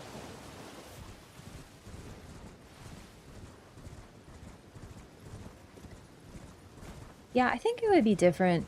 Sekiro really muddies the waters because, like I said, they added online later.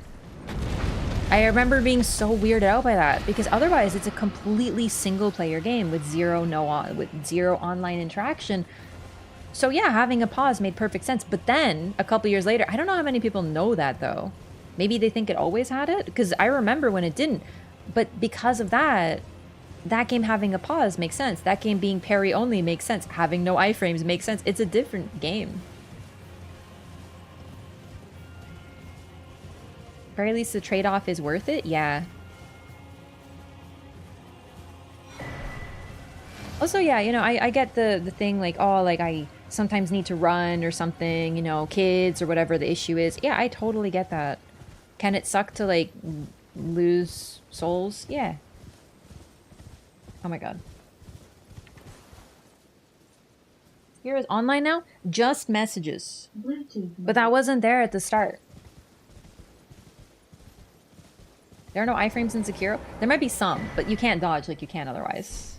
You know what I mean. Just like very few. Yeah, to basically make them not relevant to gameplay. Cerulean Post is so pretty. Shame it feels a bit empty. I really wish... Same with Cerulean, but I wish there was more with Karo's Hidden Grave. What an intriguing area, and it's largely...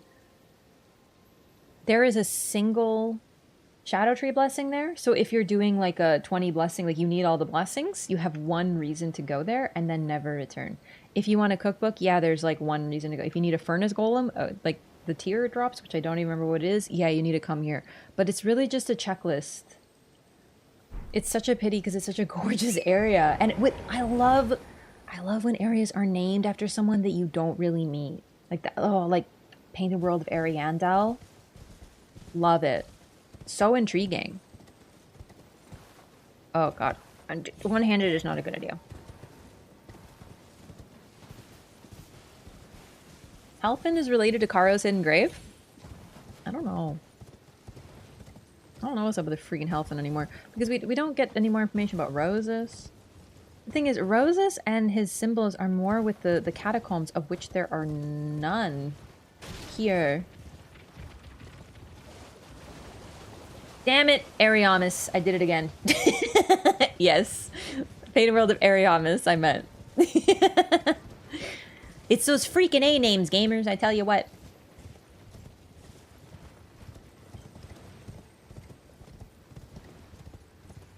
Oh, and if you want to fight your 5th Deathrite bird. Uh-huh, it's true. I don't think every area needs like a giant boss or anything. It's just, these areas are so cool, but at this point they're just, you know, you just run through them to get to Putrescent. Name all the A names in Bloodborne. Annalise. Ariana. I forgot. Adela.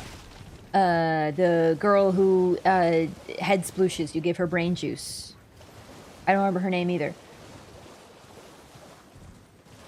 Amelia.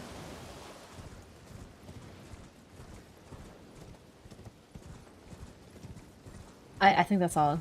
I can't remember anymore. Lawrence! No, just kidding. Amygdala, it's true. Arya? Oh, right, Lady Maria. Dude, I actually was like, Arya is in Bloodborne? Who's that? Took me a second. Alfred! How could I forget Alfred? It's because I was thinking girls. There's so many girls with A names, and then there's freaking Alfred.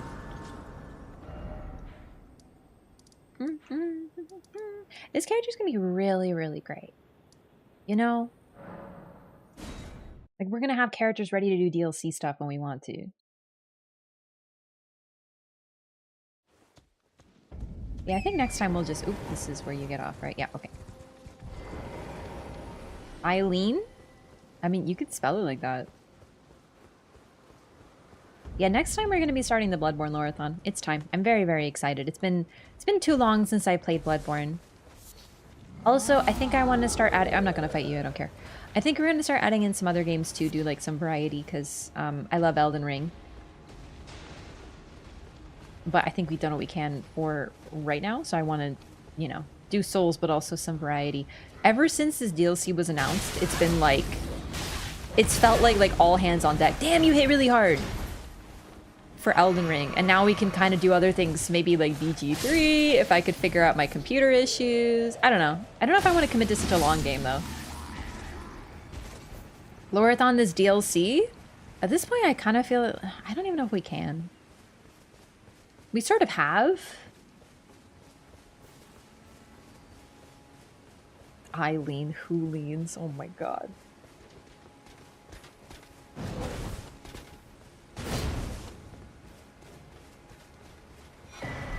Afflicted Beggar? Technically? Yes to BG3. I know, I'm very excited to play that one. There's also Cyberpunk. I just got the DLC. I never even played Cyberpunk, and I really, really would like to play it. Pick Volva B? I'm gonna be very careful in character creation, because, like, I don't want to get Twitch pissed at me. Do you know what I mean? Like, I know that, like, you're allowed to show that stuff, but, like, just don't focus on it. But I just would rather not... And there's Dragon's Dogma 2. I feel like I barely played that game and I put so many hours into it. So maybe.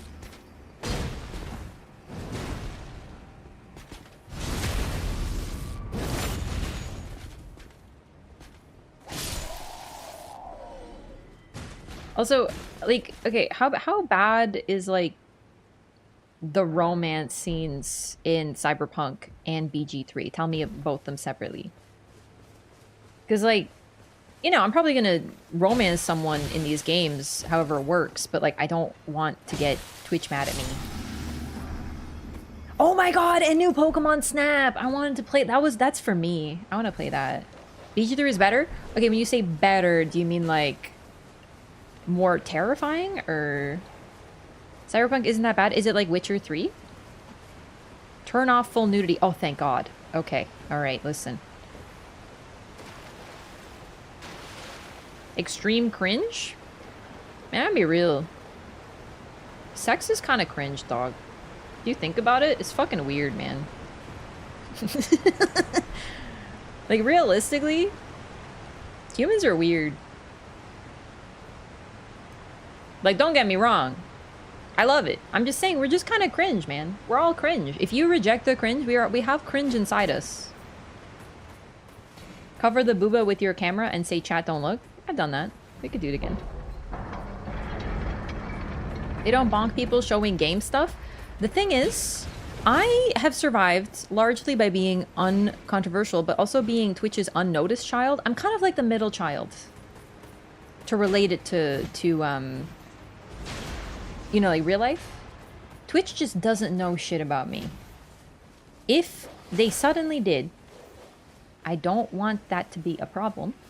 And I know that if I had a problem, that they probably wouldn't help me. Because I'm the middle child. So I have to play it safe. Do you know what I'm saying? I want to continue to fly under the radar. Moonrithil! Okay, you absolutely fucked my whole shit up. No like I did not respect the sword.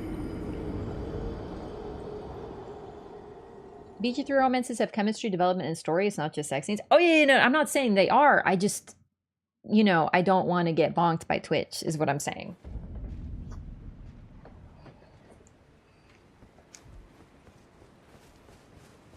She didn't like you very much? Yeah. The delivery system was telepathic. I think I saw a Star Trek episode about that. Watching the sex scenes in a movie with your parents, but I was alone?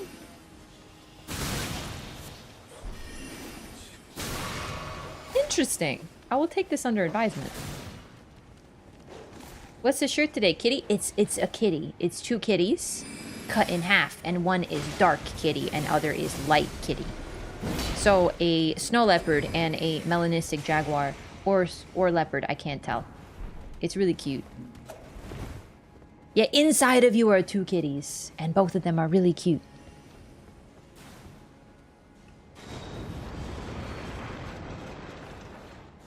What's your favorite cat other than, like, cats? I like snow leopards a lot because they're very, very graceful, and they have really long tails, and they're very fluffy. And when they're cold, they will actually hold their tail in their mouth because it works like a it protects their nose. I also like servals because they look like a cat that has been surgically altered into some sort of Franken-kitty. They're incredibly long-legged with short little stubby tails and gigantic, like, huge ears. Like the hugest ears you've ever seen. And they're also really cute. Inside Tiolier is only one kitty? Yeah, if he had two kittens inside, then maybe he wouldn't be so weak, dude. Palace cats? Palace cats are very cute. YouTube chat today? What a world we live in? Poggy. We love that cross-pollination.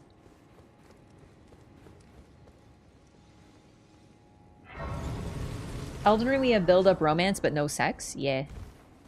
I don't mind that. Like, listen, I don't mind, like, explicit scenes in games, but I also, like, don't care for them. Do you know what I mean? I'm kind of good. Is a fox in the cat family? No, but they're, like, related. Not, like, literally.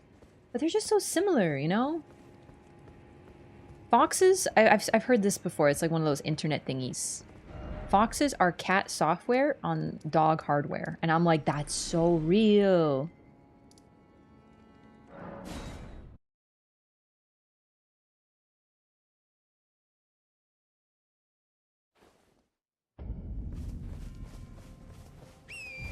It's sort of like explicit scenes in a TV show where you're like, yeah, I ship them, but this is still a little awkward.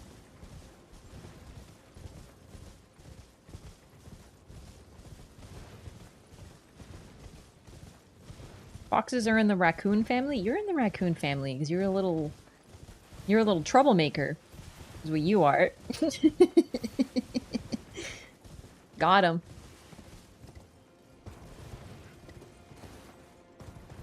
I saw a video of a possum on a Roomba today. It was really cute. Possums are weird. A menace. Yes, a menace.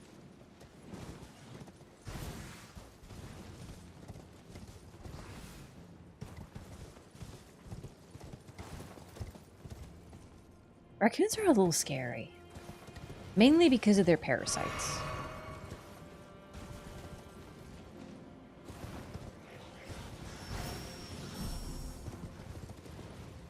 I don't think they're actually related to... I think foxes are in their own family. I think that's just typical misinformation. Oh yeah, no, sorry, just to be clear. Rob tends to spread some misinformation. We do a little lying. Never? See? Don't believe his lies. What did I say? He says he never lies. Foxes, oh, a robot vacuum. Yeah, I've heard... Wait, I've already been here? What the shit? Really? Oh, man.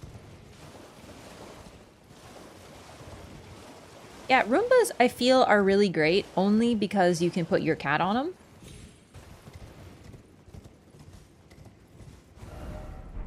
Did I get turned around? Okay.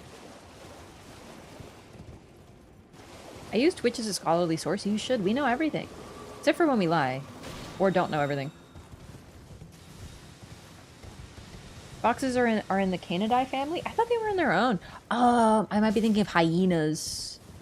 Hyenas are like in their own family because they're freaking weird but cool. I love hyenas. They're so cute, but also like slightly terrifying.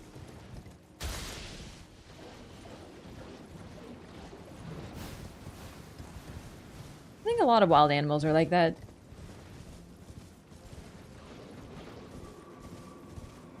Hyenas, I think, are technically, but there's something about them that makes them, like, extra weird. Bring back Manus? Aw, man. Fluffy elephants? Powerful. Hyenas also don't laugh, they giggle. I mean, they just kind of make a sound that sounds like it, which foxes can also do. You ever heard a fox laugh? It's so cute. You look it up on YouTube, there's, like, tons of, like, you know, fox laughing videos. They're so cute. They are in their own genus? Yo, I remembered. I just got confused and thought foxes were in that. Hey, what can I say? See, I know things. It's just I also forget things and therefore can't be trusted. Ever hear a sea turtle growl? A sea turtle? No, but I've heard tortoises make some wacky noises. Fox versus cat vid, you should see. Okay, but is it cute? Because I don't want them to actually fight. I love both of those. Yeah, like Finnegan Fox. Exactly.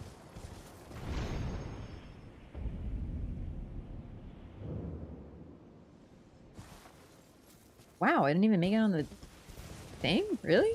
Well, that's actually kind of okay.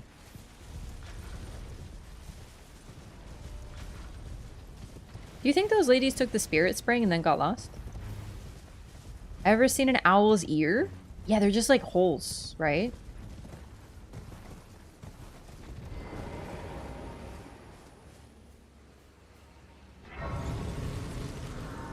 Ooh, I have one that you might not have heard.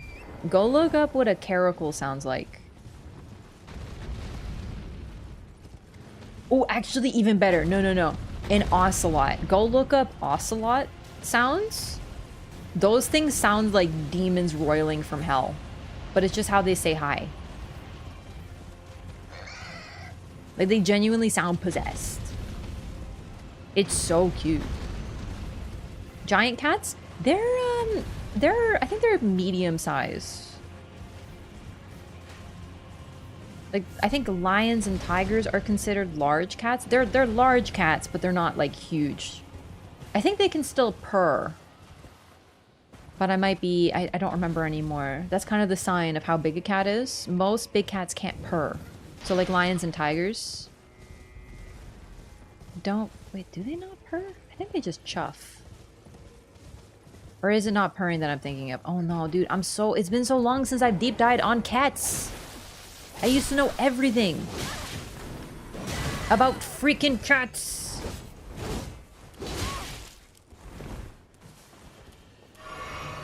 Cheetahs, I think, are the largest that can still purr. Yeah. Cheetahs, though, are really cute. They sound like sheep. They're so cute. They don't, like, roar or growl, really. They just go... meh, meh, meh. It's really cute.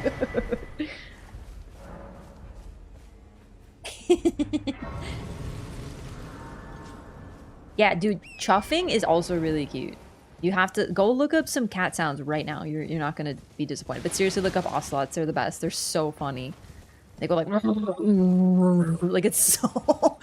They look so little and cute, and then you hear them and you're like, oh my god, this thing sounds like it's gonna fucking murder me. But it's just happy. It's like, hello, are you here to provide me food? Oh, fuck. Yeah, my inputs are getting goofed. Fuck. I've been carjacked.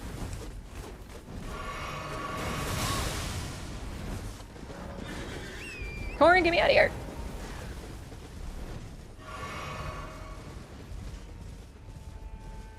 Isn't it kind of sweet that you and Torrent, like, you share juice boxes, you know? Like, if Torrent needs to be resummoned, you give him one of your juice boxes, and then when you heal, you get him healed a little bit too?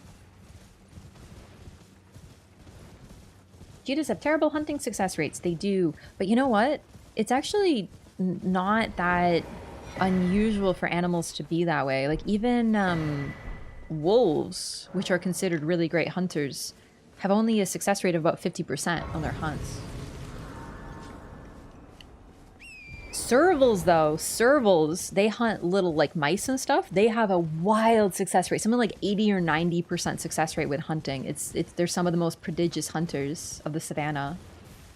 I love animal facts in general. Like, obviously cats and large cats are my favorite, so I read more about them, but I've always loved animal facts, like orca whales and wolves and foxes and stuff. Cats flex their legs when walking, which is how they have more control and don't accidentally knock things over. They're so graceful, yeah. They're so bendy, too. Cute.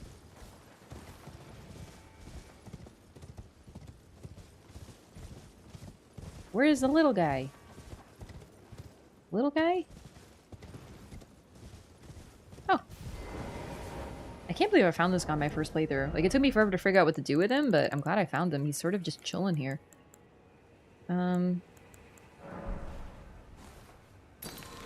Oh, wait. I wasn't supposed to help you. Oh, no. We already saw that. We already saw that. We can help this one.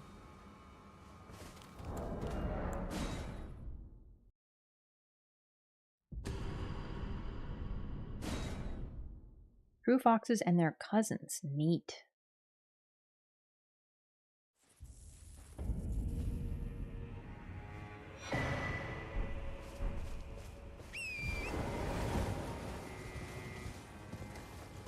Alright, so we're not talking to anyone still. We might talk with a few people that we need to, but otherwise, I'm curious if we literally never engage with anyone who progresses. Although Ansbach, we might want to... Nah, now that I know if we don't progress the quest, we get like a backup friend, that's actually fine. It will suck not to get the dialogue, though.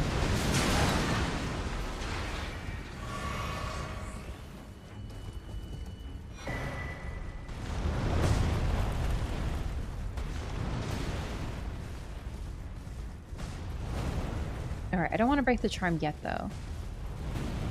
Because we might choose to do something a little different this playthrough. A backup friend is for Tiolier. I'm not sure there is one, because Moog had more of a following than Trina did. Well, then again, we don't know that. There might be. Trina didn't, as far as we know, at least, have her army, have her own army, really. She had people who followed her. Oh, this is the wrong place. Oh, I forgot the map again. She had her own, she had people, but it was Miquella's army all along. Everyone who's ever slept follows Trina. Yeah, you know, that's true. You kind of wonder about that, though. They didn't do a really good, well... I like how Trina was depicted, but they really kind of... I don't know. She seemed a little bit more mysterious. Like she had her own realm. Maybe she does. Maybe there's more to her, but we don't really get to see any of that. We just get what's left, which is she's half of Miquella, and here's one person who follows her. The DLC I know is a microcosm. We don't really get to see their armies or anything, but you know.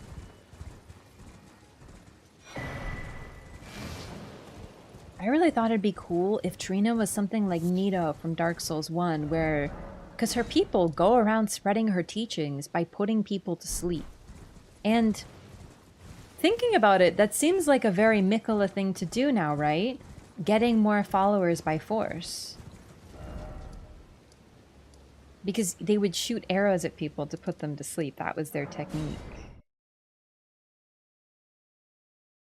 Never got second summon. I see. That's what I thought. So it looks like Tio's just alone. I think they just give you someone in case it turns into like a 1v5, so it's a 2v5 at least.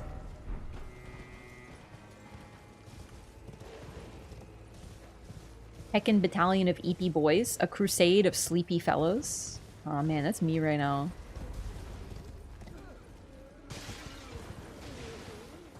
I am joining the battalion of sleepy fellows.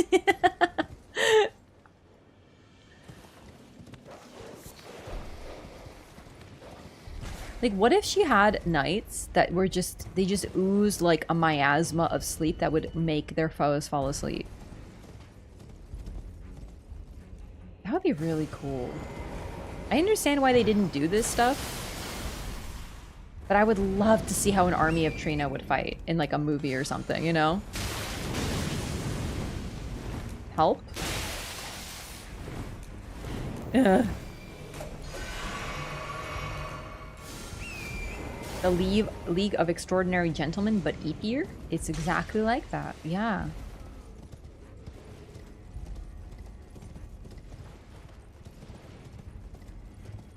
I was at chest close? That chest is always open? Was it? I didn't notice.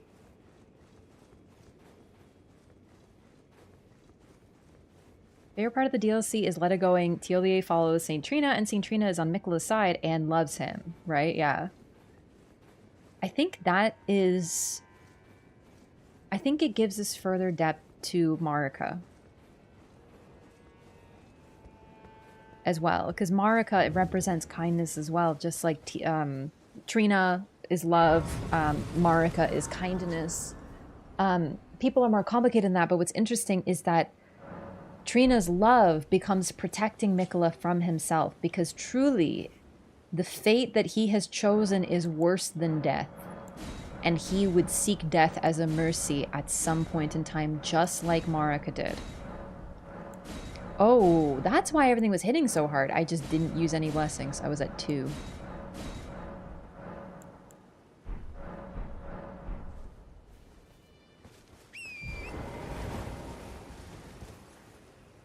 A sleep build for a follower of Saint Trina? Yeah, I'd love to do a sleep build. Just for the aesthetic. It's so beautiful, but...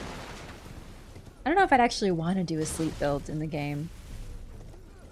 Even in PvP. I think it's good in PvP. I just don't really love status. I did do a Frenzy build as like my second build ever because I liked the pretty colors and I thought it was cool. I loved Frenzy and Bloodborne was really cool, so it was fun to get to use it, but I didn't really like actually using Frenzy. I just used the spear.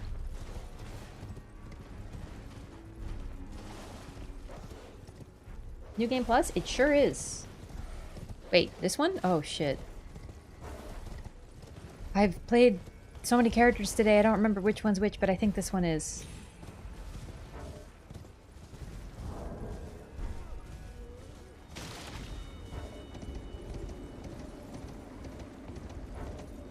I don't remember what character this is, so... What's your reaction to seeing Winter Lanterns again? I was like, oh my god, they're like Winter Lanterns, and then I found out they're actually called Winter Lanterns, and I was like, no.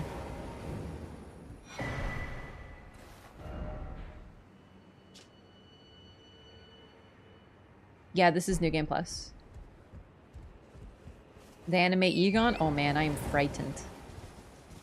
Can I get that Grace? Or is it gonna crack the... I don't want to risk it. I think you have to get into the woods, but I won't risk it. This isn't too far of a run. I just wanted to get this for later.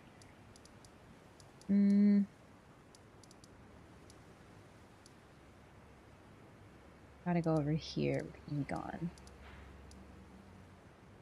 Interesting. So if you don't talk to an NPC, they don't pop up on the map. But I guess because we saw Egon's dialogue, he does pop up on the map.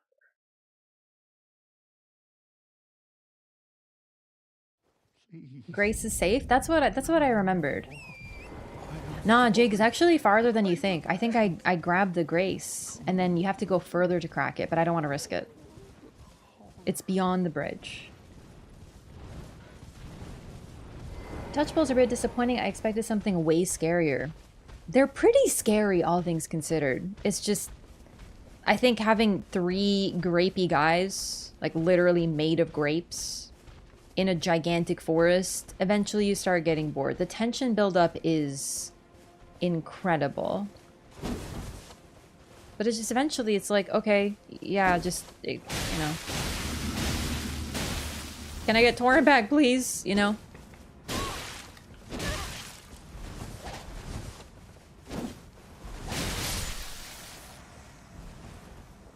Maybe they moved it.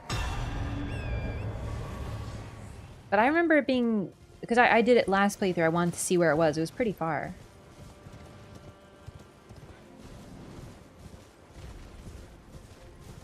Yeah, I think what happened with the woods is eventually your general, like... I don't want to say frustration or boredom, but, you know, running through the woods, you're running, you're running, you're running, you're running, you fight a rat, you're running, you're running, you're running, you fight a rat, you're running, there's an aging untouchable. It just starts to get a little, you know, whatever. And once you know how you deal with them, not just you spouting misinformation, I'm trying to give you benefit of the doubt. I'm trying to help you. If you got Torrent back after killing a winter lantern? Yeah. Or something like that. Oh, so I don't get that? Okay, but that's because you lie.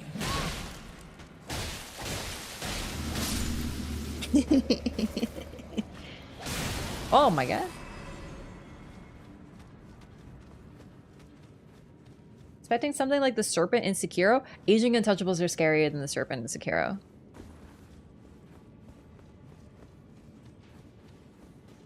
Especially since you realize we are the protagonist. You know what I mean? We get frenzied and we're fine after. We don't catch it.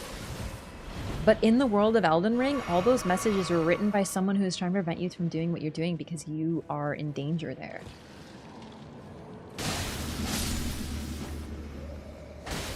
It's just, you can't die, so...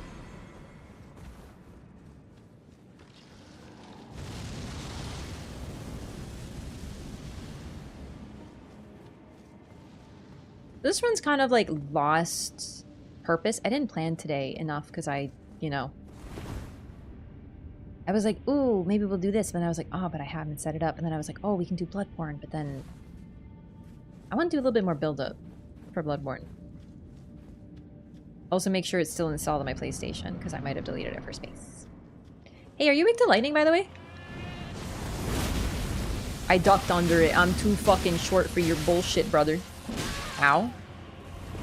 Okay. Stop. Ow. Stop. Oh my god. I'm in hell. I'm in the heal cycle.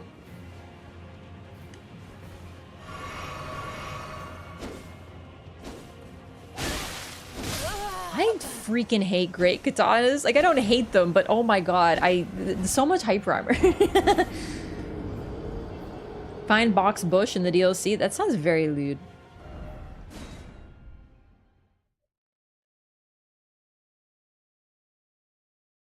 Kind of strange that Torrent gets scared in that forest. Yeah, it's because Frenzy can actually destroy him. But then you gotta wonder, why is this Frenzy scarier than the Frenzy that's encountered in base game? What is different about it? And it could be because there is a Frenzied Lord. But then, we become a Frenzied Lord and Torrent's fine with us. And not scared of us. And in fact, dies for us. At the end. At the ending we choose, if we choose Frenzied Lord, Torrent dies.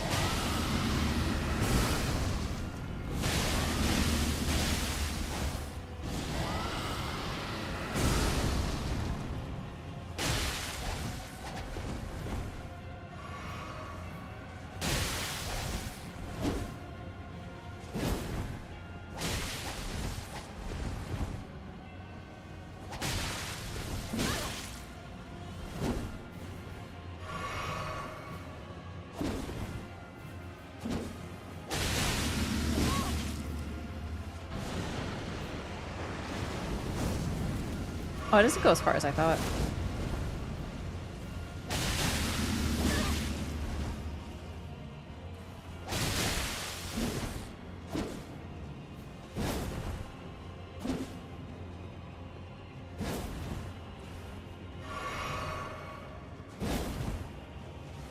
You know, you could read it as Torrent is okay with sacrificing himself for you because, you know, you made a deal. I don't know.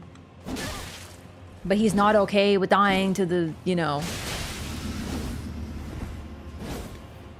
I think it's more a gameplay choice, but unfortunately it doesn't make sense with other parts of the gameplay to a point.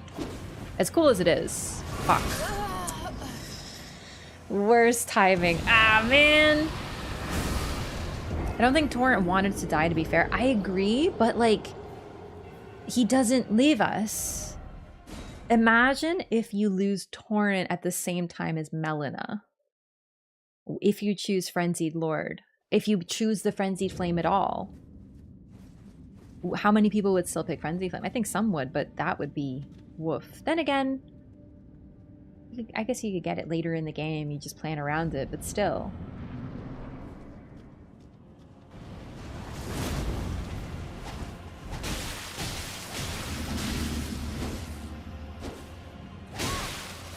Ugh!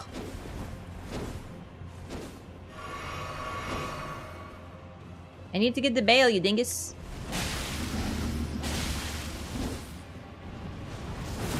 Old Great Ones, Cold Blood, and Bloodborne? Yeah, in the Chalice dungeons. Very rare, though, absolutely. Fantastic design. Oh, okay. That's my bad. You can't, like, roll through that, I guess. Or maybe my timing was just... Oh, fuck. Whoa.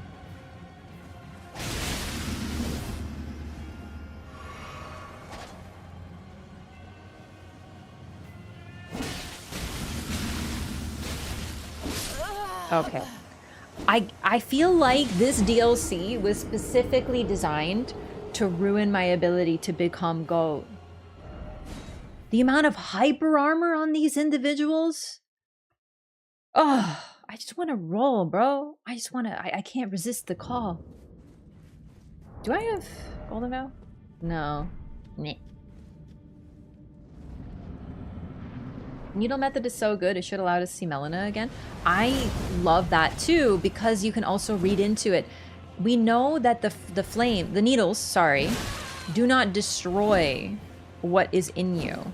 It only quells it. So it allows us to make a choice again. But to Melina, what she says, you are no longer fit, she means that. You have the frenzy within you. You are not an option anymore. You can't be trusted.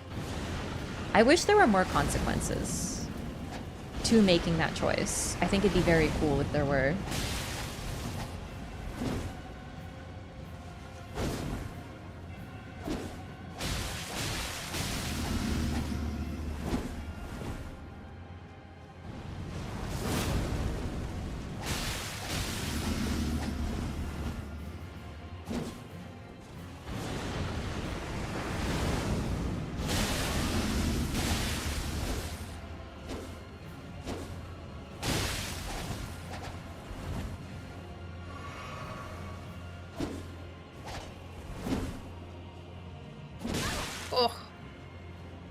Basically 2 to 3 hits with this guy. Like guaranteed 3, 2 most of the time though. Jeez.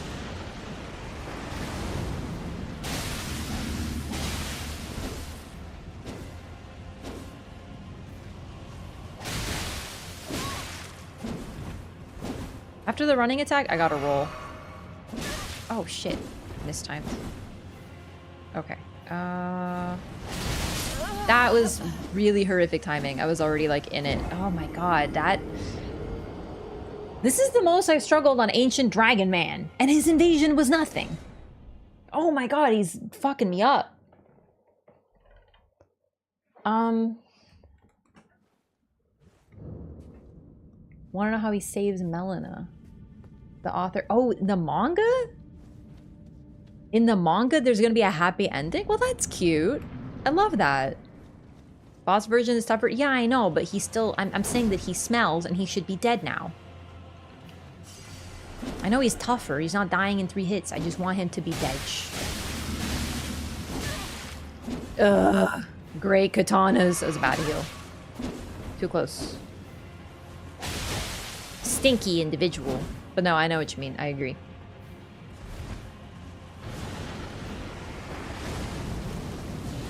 Oh, fudge. Okay, resist the urge to go. Do not go. You cannot go. You will die if you go.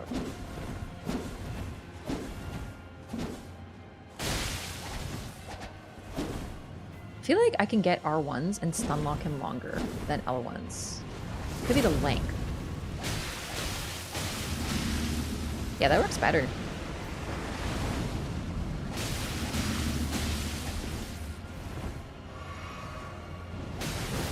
Oh my god!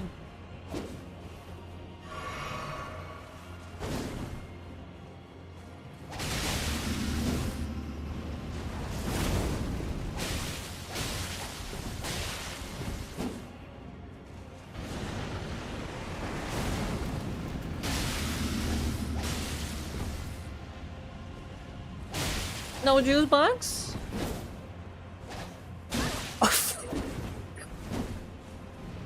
Fuck. I lived? Okay, stop. I mistimed the roll! I knew... Oh, Agent Dragon Man!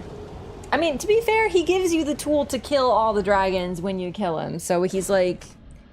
Before you enter Dragon Town, you get the key to Dragon Town. I respect it. You just need to take it off his corpse.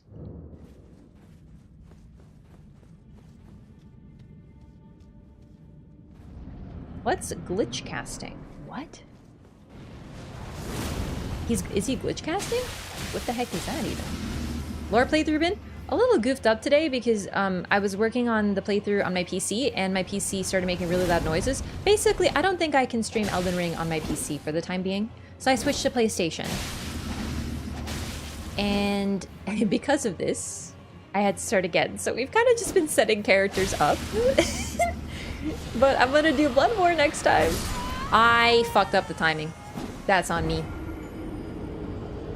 That's on me. I am like overheating though, for real. Ugh.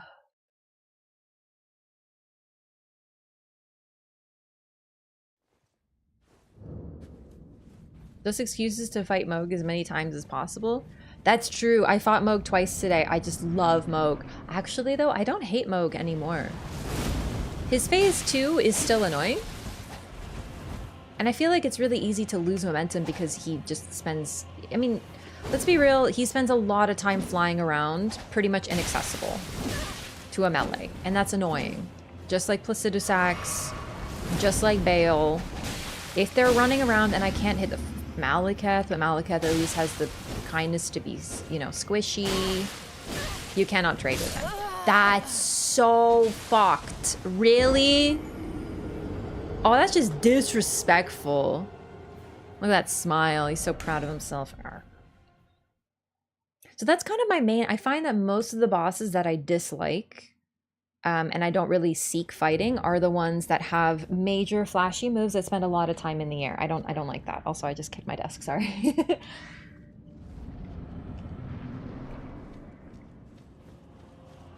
Malekith also, I feel like, I know they're not undodgeable, but he has some moves that I genuinely do not know how to dodge, and I just find them really annoying. So the few opportunities you have when he's on the ground, he does this combo that you dodge by getting to his butt, but you can't get to his butt because he's fucking jumping in the air again and he resets his position, and it's just so annoying. I want to like Malekith. I loved parrying him, but he's still a hassle.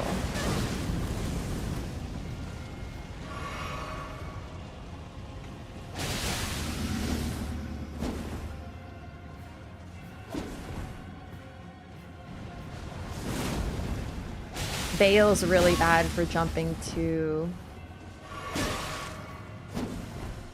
And also, let's face it, Final Boss of DLC is a similar example of exactly this.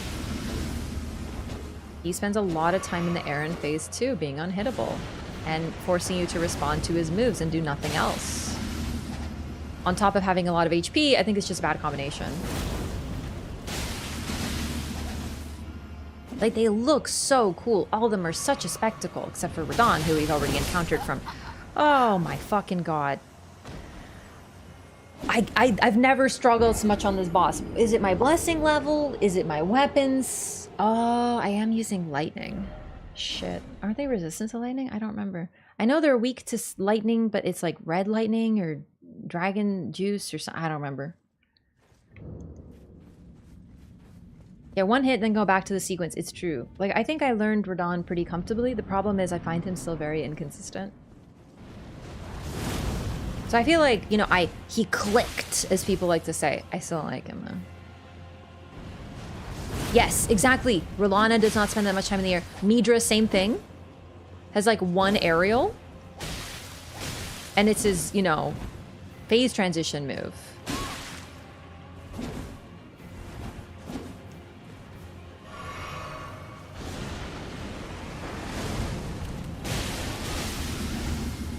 Great visuals, but they cannot stay their welcome, basically. Ooh, I used up all my stamina. That was a rookie. DLC final boss took me 8 days. Yeah, it took me 4, I think. Like,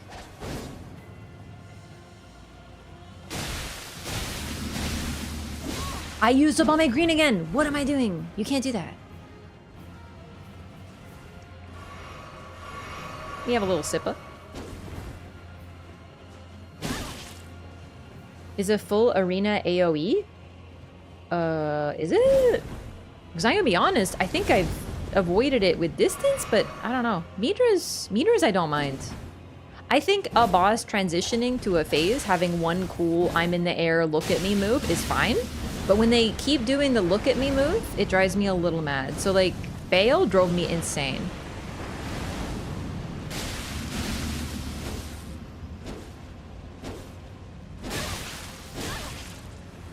Don't do it. Okay. I have to be really careful because of his stupid Ash of War.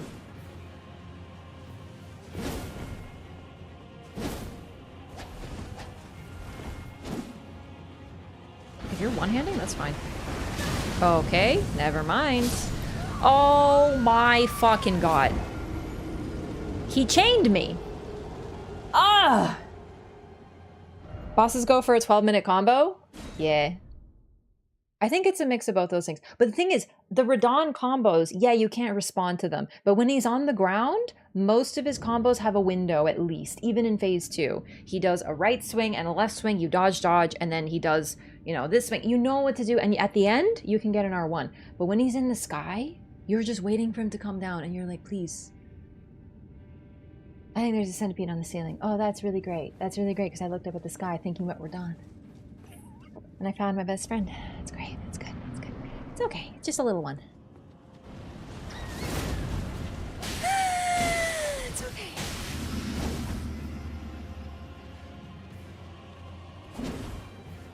No, it's not a friend. Sorry, I'm trying. I can't. Not centipedes. I wish it were a friend. Not centipedes.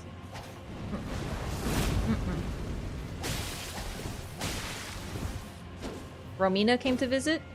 Oh no.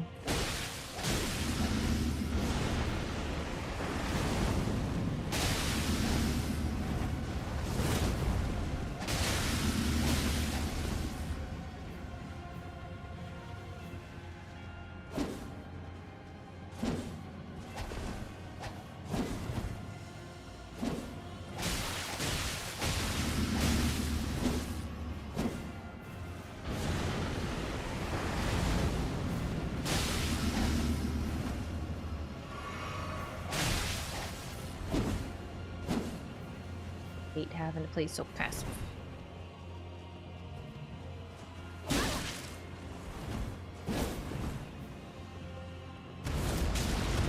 Hey, I'll take it. Except it didn't really work.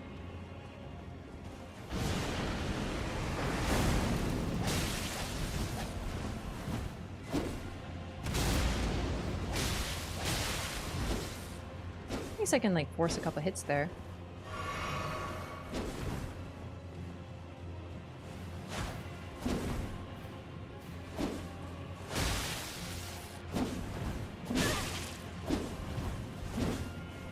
Don't. Okay. Whoa.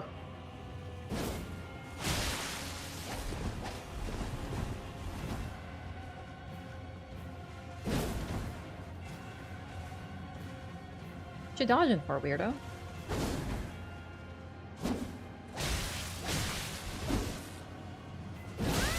Okay. Misjudged the range there. Empty jumps! Oh, Jesus. Okay, I was careful. Or opposite. Careless. Okay, okay. Never sweated so hard on a boss that was just a guy. A strange, naked dragon boy.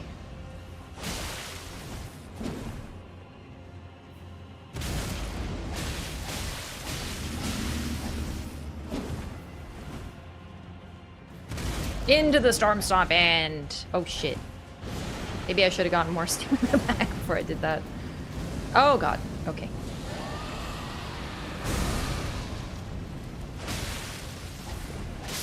Oh my god.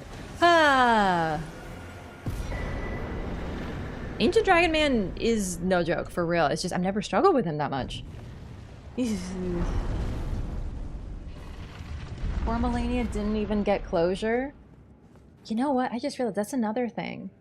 Mikola became even more like his mother, abandoning the people who were waiting on him, but it looks like he chose it, whereas we don't know if Marika did. So that's such a... I love the parallels and the differences between these characters.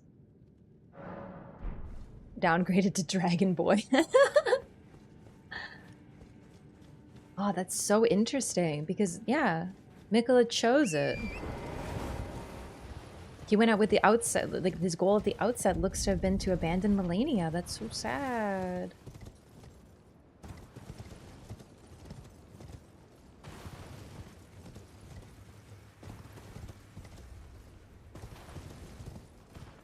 Told the story of Marika by having us follow Mikola's story. Exactly. So we know he was following in her footsteps. We know this from the very beginning before the DLC even came out. The trailer made that very clear.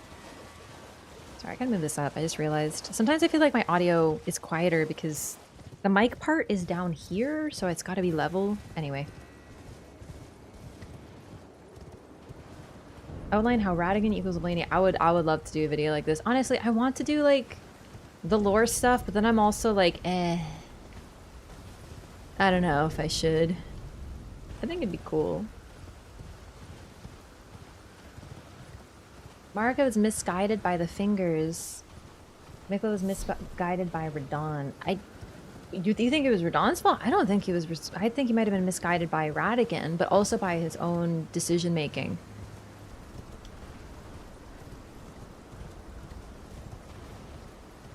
And to be honest, the whole idea of them being misguided by the two fingers is something that we get from Emir, who is himself a little biased. Of course he thinks that the fingers are all wrong because he wants to replace them. He wants to replace the mother of the fingers.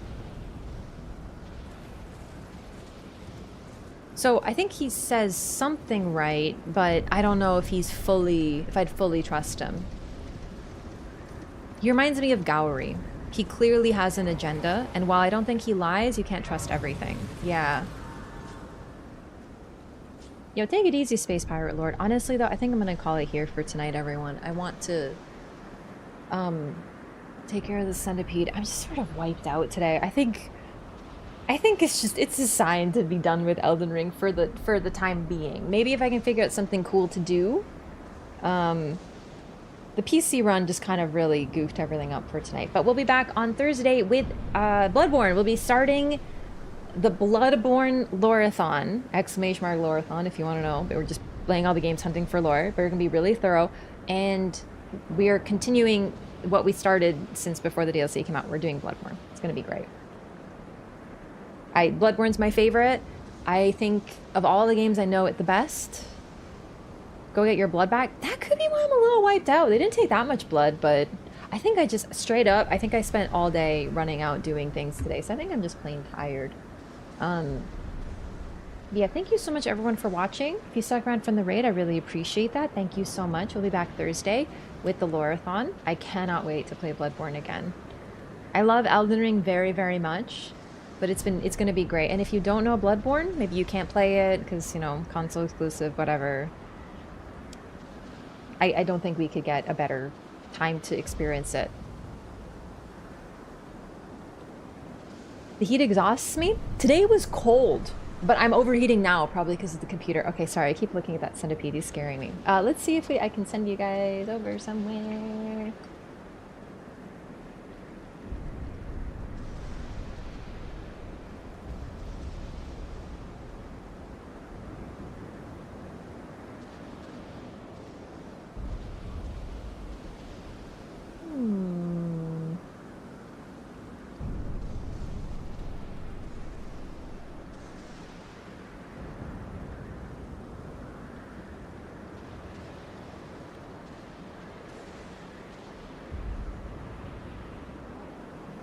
Oh, Mecha Break? Did that game come out already? Has anyone played it yet? I wondered if it was good. Let's see. Honestly, if you want to know what I'm like right now, do the look up meme. Don't need to remind me I can't play it. Play it with us! Seriously, if you can't play a game or don't want to play a game or don't have access to a game, the best way is to experience it with Twitch chat, if you ask me. Have the key? Didn't know if you wanted it? Wait, really? Maybe. I don't know. Alright, I'm gonna send you over to Bolt Paper. She's playing Ori and the Will-o'-the-Wisp, so it's gonna be a little bit of a difference today. Oh my god, I forgot how to raid for a second. I'm just tired. There we go, gamers. Go say hi to Bolt Paper for me. Thank you so much for hanging out, everyone. Bloodborne is really great. I can't wait. It's time. It's finally time. Take it easy. Good night. Say hi for me. Ooh. And Bloodborne. Speaking of Bloodborne, that's where Bolt Paper, got her name. So, we're finally returning to our roots. Bloodborne, also, fun fact, that's the first game I ever streamed. I started with Bloodborne. 3.5 years ago now. My very first game. And I've been playing it pretty consistently since, so. 5 years ago? Got him! Alright, say hi. And good night. 9 years ago? Yeah, something like that. Oh, maybe that's why my arm hurts today. Wow. See you next time. Bye-bye.